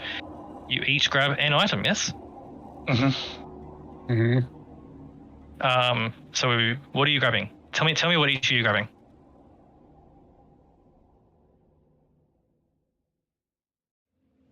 I'll tell Tyken to grab the armor. I'll grab the sword. Okay. Hammer for. I have 2 hands. Can I grab 2 items? I'm strong. I'll allow it, yeah. I'll grab one because I'm still trying to control Mini Archie, so...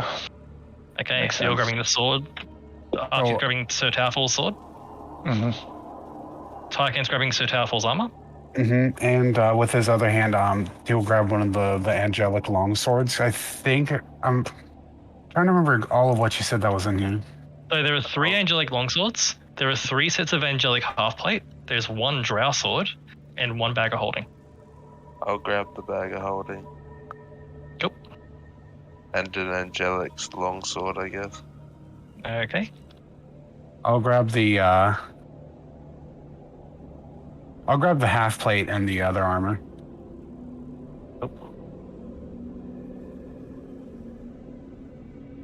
Yep, so you got those 2? Yep, I like it. Is Scarlet grabbing anything? What?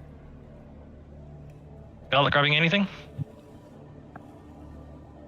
You gonna pick up an item? Sure. Okay, you can grab one of them, and between Avarice, Malevolence, and the Knight that's with you, you are able to grab all the things in the space of a few seconds. In the same period of time, as the Godslayer punches the tiny hut, there's a flash and suddenly the tiny hut is dispelled. Oh, help. And you are now face to face with it. What do you all do? I turn to the party and I just say, ayúdame, necesito por favor. What do you do, Archie? What do you all do? Well, here's what I'm going to do. Once everyone has their items, we back away from the door and I close the door. Mm. I'm As you with all- that. I will definitely put myself between them and this thing, though. Yep. Yeah, like the items are I imagine were piled on the door, so as you open the door, they sort of fall in a bit. And I'm gonna be sticking next to Tyken, so if he gets it, I can give him resistance. Yep. Cool. As you all step back from the door, and the doors slam closed, and you hear the sound of more than a dozen fireballs, lightning bolts, disintegration beams just blasting on the door, pummeling it. Ooh.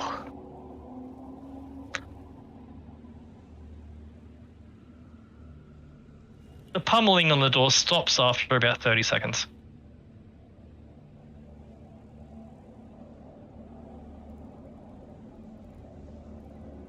You have the items. You are safe. Ah. Archie, you can't help but bring your gaze over to the terminal that watches the inside of the room. Yep. It is standing on the other side of the door, every weapon it has ready. Oh.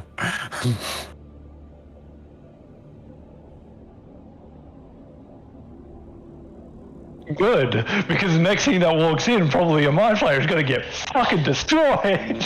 I just stands there for like the next 100 years, and then a mind flayer's like, "Oh, what's this piece of candy?"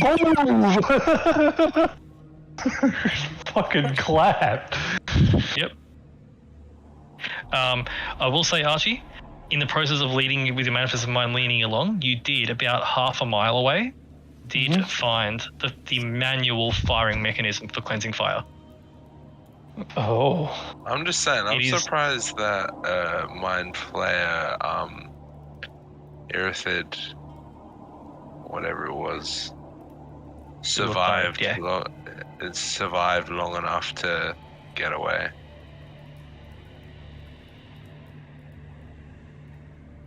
Oh, so Archie saw the security footage of this, so Archie can show you all if you like. But they went in with about 15 mind flayers, and within the space of 12 seconds, there were only 3. Yeah, but the dude went in there and escaped. He went through that door. Oh, so Towerfall? No, the Lafarin. big Oh, mind flayer. oh no, he didn't go in there. He sent his minions in. Yeah, no. Just before, when he escaped, he went through the door. Okay, just to clarify. There's a door here Yeah. that goes to a security room, and then there's another door in there which goes into the main room. Okay.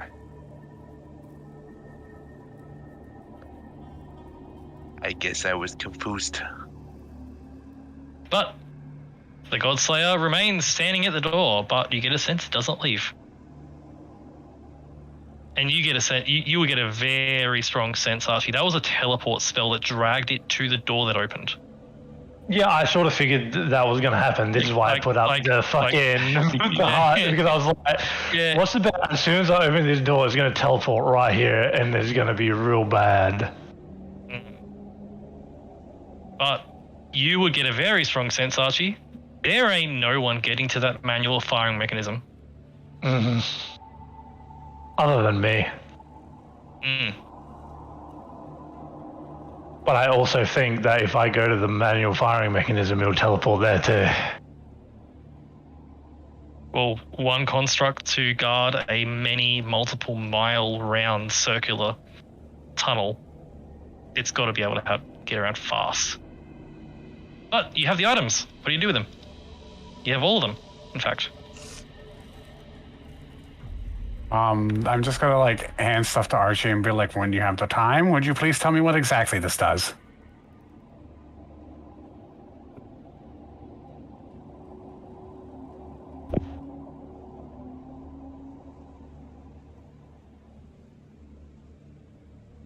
You are hand items. I can tell you what everything does when we get out of here.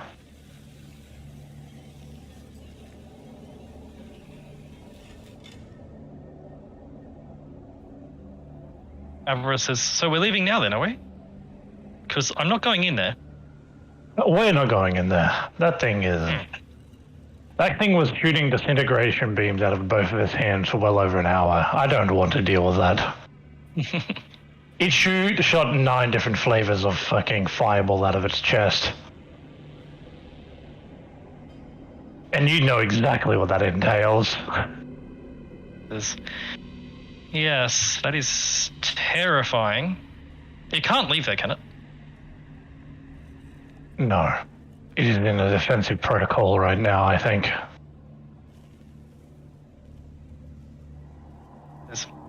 Good. I have a horrible idea for the end game, by the way.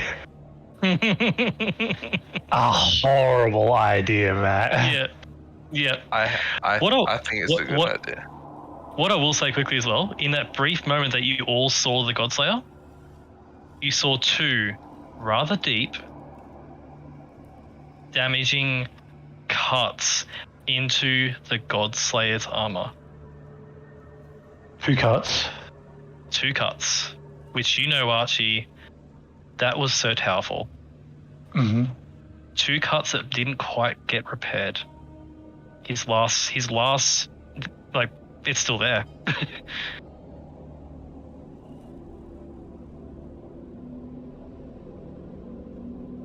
Couldn't take it down, but he heard it. What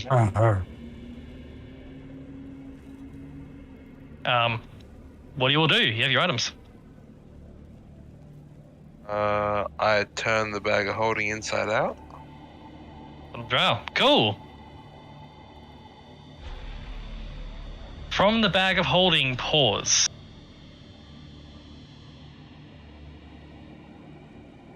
three eggs.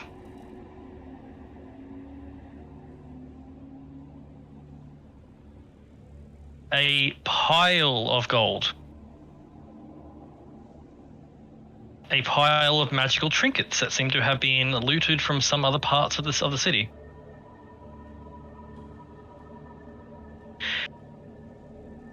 And also a swarm of tiny, tiny spiders. Oh my god, I just grab the eggs and I start running away. Is at this point one of the eggs hatch in your hand, revealing a spider. I'm gonna walk away, Matt. I swear to fucking god. Hey, a drow adventurer came in here and he was collecting shit. Fucking spider eggs? Wait. Yeah, spiders. Drow like Spiders. Yeah, but when you said eggs, like spiders don't lay normal eggs. I mean, they kind of do. They Depending on kinda the do. spider. You haven't seen a giant spider before. Like, Exactly. they're giant spider eggs. But the bag of holding is good. All Just slightly fucking spider covered in smelling. spiders, so therefore I'm not touching it. It just smells a little like spider. It's fine. Avarice looks at you, says, Avarice looks at you getting away from the spider, goes, I don't know what the problem is. And she just points her finger and raises a ray of frost, and all the spiders freeze solid.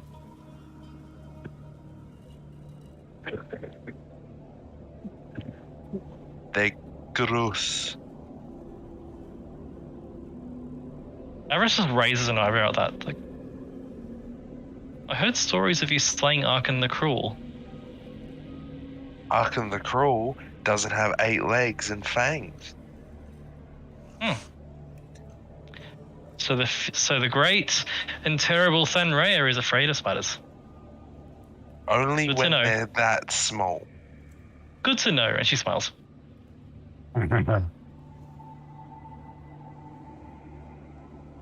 Malevolence walks up to you, Thanrea, and says, don't panic. But I think there's one, and he points at your arm.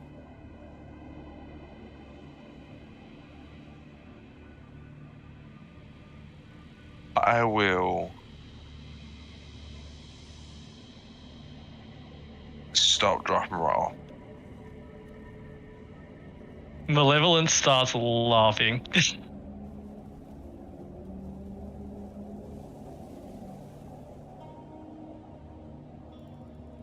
The knight that you saved walks up to you and puts a hand on you, Thanrea. Says, he was lying. That bastard. He's got a shit-eating grin on his face right now. You're lucky I can't banish you, you motherfucker. You watch as Avarice and Malevolence just fist bump each other.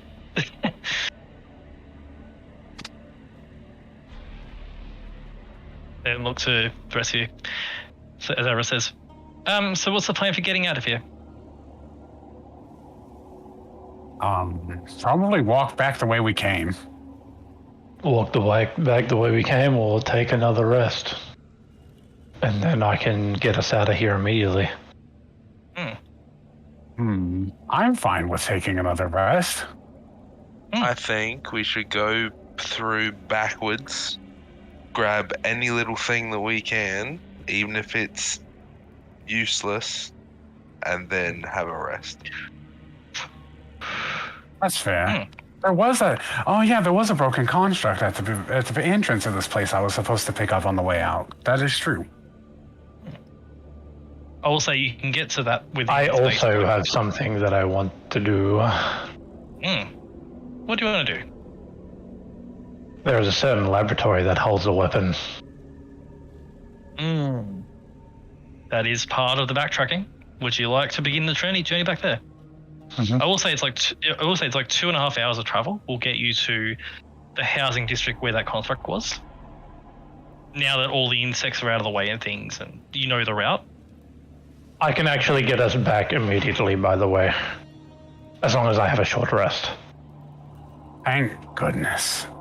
I am going to use my amulet to change one of my spells from Steel Ring Strike to Teleportation Circle, and then once we have a short rest, I'm going to recharge my level 5 spell. Okay. So we can teleport out. Okay. Do you have a rest here, or do you travel back to the laboratories first? Travel back first, I'm feeling. Cool. So, without issue, you travel back to the laboratories. Your Spectre is gone now, I believe. It leaves after 24 hours. Oh, cool. Follows you. That's fine.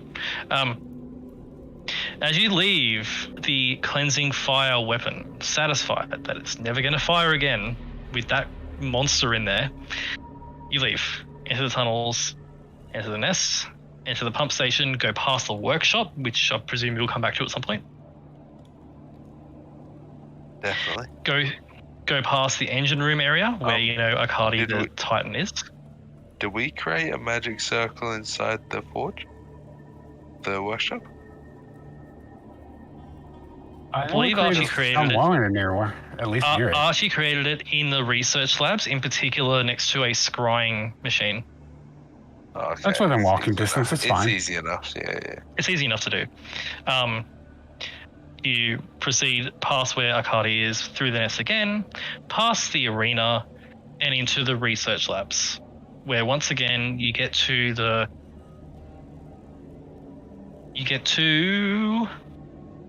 sorry, lost my notes.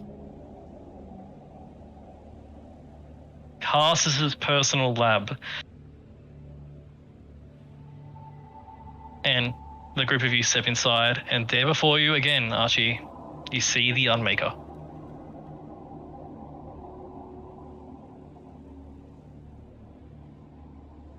Well, we didn't open the door, but I can open the door. You did open the door and found it, but left it for then. But we didn't open the door. I got the memories back, and then I was like, we're not opening that door yet. Gotcha. You get to the door. Avarice says, do you want me to open this one as well? We can open it now. She does her magic, and the door opens for you. Mm-hmm. Before you, you see a laboratory. Very large, very advanced. You see various desks with destroyed materials all over them. You see a cabinet with miniature Netherese floating cities in, almost like little model ships. You see various research stations with various destroyed bits.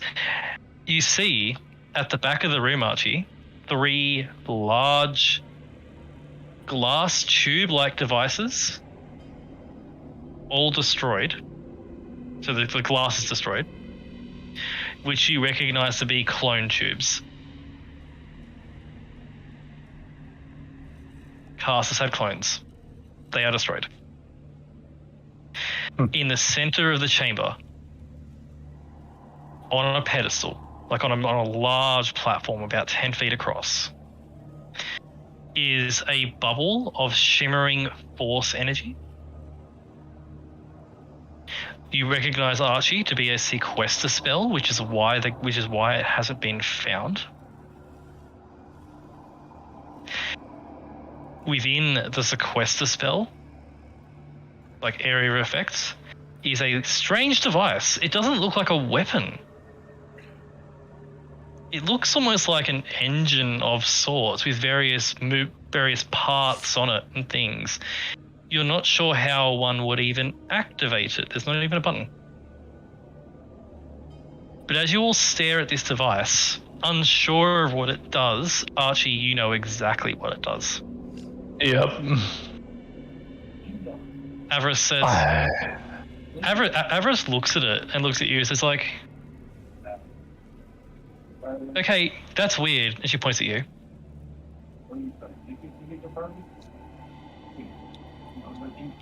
You're more scared of this than you were of that thing down there. You ought to know the name of this thing.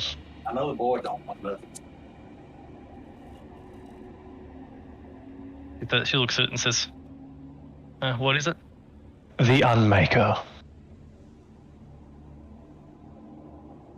Malevolent speaks up and says, "Oh, so the Maker's around here, is it?"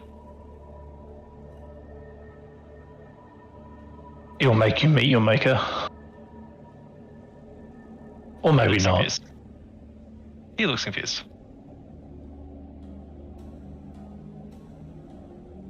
And the rest of you, by the way, have no idea what the Unmaker is. It's only Archie. Not a clue. Do you want to know what the Unmaker does, Avarice? I'm curious. It unmakes gods.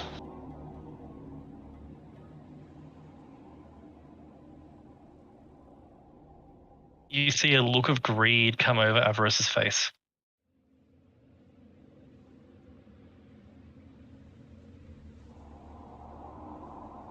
She says, "Okay, I'm in. How do we disable this? Because this would be worth a lot." There's no disabling.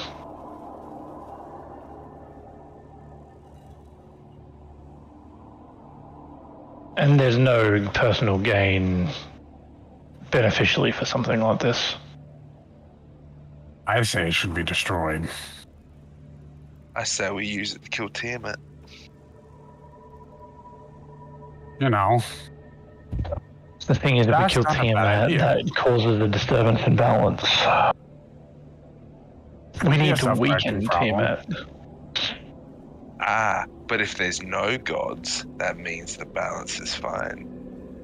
Actually, that's a very quite the opposite, because if there's none, that means that, imagine a scale that has the stuff on it, and then you take all the stuff off of one side. But then what's on the other side? People without them, deities.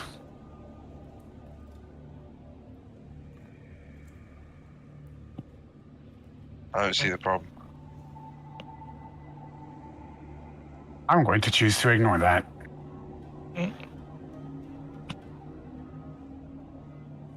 Archie, you do recall now how this device worked as far as IU knew. It doesn't kill the god. It redirects all the belief pushed towards a god to another being. It is a means of ascension.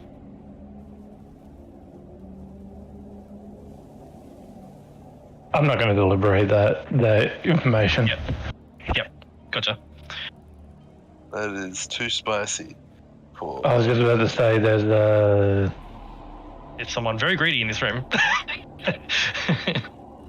yeah, I'm not that dumb.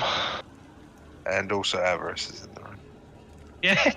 Yep. Named Oh, off. yeah, well, yeah, I'm not talking about Senra as well, you know. But what do you do, Archie?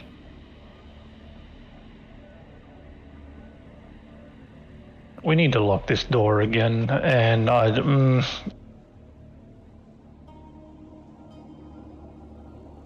think we should do more than that. we can't destroy it. I wanted to test how it was sealed, but there's nothing I can do about that at the moment. Yeah, There's if nothing you we like, can't destroy it. if you like, Archie, you can make an Arcana check on the sequester spell to see if you can learn about it. I would. Cool, make an Arcana check. You have advantage because this is a wizard spell. Ooh.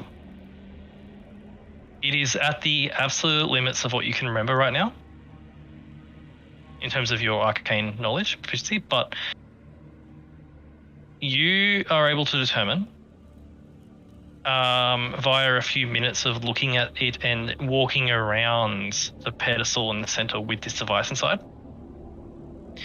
the precise trigger to lift the sequester spell. As the sequester spell comes with a trigger, like a condition upon which the sequester is dropped. The condition is when Carsus returns to the material plane. That makes sense. Yep. And that's the only condition.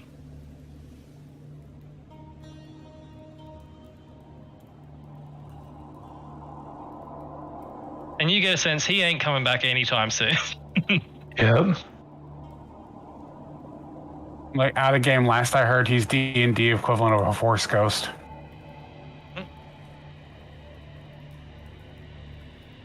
So it's going to be a little bit of time. Yeah. So you're pretty confident, Archie, that while destroying it is not possible, it is locked away probably until the end of time. Yep.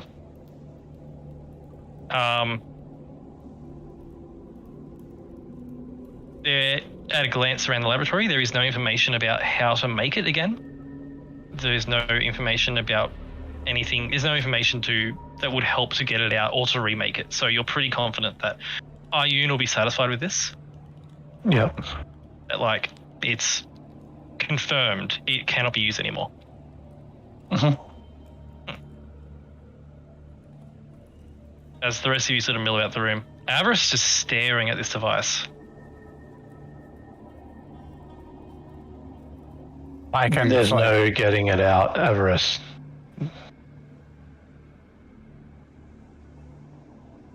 If I got it out, she says, what if I used it on someone that's not a god? Avarice. Like, maybe Dissipator. Maybe Asmodeus.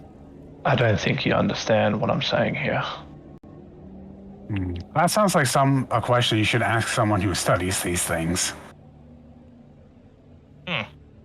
Which means we would have to leave here. With a very serious look on his face, like a teacher scolding a student, Archie looks at Avarice and just says, there is no getting it out. I mean, if Archie says it's impossible, it's impossible. Remember, this dude blew up a city and destroyed the weave, and he says it's impossible, so it's fucking impossible. And there's a reason why the Mind Flayers weren't going after this and they're going after the other thing, because the other thing is a chance. Yeah, just think about that. The other thing was a possibility. And if the Mind Flayers didn't come in here, it means there's no possibility. He nods and says, well, I can dream. I can imagine your dreams tonight, thinking about getting it out and using it on frickin' disc. No, I just go straight to the top. Asmodeus, and then, once I have that, destroy Dissipator.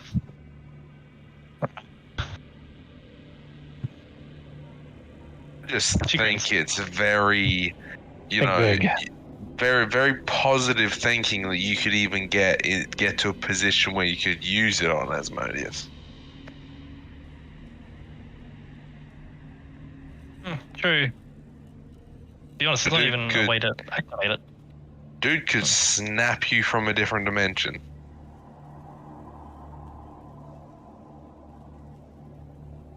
I suppose he could. Oh well. And there's no way that if something like this got out of that somebody like Asmodeus wouldn't notice. I just don't believe it. He nods and says, fair. Oh well.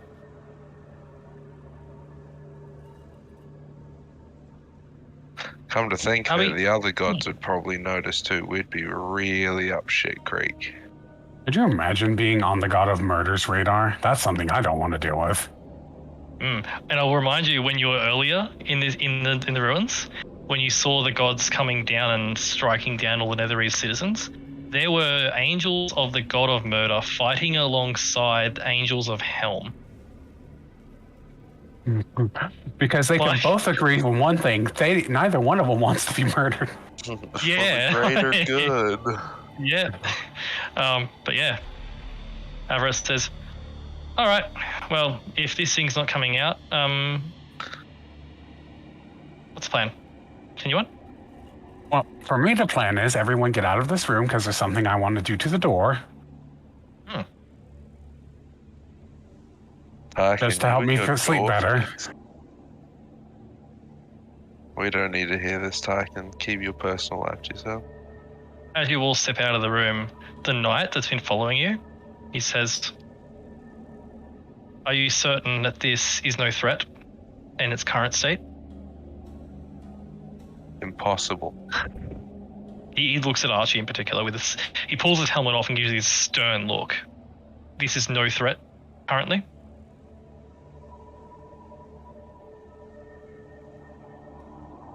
No threat.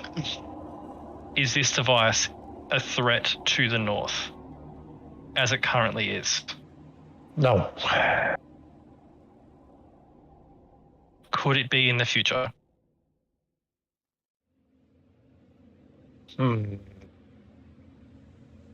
He says, I swore an oath to defend the north from all threats.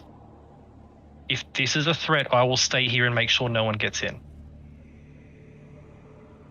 He's not a threat to anyone right now. It's not going to be a threat for a very, very, very, very, very long time, as long as someone doesn't somehow come back. You're certain. Mm-hmm. Okay. I'll follow you for now. You're heading somewhere closer to the surface, yes? Yep. Okay. And what are you doing from there? We're going to be heading back to Waterdeep, and you're going to be getting ready to take on the White Dragon. We need to make some preparations if we're going to be taking on a dragon. I see. I thought we were saving I'll- them for last. I see. Well, I will return to the garrison then. Mm-hmm. But I'll journey with you for now until we're closer to the surface. There is also a very large possibility that there's certain mind players around that are going to be slightly nettled around the area. Oh, big guy, seemed to have been, insert far away location. Like hundreds of miles away. Yeah. He says, then I'll return with haste to my allies. And we will make sure they do not get back here again.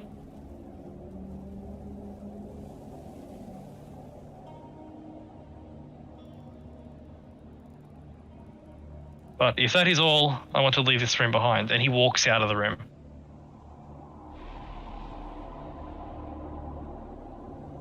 Avarice and Malevolence leave Carsus's laboratory. I assume the rest of you do the same. Yep. And once we're all outside, Yep. Hyken reaches for his pistols and said, Archie, can you give me a hand? Sure. I'm going to weld this door shut, and I need you to Okay. produce fire. Okie doke.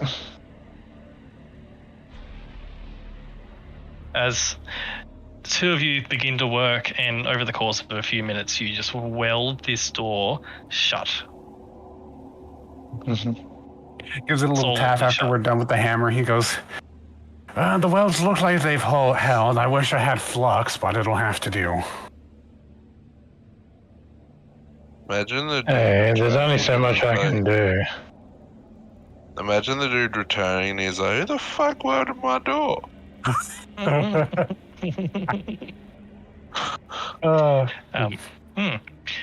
door there is sealed. He knows that it's not that he knows he can trust Archie's opinion if it's not going to be at that for a really long time. But this is just to help him sleep a little better. My engineering is better than the truth.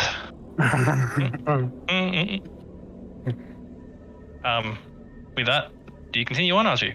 And the group. Yes, indeed. Cool. As you march from the research labs, you go past the Immensus Gate room, which is currently disabled. You go past the academy, where you found the Netherese Roomba, which is still in your bag of holding. Netherese Roomba, I forgot about that. Let's go. You go past the security checkpoint outside the academy. You go through the business district and finally return to the housing district. And as you return to the housing district, you return to the ruined house, where you see the construct that is currently sitting disabled in its same position, gathering dust. We're going to power it up. Yes, we can. We can also take it home and then power it up.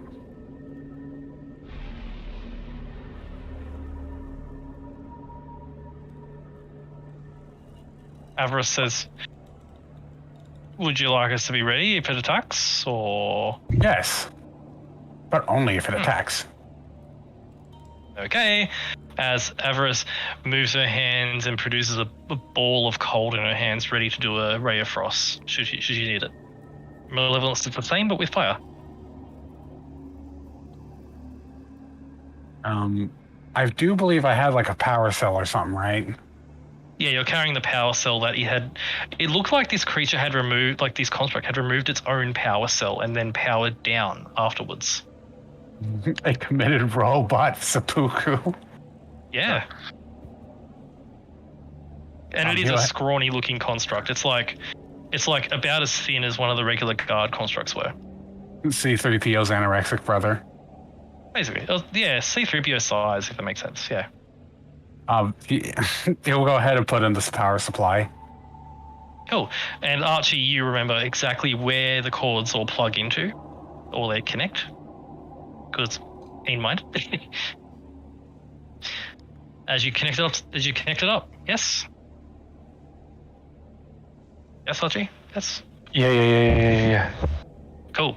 You connect it up, and when you connect the final piece, suddenly, the lights come on. A pale blue color on its eyes.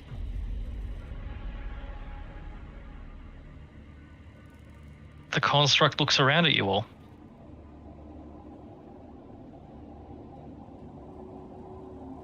It sees Tycan.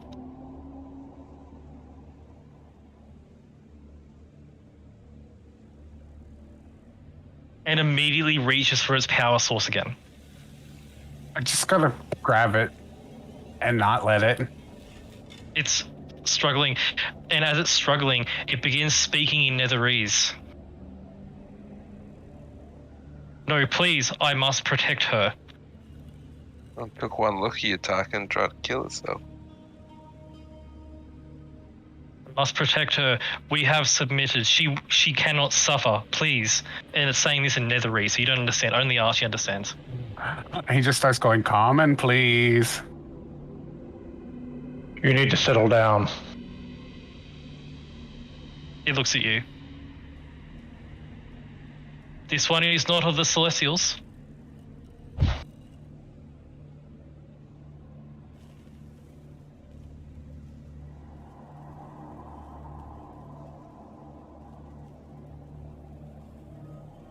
Technically, no. This one looks like one of the Celestials. Oh yeah, we Says- don't know. I don't know. You have no idea. Yeah. Archie? Huh? It says, What was that? Is this one not one of the Celestials? It No. looks like one of them. He may look like it, but he's not. In this an ally. He's different. Oh. It says, you seem threatened as it gestures. It says to you, Archie, they seem threatened, and it points at Avarice and Malevolence, who are just prepared to cast spells at it. We've had a lot of people attack us and a lot of constructs attack us while we've been here. It is a defensive measure. I see. I am not programmed for combat. I am capable of defending myself, but my programming prohibits me from intentionally doing harm.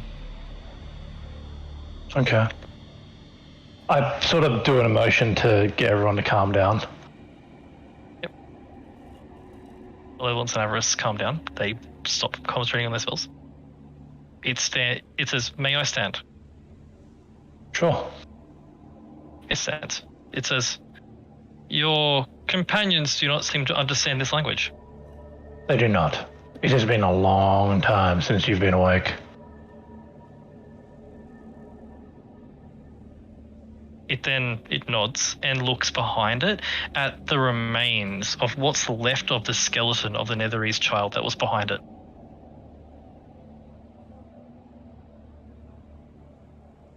And looks back at you.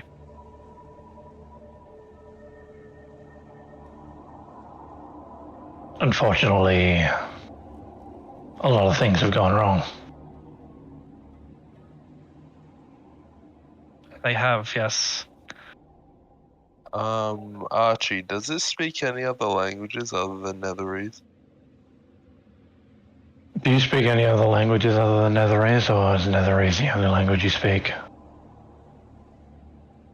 I can speak Netherese. I cannot contact the domain to download the required languages. I do have a means to learn another language. It is against my programming to be impolite. If I say you download a common language, It is not a painless experience, unfortunately. I must learn it from you. Or one of you. Go for it. sure. You can learn it from me if you wish. Of course. Which language? Yeah, in all of them, I guess. Common. I apologize that this will hurt. It puts metal hands on your head. Like, puts his hands on either side of your head. I am going to preemptively absorb elements, probably some sort of lightning damage or something, I'm guessing. Whatever it does. Or psychic or whatever. As you feel, Archie, this strange construct with somehow more intelligence. It's so close to sentience, it's hard to tell the difference between it and an average person. You feel, Archie, something telepathic touches your mind and starts searching your mind, picking up phrases, sayings, mannerisms. Not being malevolent, but just purely searching for every single aspect of common that you know. Mm-hmm.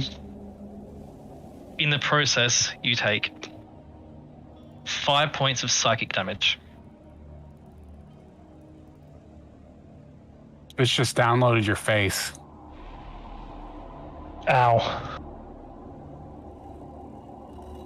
As it does that, and then it lets go. Now in 60 years, it's going to end up as an engram in someone's head. It lets go, Archie, and you notice it stands there and is muttering to itself. Calculating, processing. And then it looks up at all of you. Greetings, I seem to have learned the common language now. And it says that in common. Glorious. I do apologize. My maker did not teach me that language. It was not, common back then. Do you know Celestial?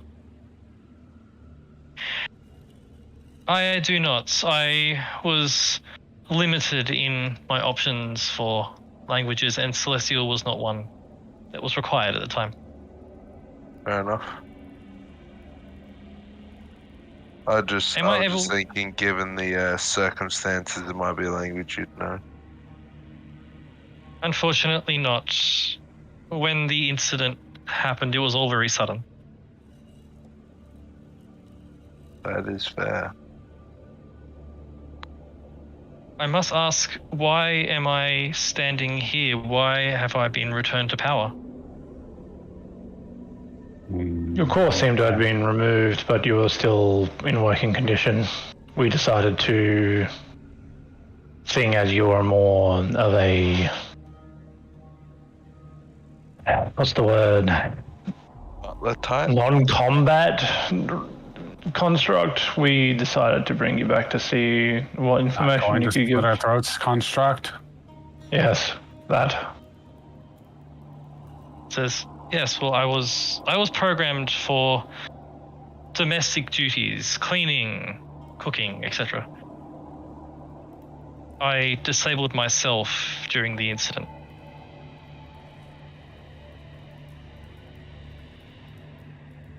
It looks back at the remains again.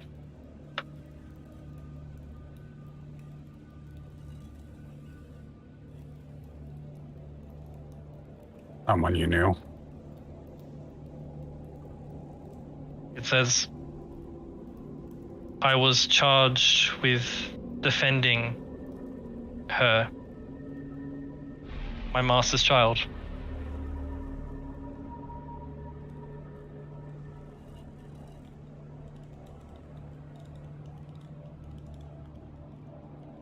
I was charged with keeping her from harm.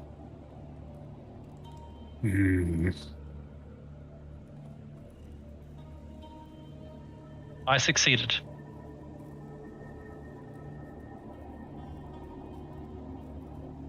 How so?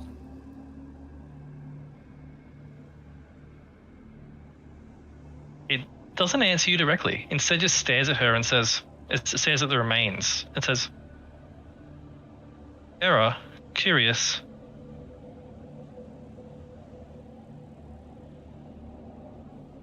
It looks at all of you and says, I know I made the correct decision in what I did, but I still feel remorse. What did you do? It was permission to show you. Granted. You ended her so she wouldn't suffer by other hands? As you say that, you all get a vision of a young Netherese child practicing the use of the sending spell. Archie, she's 5. Oh god.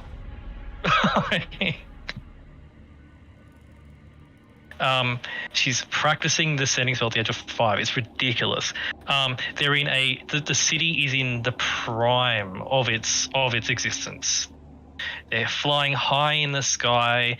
There are shining towers and beacons of light and massive illusory advertisements for companies and products. The city is thriving. And then suddenly there is a beacon of light in the sky which strikes the very center of the city. The God Strike.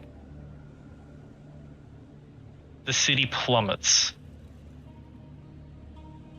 The construct grabs the girl and holds her. And as he holds her, the construct activates a featherfall type effect. And as the city plummets, it hits the ground hard and then tumbles in the ice. The construct has saved her from the fall. She looks at the construct and says, "Are we going to be okay?" And he says, "Yes, I'll protect you." And then you hear the sound of the angels landing and the screams. As you didn't see it in the security footage before, but you hear these screams as people are burned alive by angels. The little girl says to the construct, "Charlie, I'm scared." Charlie, the construct, it seems, says, "It's okay. Do not be afraid. I will protect you." And it pulls her in close. And you hear the sound of chink chink as the wrist blade for Charlie goes into her chest. You hear the sound of footsteps of an angel getting really close.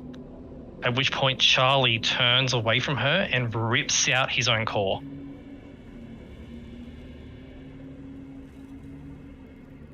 And then the vision ends. I can't Charlie say what says- you did was wrong.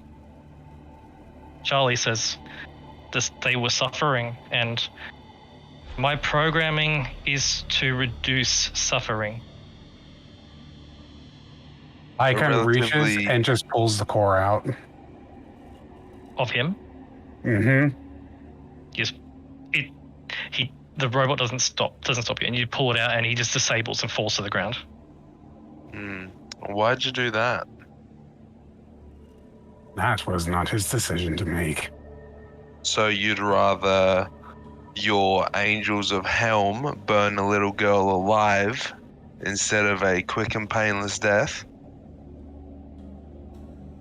We know exactly what they were going to do with that little girl. Yeah, burn her alive. What if it was just a robot that this angel was looking at? What if it wasn't an angel of Helm? What if it was Cirrus? Or Ball? doesn't matter. Yo, listen. I'm going to stop this right here with some logical reasoning. Pyken, that robot was not programmed to lie.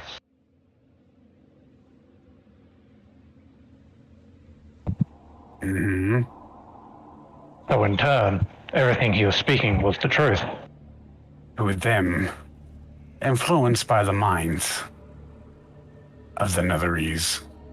I think they were both in certain situations. The Netherese wanted to overstep their bounds into the realm of the gods, and the gods said no. And when the gods say no, what do?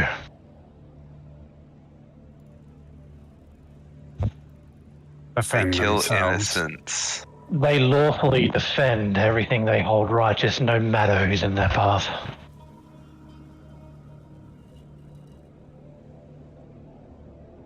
I'm not saying either side is in the right here, but I'm also not going to state that picking a side is right here. What happened here was horrible on either side. And guess what? Also, It's still horrible. I will say in particular, as part of that vision, you did see that the construct particularly aimed its blades, so it would be instant.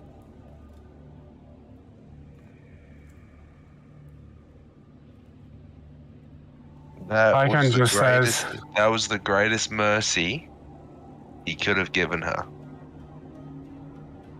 Icon just says, I will have to disagree.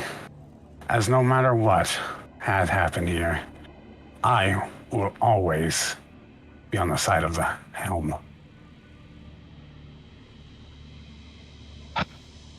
Then how can you say that you're good and righteous? I truly do not understand you. I've never said that. You act like it though. You're sitting here and condemning him for killing her painlessly when angels from these gods that you follow are willing to burn innocent people alive. And you're going to sit there and say that you're on their side when all this robot did was reduce the suffering. And you say that it wasn't his decision, but why is it the angel's decision to kill the child as well? They're acting on orders of the gods. What gives the gods the right? I think we should drop the subject. Honestly, this is just I going down a agree. rabbit hole That is a very where long question to answer. this is a question that's not going to have a right answer on either side here between all of us. And I believe it's in a layman's terms, a question that shouldn't be answered because we're not here to answer who's good and who's bad here. We're here to deal with Tiamat. Like, Yes, that's the question that we need to answer. all I'm saying is that I can't stand the hypocrisy when all he did was, I view the right thing to do.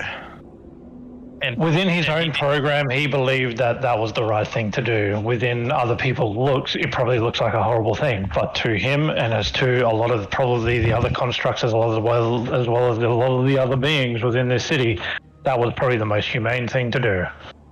And also, Tyken, coming from somebody who has literally been burnt alive, I would much rather that. Have you forgotten I was disintegrated by holy fire? By your own choice. I guarantee you it didn't hurt as much.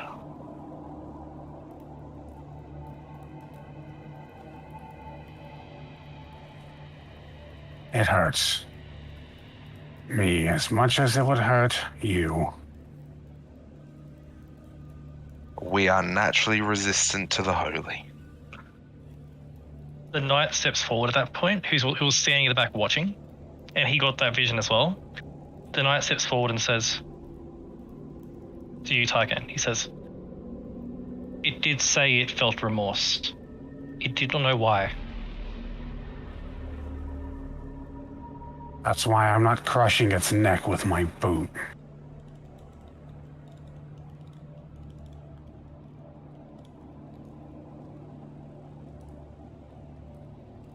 And he'll just drop the the power core thing and walk away.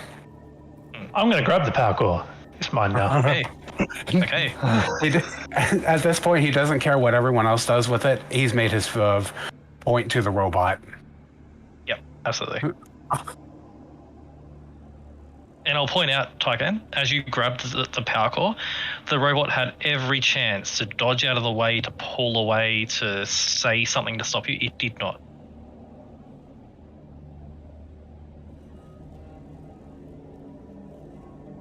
Another reason why he didn't actively destroy it.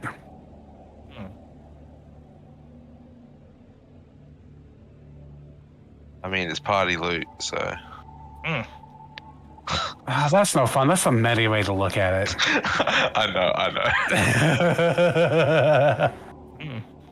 Archie, I you have the didn't call. destroy this because it's party loot. Archie, you have the call. I didn't destroy this because it could be an upgrade for Ed. That's why he didn't destroy it. Archie, you have the call. I have the core. What do you do with it? He has I'm the going to core. put it in the bag of holding. Okay, and the construct? It stays. It stays. Mm-hmm. We have a heap of materials anyway. We don't need it. Okay. As you look at the core, Archie, and put it in the bag of holding, you notice something about it. Mm-hmm. A shimmer within it. Something that upon a very close inspection, because Tyken had it before, and now you're holding it. It looks strangely similar to a phylactery in some ways. Mm-hmm. It contains a soul. Interesting.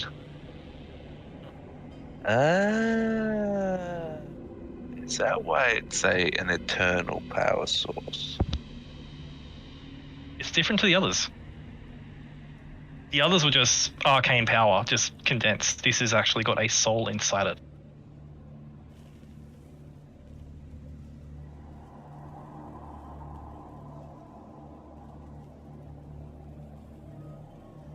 What do you all do? Icon's gonna be angry in a corner somewhere till we're actually ready to go. I can sulk. Exactly, Tyken sulk. Is Tyken doing anything or just being sulking? he's legitimately just standing in the corner sulking. Okay. Well, not even sulking. He's just like angry. kicking some tiny stones around. It's that kind of thing. Okay. What do the rest of you do? No. I wait for our next destination, I guess. Yeah. Archie, what are you doing?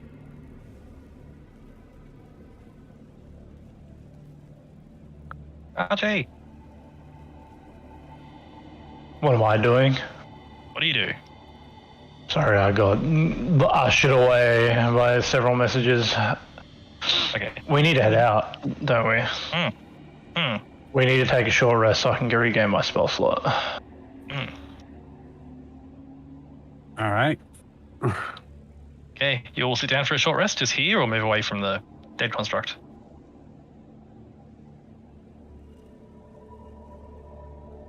I mean, I'm fine with it being here.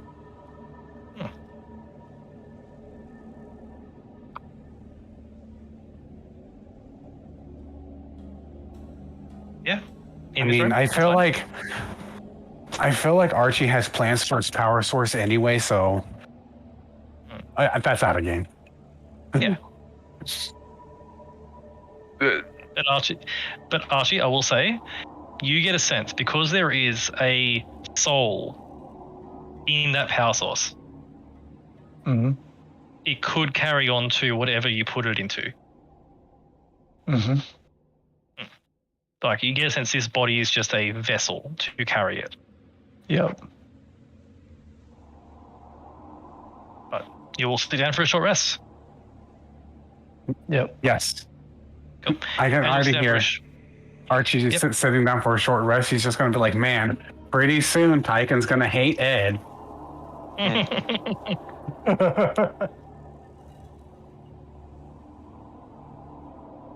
That's if you knew what I was talking about.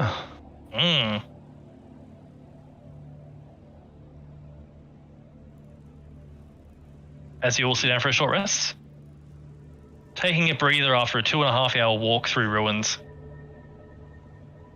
Archie regaining your spell slots. Tygan sulking. Do you sulk for the entire hour, Tygan? I brood. I'm a man. I don't sulk. I brood. You brood. Let me know if you pray to Helm at any point during this rest as well, or about. Oh, he definitely would. Okay, make a religion check if you do. Maybe.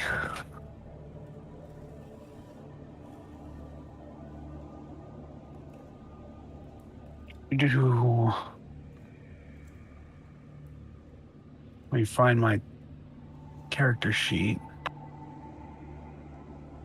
There it is. Hey, oh. Hey. Hey, oh. So you're all having a rest. Archie, I imagine you're closing your eyes or reading a book or however you rest to do this? Mm-hmm. To get that spell slot back? Yeah, I just need a short rest so I can use my thing. Yep. Malevolence and Avarice sit in the corner and you see Malevolent. You see something interesting here with the two tieflings. Malevolence is sitting there saying to Avarice,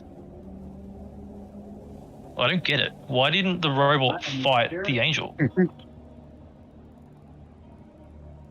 And you see Avarice has a moment of softness in her icy exterior. Give me a moment. Sorry? He says, I just need a moment. Yeah. Okay. I'll wait for you to do your thing, I guess.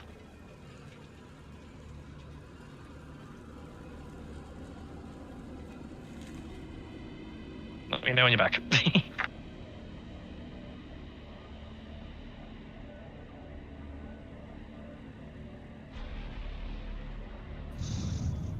Let me know when.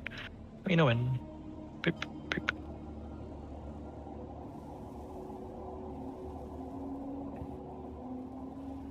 Let me know when. Let me know when.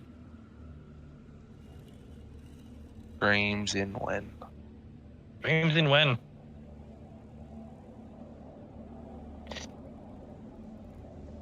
I was hoping that would trigger a Tygan. Oh, it was gonna definitely trigger a Tycan thing. As soon as you said child, I was just like, yeah. As soon as you said the child got killed, I was just like, This is gonna happen right now. It's an interesting thing with paladins because it's like greater good, but also, yeah, it's entering that This grey is one of area those. This is where, one of yeah, those moments where it's like, it's a contradicting moment in beliefs.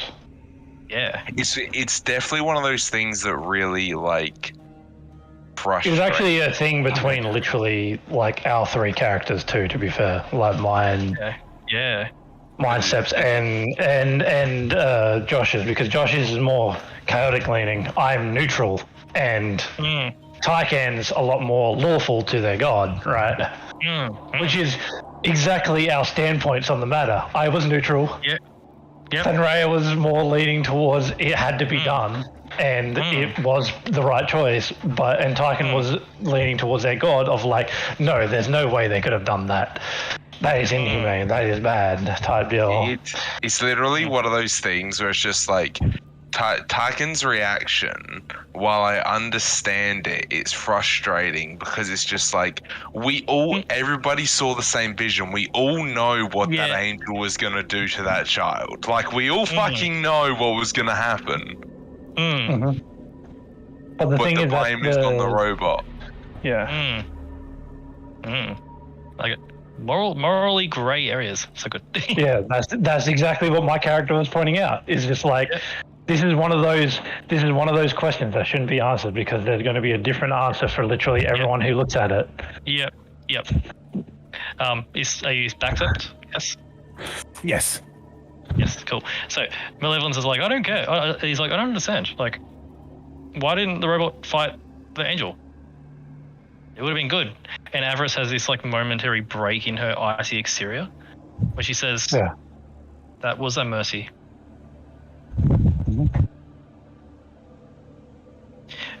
And you watch as they sort of have that conversation, and Avarice tries to explain it to Malevolence. Malevolence just doesn't get it at all. See, the funny thing is, like, is another grey area where Avarice sees the mercy, but Malevolence is like, why not protect her by just fighting? But the thing is, then she gets caught in the infighting, which she doesn't want. Yeah. And then during the infighting, she becomes an asset to the infighting, and the angels just kill her anyway. Yep. So, what the fuck are supposed to do against an angel as well? Exactly right. So it's just one of those things of like, you're an associate in this, you're gonna die too. So he's like, this is literally just like, no matter which way you look at it, it's a lose situation. Yep. So you watch as Avarice and Malevolence have that conversation. You watch as the Knight removes his helmet, steps over to the empty now body of the robot, and sits it down next to the little girl's skeleton, and begins to dig a hole.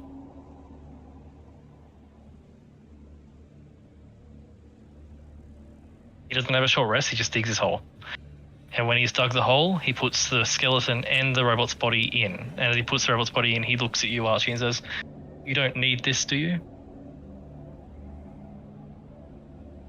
The what? Sorry? The robot's body. No. Says, "Good. I hope I never have to make that decision."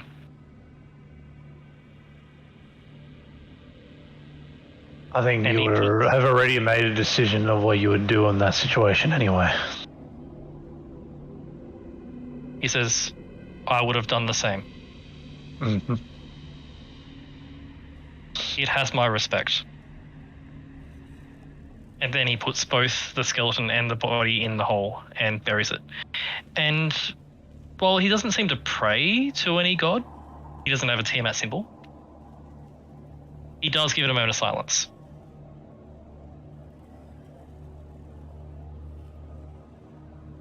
However, the short rest is concluded in the darkness. And Archie, you have your spell slot back. In the meantime, Tyken.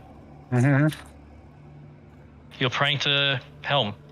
Yep. And suddenly you are on a field of fairly tall grass above a blindingly bright sun. So above you is a blindingly bright sun shining down upon you.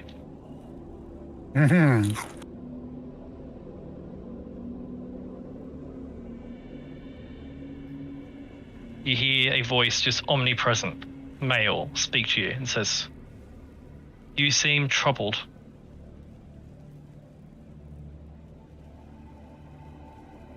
Yes, as some of those whom I've traveled with don't get the idea that, well, yes, war is war, but what happened with Netheril was indeed self-defense.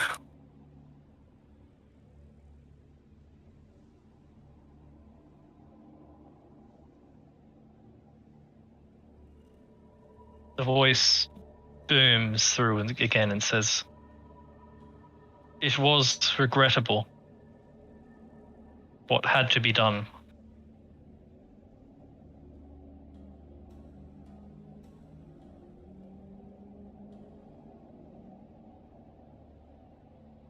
It was the right decision to burn them.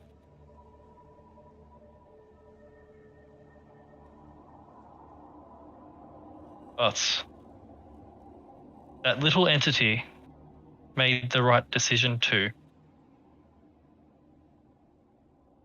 It is difficult to comprehend the depth of our decisions sometimes.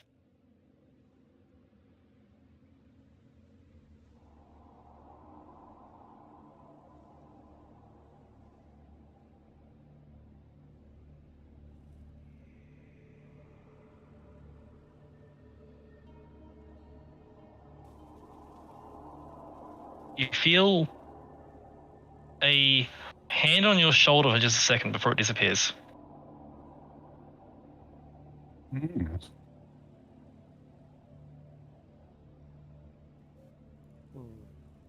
Walking the path you took, walking the path you are on is not going to be easy.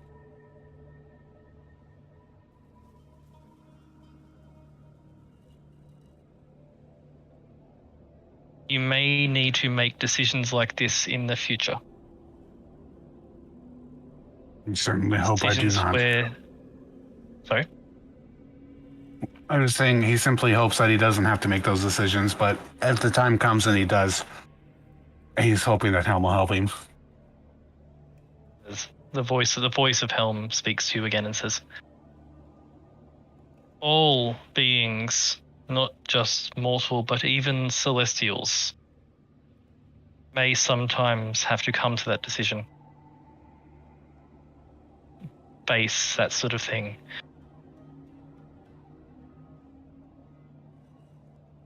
It is the greatest test of will. It will, if it happens to you, it will be a great challenge for you. Greater than any you fought before." And you see flashes of your stand on the bridge and all of your things you've done. Mm-hmm.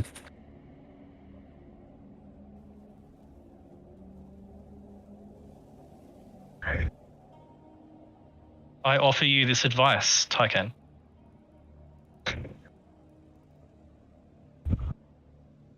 Do not be angry at those who made that decision, but pity them.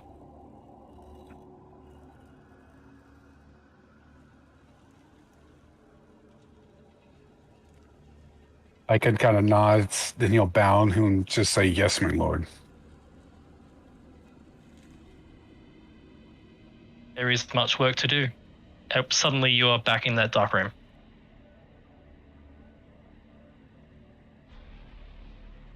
And the other people around him would know he's suddenly just in a lot better of a mood for no particular reason. Oh, well, you're a paladin. I think we can all guess.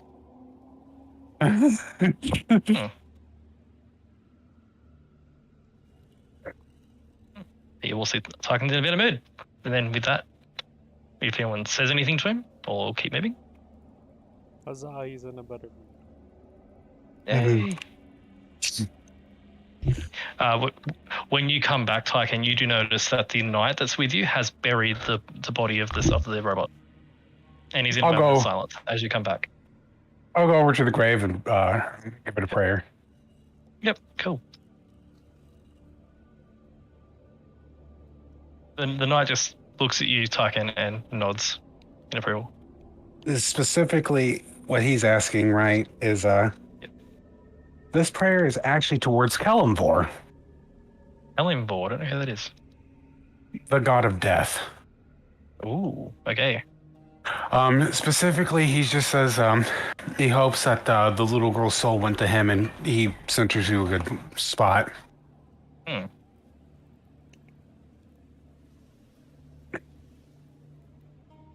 Out of game, Kellamvor is another one of my favorite deities. Yeah. Well, you do desire Understand. death for your characters a lot, so makes sense. If the gods are willing to burn these people alive and kill them, I doubt their souls went to a good place. I think that Kellamvor, knowing how Kellamvor is, he would have snatched up the kids at least. Yeah, Make but me Helm's also supposed to be a actually. good god. Yeah, he had angels there also smiting these people, so it's like Tygan, from that recent connection with Helm, you keep the same religion check. Let's go. You it's not a vision. You simply you somehow know. You are unable to explain it, but you somehow know. The people that burned did not get a good afterlife. They were made to suffer even in death. well, I saw that coming. All parts, all gods took their part in the punishment of the Netherese.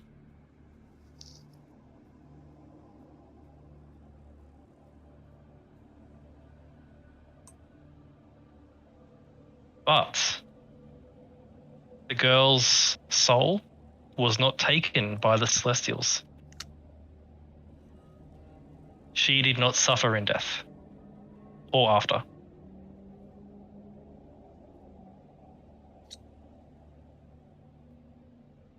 And you are certain of that.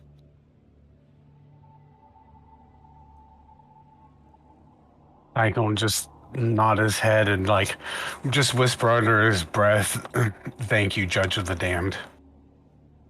That's one of the things that Kellamvor goes by. Yep.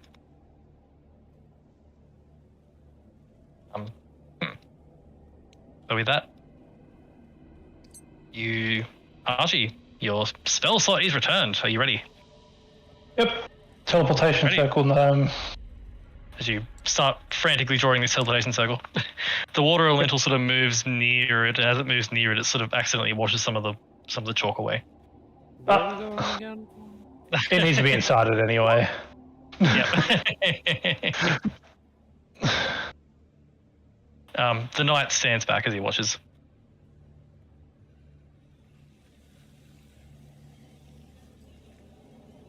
Everyone's avarice get close. The knight says, "Travel safely. I may see you again." She gives us I have a feeling we will see each other again. Hopefully on the same side. He puts the helmet on and just turns and walks into the darkness. She gives a 2-finger salute to him. Yep. As he walks away. Archie, the circle is ready. The water elemental moves into the circle area, and then you draw around it.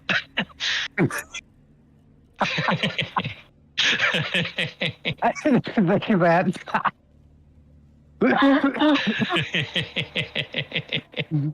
Archie spends like an hour. My circle is finally done. The water elemental, Yeah. and I'm ready to go. I bet.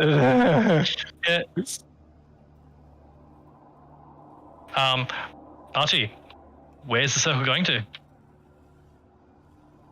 Neverwinter, Waterdeep. Neverwinter. Oh god, no, never went to no. I have a feeling if we tried to teleport there, it'd be like that one episode of Star Trek where their teleporter messed up and kept turning things inside out. Yep. So, We're in Neverwinter, in particular to the palace. Yes. Waterdeep. Waterdeep. Palace. Yeah, Waterdeep Palace. Gotcha. As the circle lashes, and suddenly you are all pulled through. As you appear. Back here. It has. As you leave, the ruins of Akantea behind. Suddenly, splash! Suddenly, a water elemental is dragged into the middle of the Waterdeep Palace. Nope. Well, there it goes. You see, standing as the night's gone, standing in a circle, about 3 or 4. There are 4 guards, well armed, well armored, weapons drawn. There is a mage behind them with a spell prepared as you all appear. Hey guys. I can just stand up and be like, relax. It is I. And well, it's more than just you. Well, I figure that I'm the more easily recognizable one, being, the mask and the height. As the guards all look at each other. Of course.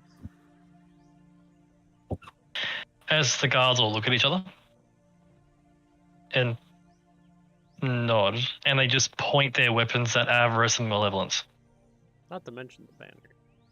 They're with us. Are you sure? They say. Yep. Very sure. 100%. 200%. 180%, says Malevolence. See, they agree. That was more right, he says. Close enough. Okay. The guards go, okay, and put down their weapons. A few moments pass, like a few seconds, before the door opens. And in you see step Lady Silverhand. Back. She says, welcome back. You're flooding this section of the room with a water elemental.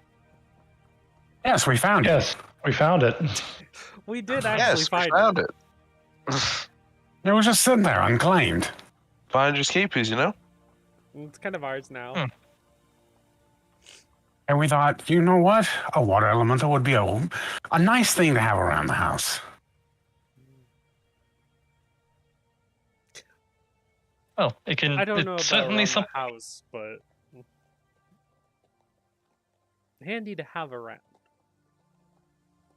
You would make it sleep outside, how dare you? I'm sure it'd love the pool. Lady Silverhand just raises an eyebrow. Says, so, well, I trust your journey north was successful. Quite the Seemed eventful trip. You seem quite battered and bruised, it seems, and Oh, When aren't we? mind flayers will do that to you. mind flayers. Yes. Quite. I mean, that wasn't even the worst of it. That was pretty bad. Taika will whisper, well, I feel like the worst of it is kind of confidential. True. What do you mean? It was the worst of it. I see what you did there. Especially the big one with the weird staff.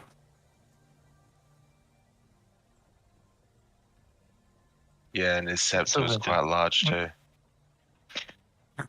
Lady Silverhand says, it seems you have a lot to discuss. Oh, indeed. Plenty.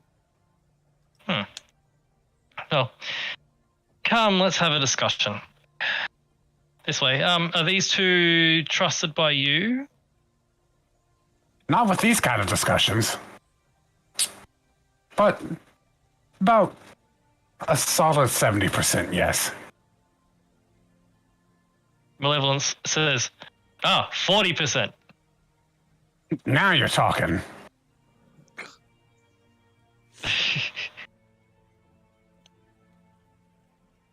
That was probably the Elizabeth is- smartest thing you've ever said. He turns to you and grins and says, well, I was always father's smartest child, so. You were definitely his smartest son. Yeah, what a contradicting term that you just said. I actually don't doubt that.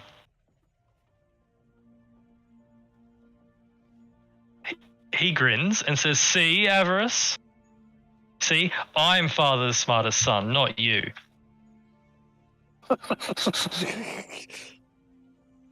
And she just stares at him. My condolences. And then I'll... Lady Sylvan says, "Well, if they're not to be trusted in this conversation, I must ask you two to leave the palace." Head this way. Say you're a part of our group. Head to the estate. Yeah, it's my house. Mm-hmm. We'll meet you there. They should cater to you fine. There might be a Harris dwarf nods. there. You might smell him before you see him. He gets a little drunk, Lady- but he's quite nice. Lady Sylvan says, "Oh, actually, Onthar's within the palace. I have sent for him, having heard of your arrival." Oh, there you go. Ah, he's awake. Yes. Lady Sylvan says, Avarice says, Archie, there was the thing you mentioned. She points a finger at you and you hear her voice in your head as she says, "The potential to work."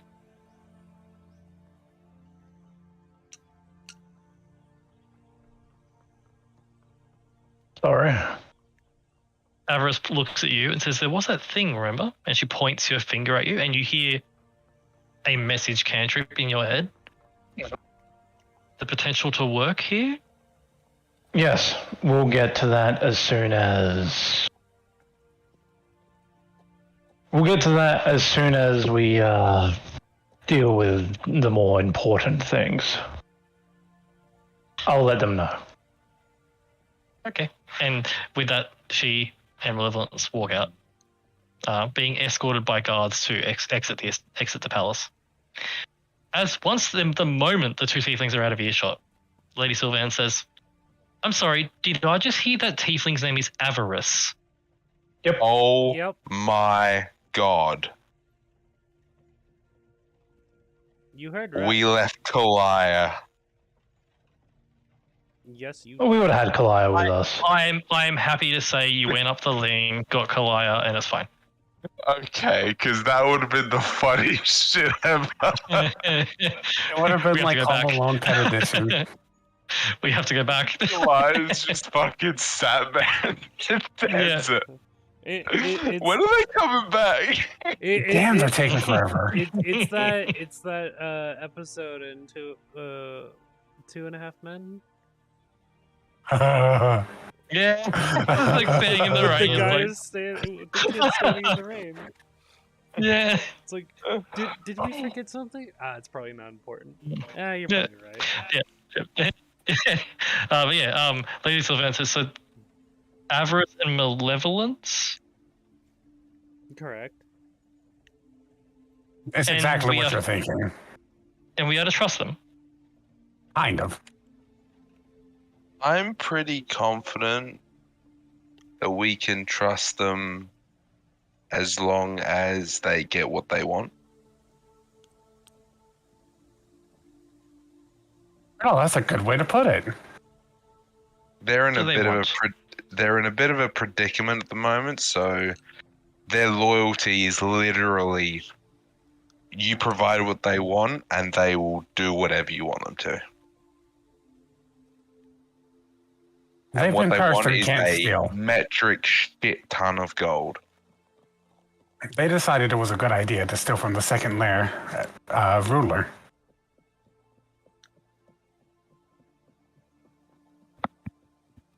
Lady Sylvan sighs and says, Same reaction we had. I thought the guy was the dumbest one.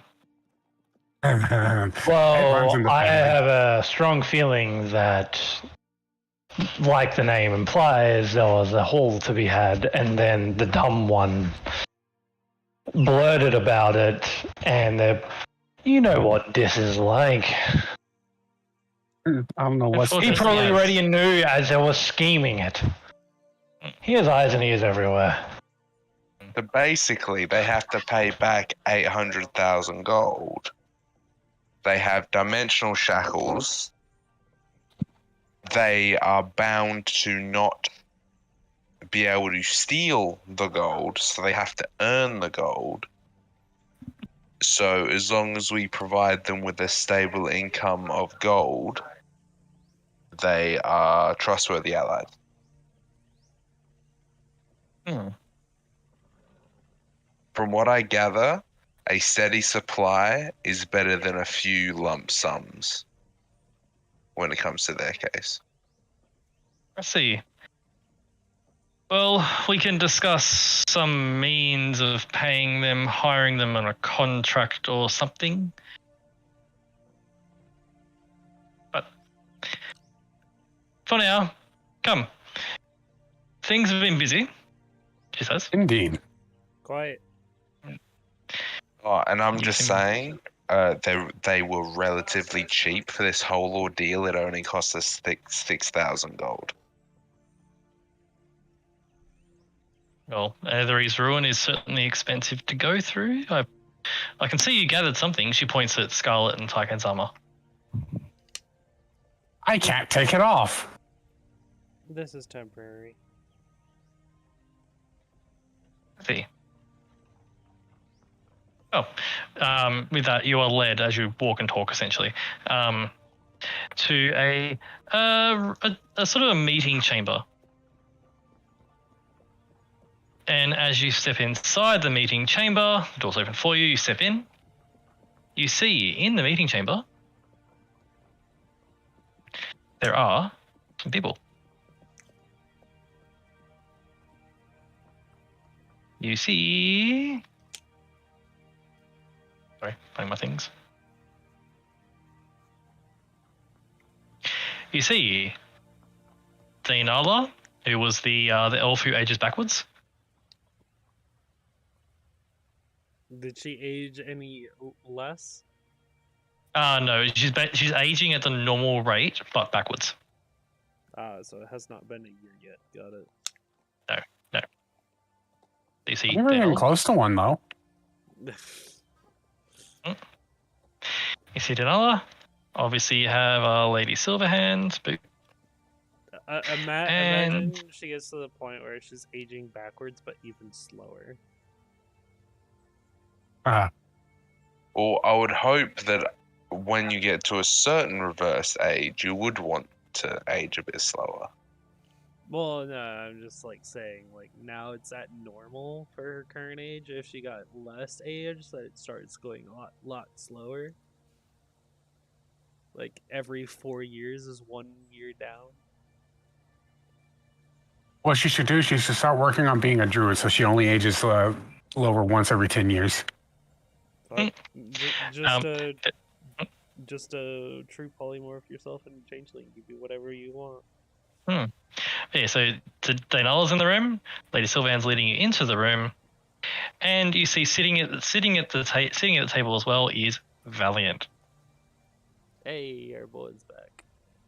He is back to full strength. He is wearing his armor, and he is looking very healthy. It seems he's healed up. Good to see I'll you go over and doing give him a well, pat on the Valiant. shoulder and say, good on you. Swift recovery. Says, "Thank you. I waited until the others were healed first. But it is good to be back to full strength." It is good to have you back, my friend. He says, I'm keen to listen to. I'm keen to hear all of what you have found down there. There goes one thing I found, and he will unsheath his sword and say, my old sword.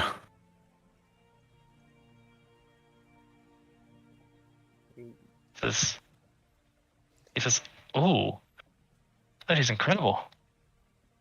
She taps her armor. Well, you've already noticed the armor. Oh, wow. I have, yes. That is fascinating. And, Lady Sylvan then turns to you, Archie, and says, I'm sorry to be a pain. Could you maybe command the water elemental to leave the palace? Oh, She yes, gestures I at, was like- going to do that she- anyway. She gestures at like the path that it's gone, and there's like all the carpets and rugs have been like, so cool. I command the water elemental to go to the fields and start watering the crops. On a basis of when they need to be watered, based on what I know. Jesus, thank you. And What element thank you. didn't know better? He just lived his best life. You Yeah. just clean the carpets, don't worry about it. Hey, at least the carpets are clean now. Yeah.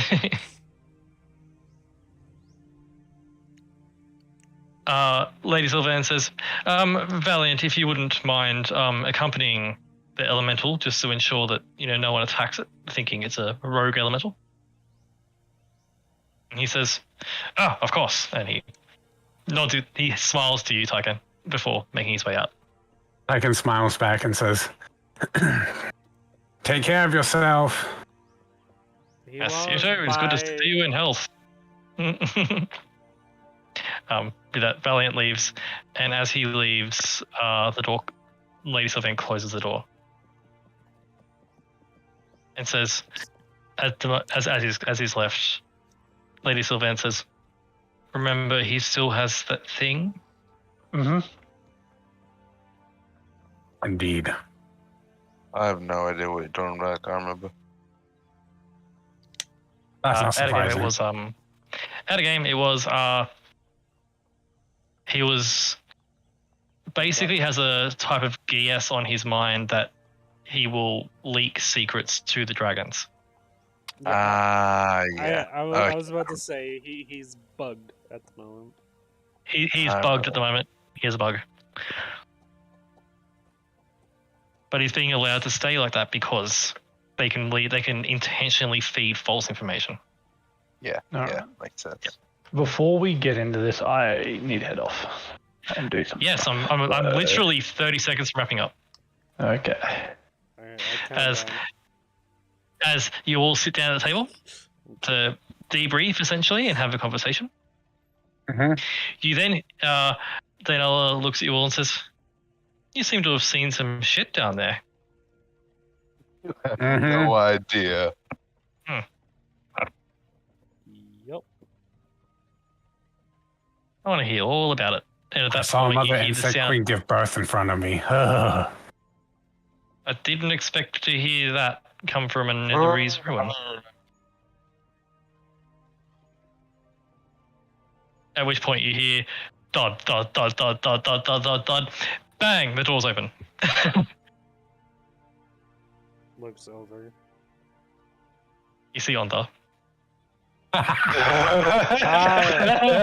see the big old bellied dwarf is awake. He walks up and says, "Oh, didn't hear anything from you for days." And he just grabs you, Scarlet, and just gives you a hug. What? What? Mm. I was worried about you. I've been out. You should have messaged me. I can't cast that kind of magic. He can't cast magic at all. That's a lie. Ontha turns his head to you, Archie. You should have messaged me. See?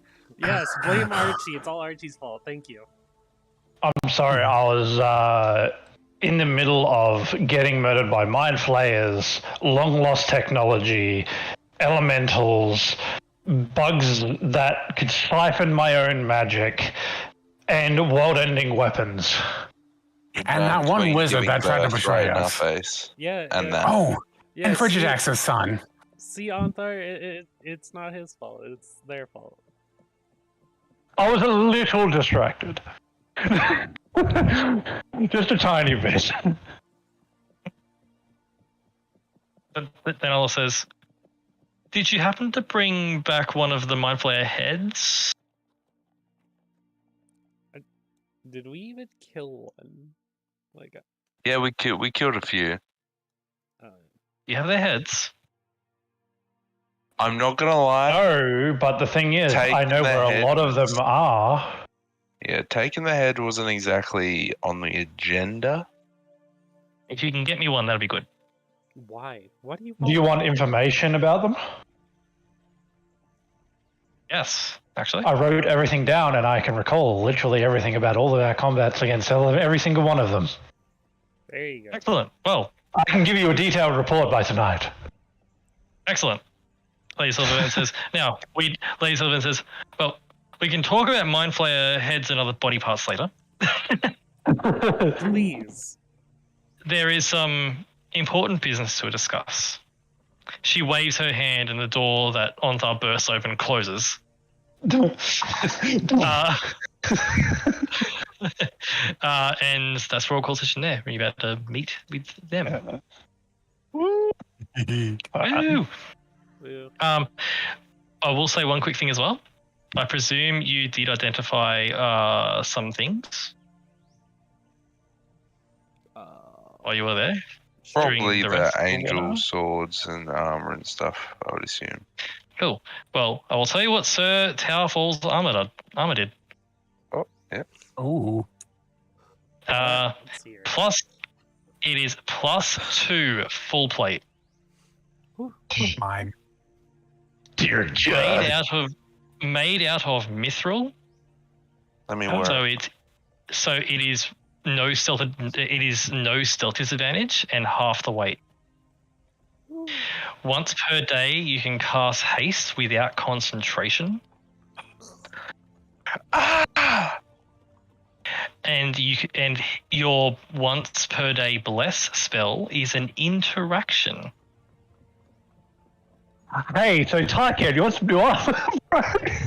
Requires attunement by someone who has taken the oath of a Knight of the Blue Moon. Hey, sorry, you want some new armor? What the What? Why is Oh, full I mean, taking an oath is a small price to pay for that. I would do it. I know, right?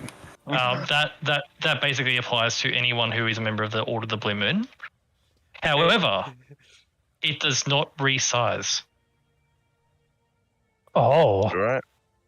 I'll just pad it out. This is Sir Towerfall's personal armor set. I don't think anyone can actually wear that. I can fix it. We can fix it. Also, Do you know what we can do? We can put it on Ed. Ed can't attend to it. Of course he can. Yeah, actually, that's where you're wrong. So, Sol, would you like to initiate Ed into the Order of the Blue Moon? I don't think my character remembers how. The thing is, you can do it, though. She doesn't know how to do it, though. You got initiated, so you just need to recall how you got initiated. You surely remember those few I little mean, to be details. fair, you're like the only person left that does it in the city, so whatever you say goes. What I will say is, one, Archie, you're not sure if you can resize this without damaging the armor in some way. So you don't think it will be usable in that sense. However, you do think it would definitely be useful as something to return to Scarlet's Order. Yes, that was also what I was thinking. As to get some like brownie points with them. Yes. I do love brownie points. 2, Scarlet. Oh. Brownie points with has-beens, though? Oh. I'm here. I'm listening. The armor, the way it works, sounds extremely similar to yours. In terms of it's the same set of abilities, +2 full plate, mithril, a 1 per day spell without concentration, and bless as an interaction. However, you do recall your 1 per day spell without concentration was not haste.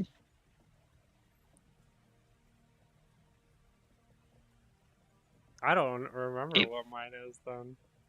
You don't remember what the spell was just now, but you know that's the general template for what they use to make all the knight's armor. I see, and mine was also medium armor, probably. Yes, but the same Yeah, same thing, concept. Same concept, you just don't remember what the spell was that you had picked. Interesting. But you know it was strong.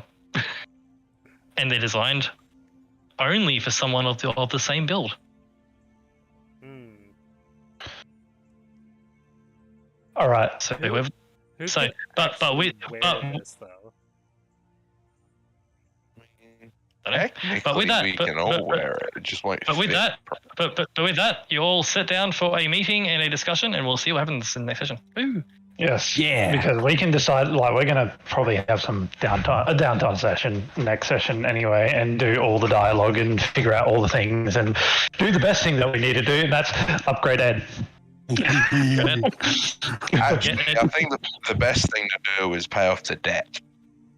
Well, yes, that's involved in upgrading Ed. We need to get Ed back first.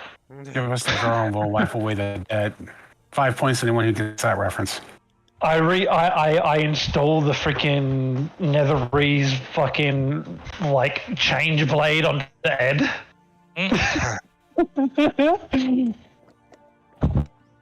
Yeah, I just changed it into a giant. I mean, fist. if you could install cannons that just continuously shoot disintegrate, that'd be really good. Just saying. Maybe I said it. Our ultimate ally in the end game, and the one that's going to defeat Tiamat is going to be Ed. we're going to have our own Godslayer. Yes. I literally have all the details about the Godslayer's combat abilities now. What I will say for Archie as well, you know how it was powering all that barrage of weaponry. It wasn't those power gems that you were finding in other constructs. It was a direct siphon from a personal magical ley line around the thing. That was an entire ley line being used to power A, the cleansing fire, and B, the Godslayer. This is why he can't leave the room. Yep. Because if he leaves the room, he's only going to have a limited power source. And do you know how we can kill the Godslayer? We get it out of the room. Destroy the ley line. See, there's this wonderful spell that you can get later on. Do you want to know what that spell is, Josh? Wish. It's called Gate. True. And because I know exactly where it is, exactly what it looks like, exactly who and where and how it is, I can use a Gate spell on the Godslayer. And you know what would be really funny? Getting a scroll of Gate, and then I don't know, gating the Godslayer against one of the ancient dragons. Maybe even Tiamat. I should sit there and just feel like fight. Yeah, because it just classifies everything as a threat. I imagine if you did that, it would be along the lines of that scene from Godzilla. Let them fight. Right. Next minute, Godslayer runs out of energy. We just dismantle it and put it all on Ed. It's the best case scenario. He doesn't need to shoot 8 disintegrates. One He or only two needs is to shoot fine. 2. Yeah. Only 14 extras. He doesn't need to throw all those fireballs, just 2 or 3, you know? We're not greedy. Yeah. We're reasonable. But yeah, like I was adamant. I am not statting that. That does not need to be statted. That is just. Yeah. It's like if the party decides to fight it, they deserve to die. Yeah.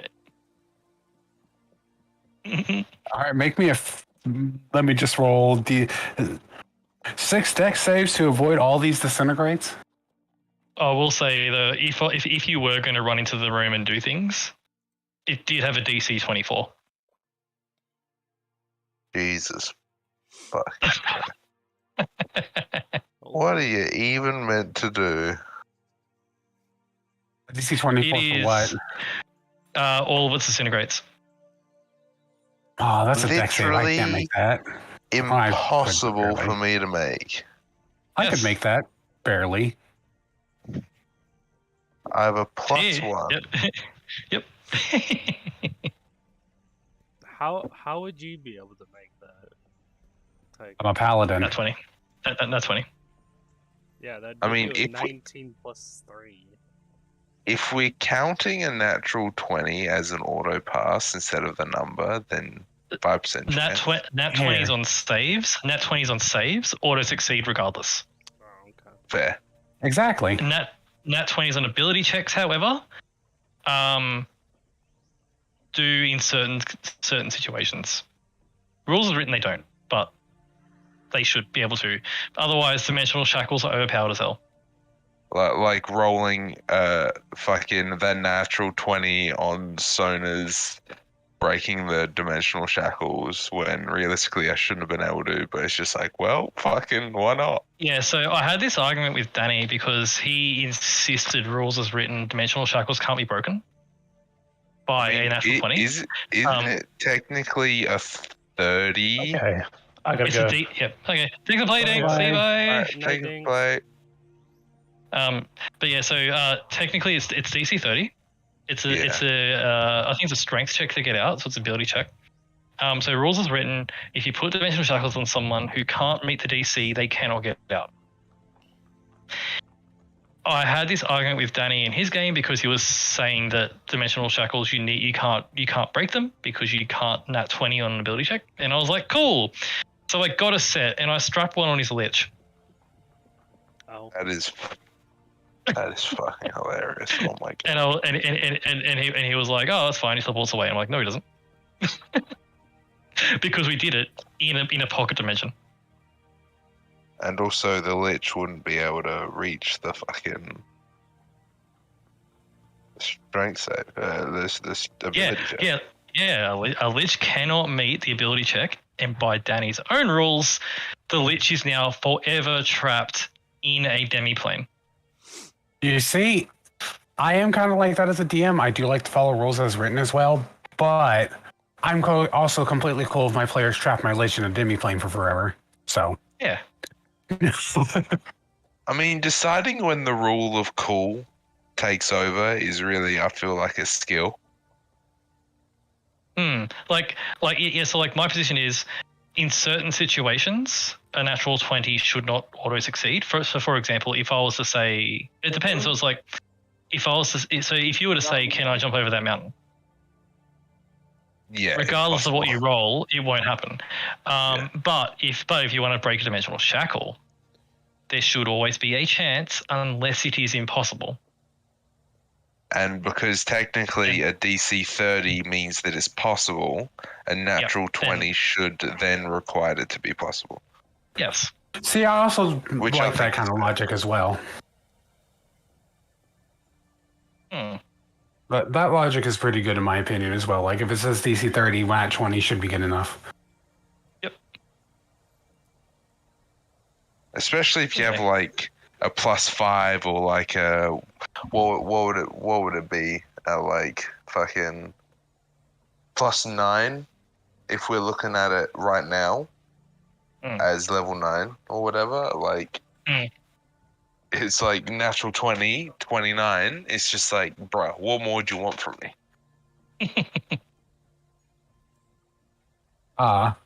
Yeah. Like a lot of stuff, I'll put my foot down on this stuff. Like one of the people that I DM for sometimes, they've been asking me to play it. They want to play a ghost, and I'm like, no.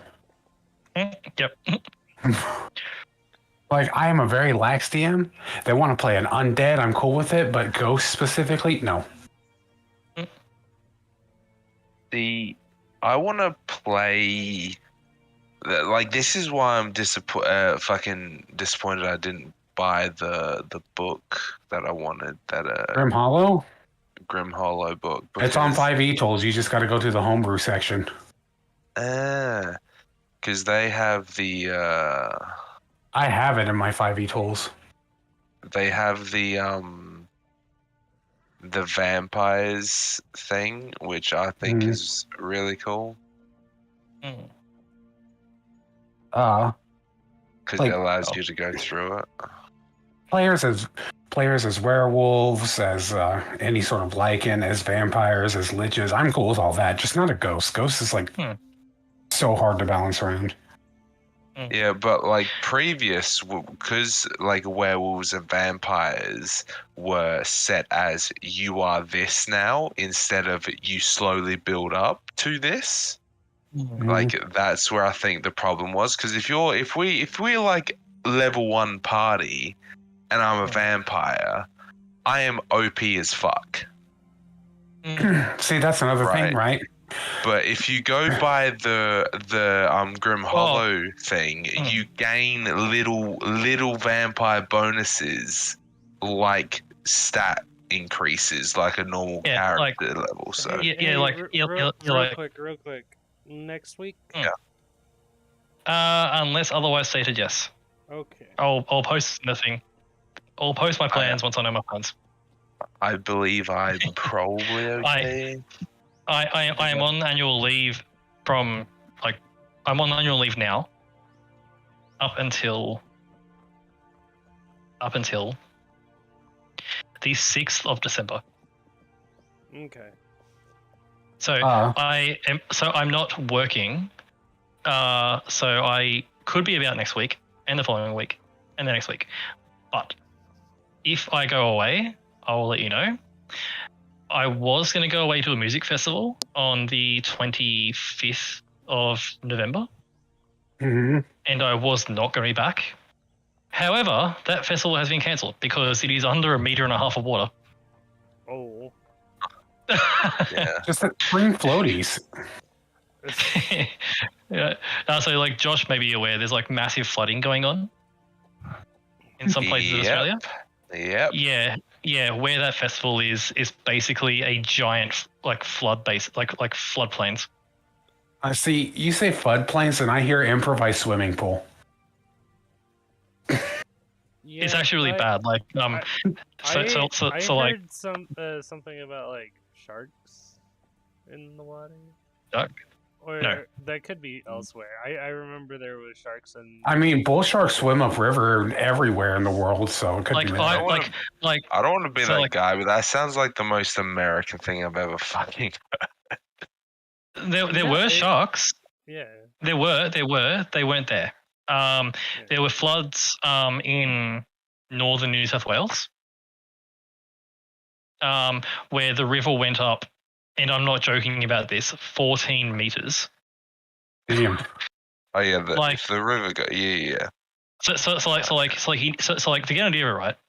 You know how fuel stations have that big like roof at the top of the fuel station? Oh, is this that picture you showed me a while ago? Yes. So you guys know the petrol stations have that big roof over where the pumps are? Mm-hmm. The one that's high enough that a truck can go under? Yeah. The water was lapping at the edge of the roof. Good times. All right. Well, on that note, we will see you guys next week. So, see you then. And I might stream sometime this week. Not sure when, but I have to finish up the Still Fear a Novice story, and I want to do that on stream. So, look forward.